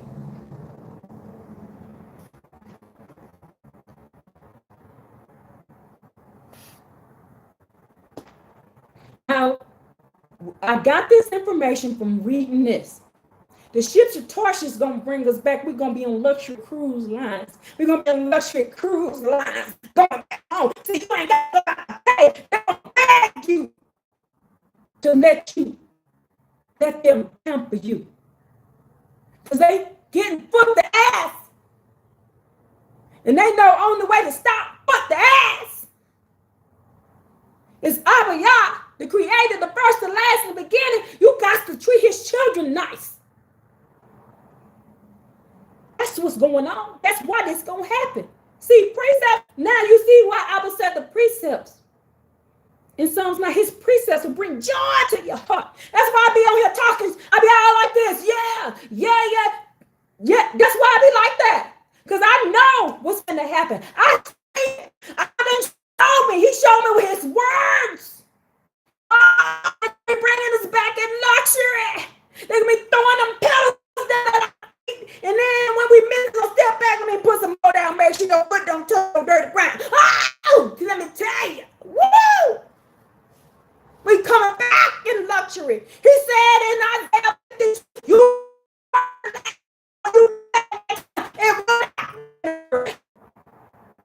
when we go back to Zion, we going in luxury. We going in our clothes. This will not be a run. This will not be, oh, hey, we got to get up out of there. They didn't. And stop. And when those, I see those people in there, oh, the second exit, we're going to get, and we got to hurry up, and they're going to get us, and they're going to be fighting us. That ain't what this said.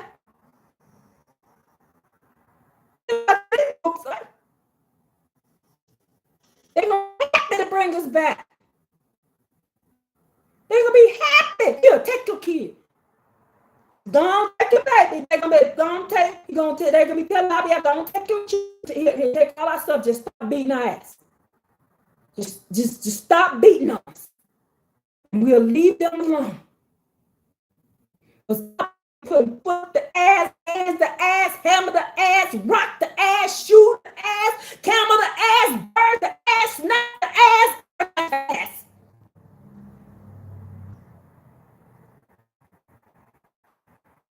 And all him to get them to stop, him to stop. Oh, the next 7 years, watch. What's gonna happen? And they always talking about they're gonna get raptured. Oh, rapture, all right, it's gonna be raptured to your ass.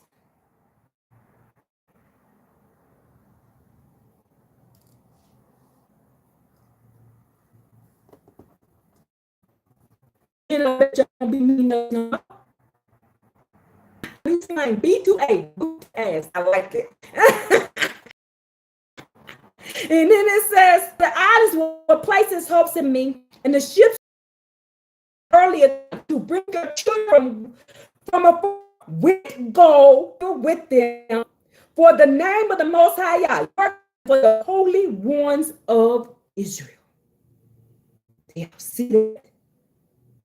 For he will have glorified, and then the sons of foreigners will build your walls, and their kings will serve you, though I struck you in my indignation. In my favor have I been compassionate to you. Your gates will be open continuously day and night, and they will not be closed for them to bring you wealth of the nations and the kings under escort. You're going to be escorted. Didn't I just tell you? Didn't I just tell you? Y'all really thought I'd be talking shit just talking on my ass, don't you? I know y'all did. I know y'all thought I was a little crazy. I know y'all thought I was just a little crazy. I know y'all did. But I forgive you. Because I'm coming to you with what I was saying, not what Jesus said. This is what this book said. This book said this is what's going to happen.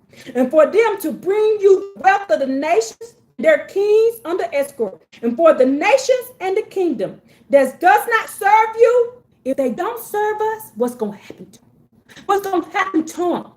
Can anybody give me what's going to happen to them? Mr. Real Talk, where you at when I need ya? Woo, they're going to get barricaded. It says they're going to perish. And those nations will be utterly destroyed. Last verse, Zechariah 14. Last verse, Zechariah 14.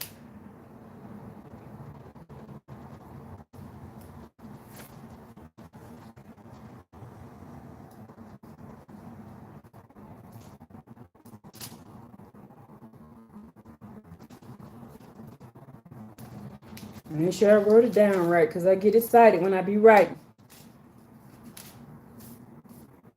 Zechariah 14, 10 through 11.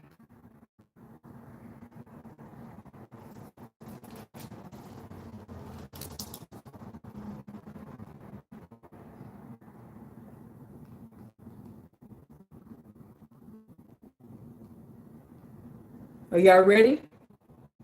Yes, you wrote it down. And the entire land will change to a plain, from Geba to Remnant, south of Jerusalem. And Jerusalem will become lofty, and it will be settled in its place. From the gate of Benjamin to the place of the first gate, to the corner gate. And from the tower of Hannah until up to the kings of Utter, people will live in it. And there will be no more devastation, and Jerusalem will be settled in security. And this will be the plague which the Most High struck out the people that have organized against Jerusalem. Each one's flesh will melt away while he is standing on his feet. Each one's eyes will melt away into their sockets, and each one's tongue will melt away from their mouth. And it shall be on that day that there will be a great panic of the Most High among them. Each one will grab the hand of his fellow, and the hands will be raised up against the hands of his fellow, and all Judah will wage war against them, and the wealth of the nations all around will be gathered. Didn't I tell you? Judah's gonna go around whooping all the next asses and taking their stuff. How y'all do this? I just read it. And when I say that, it's not gonna be, yes, it's gonna happen because I was said and I believe it.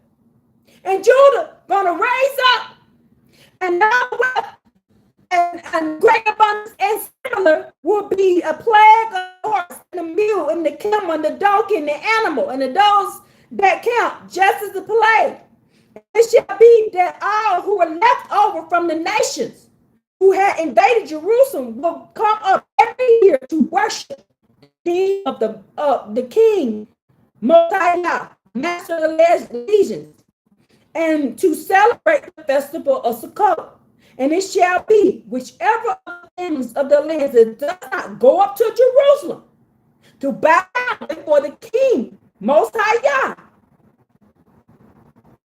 the master of nations, there will be no rain upon them. I told you, we finna go back to some stuff. Abba ain't playing that. Abba ain't playing. I told y'all, ass finna come and it's finna be permanent. all this great stuff and have time to stop. He said, if you don't go on up here and do what I told you to do, well, he said they start raining on their country. But it's the family of Egypt that does not go and does not come to Jerusalem. There will be no work for them. Same plague will come past, and the Most High God will strike the nations that do not go up and celebrate the festival of Sukkot. And this will be the punishment of Egypt and the punishment of all nations that will go up and celebrate, who do not go up to Sukkot. Joshua the Levite said, play no games. He is not going to be playing. That's the lesson for them. He said, y'all, they will not be coming in and out of our nations anymore. We will not have to worry about this. We will not be stressed out no more. We'll be happy. We'll be peace.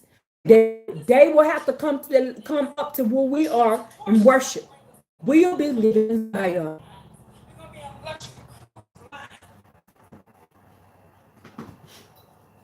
So now y'all see where I'm getting this stuff from. I know y'all thought I was talking on my ass. I know y'all thought I was. I know people thought I was just as crazy as a loony bean. But this stuff I read. And the Bible says his precept will bring joy to the heart. This is why I'm joying. This is why I'm excited. This is why I'm happy. You should be happy too. You should be shouting hallelujah, screaming, trying to flip some cartwheels and all kind of. Because we ain't gonna have to run. See that these people on here that's teaching that the second Exodus, and we gonna have to run. I'm like, y'all don't know what y'all talking about. I ain't what they say in this book.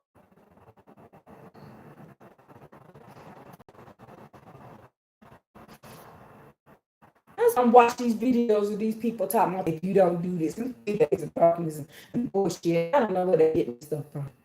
They're just saying something. I don't know, because they're not backing up scripture.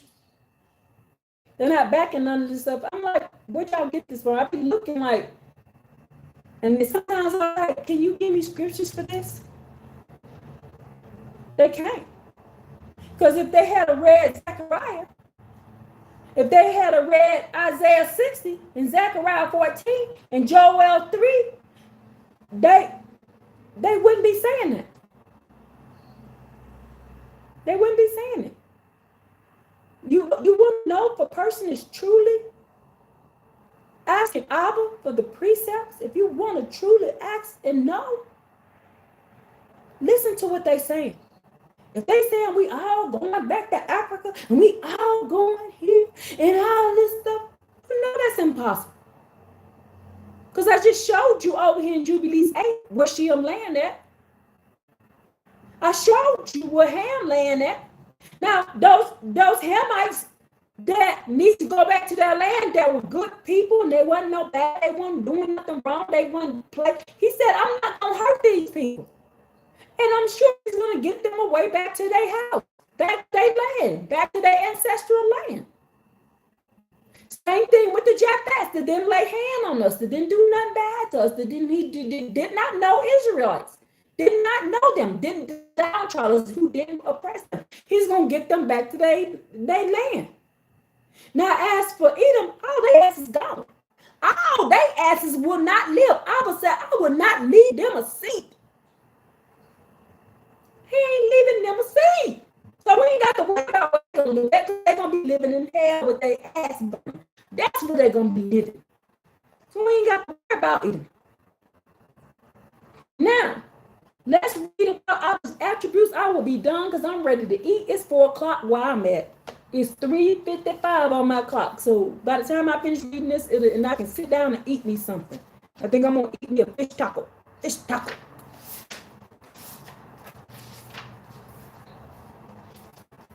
Let's read about Abba's attributes that I put together. You can go in and find your own attributes and put them together and read about our Creator. Know thy God so you can know thyself. Know thy Creator so you can know thyself. Know what he will and will not do. Know about his amanah. Know about his power. Know who he is. Because if you know who he is, you know who he is. You know who he will and will not put up with. And then you ain't got to worry about these other nations coming on here talking about he did this and talking about he did that, because you a damn lie. My daddy wouldn't do that. That's what you're going to say.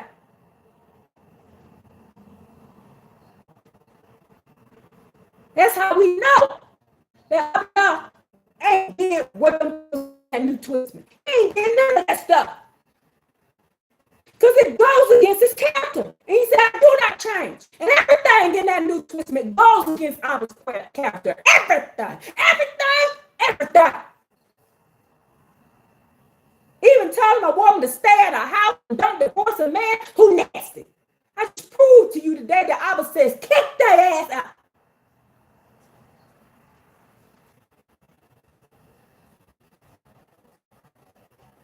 Fish taco. I love fish tacos. I like to put. I keep some avocado sauce or some guacamole and some fresh onions and bell peppers and garlic. And I love celery seed on my food. I love celery seed on my food, y'all.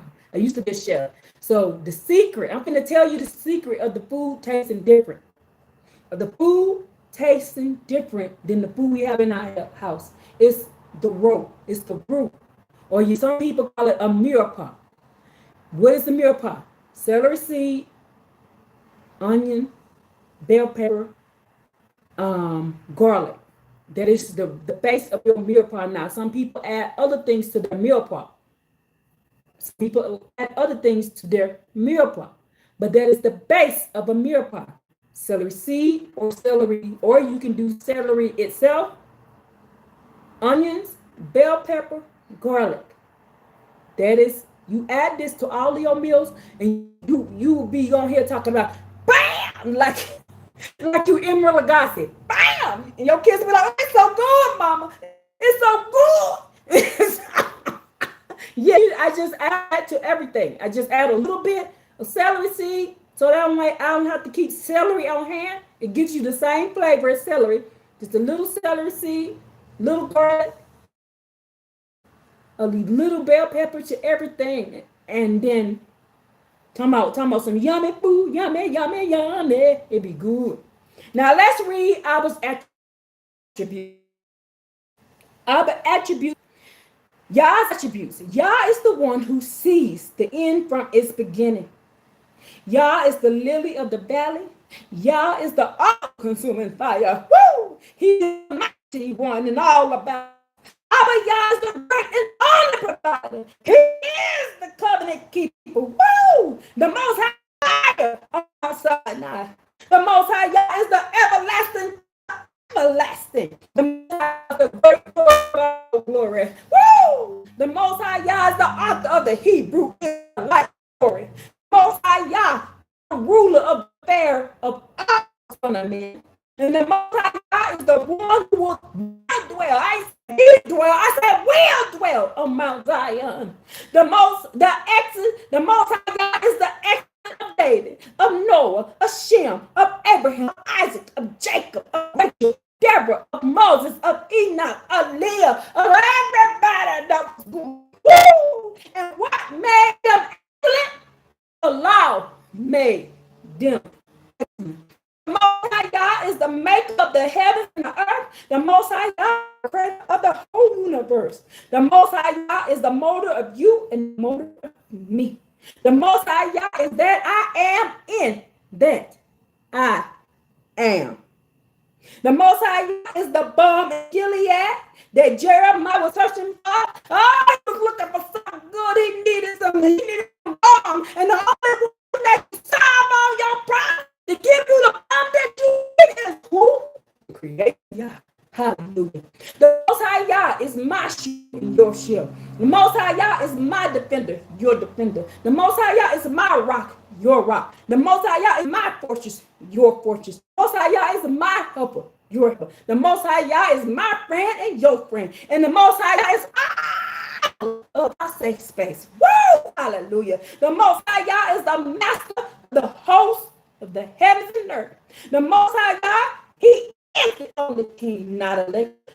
The only king not appointed, and the only king that shall not be dethroned. I give a hallelujah, hallelujah. Woo! The Most High God is the reasons for our reasons, the reasons for our seasons, the dark and all the dust. He is that I am of that I am. And the Most High Yah is our only Savior. Did I say it one more time for the people in the back?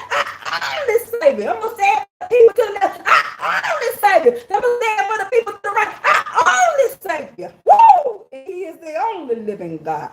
The Most High Yah is our Father, our Elohim. He is our Abba. He's the first and last, the beginning and the end. He is the Aleph and the Tav. Woo! I love him with all my heart and all my soul.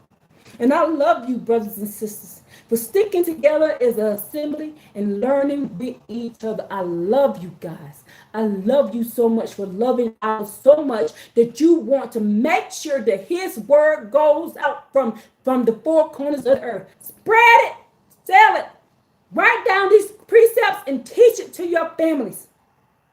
Get these precepts and teach them who the Creator Yah is.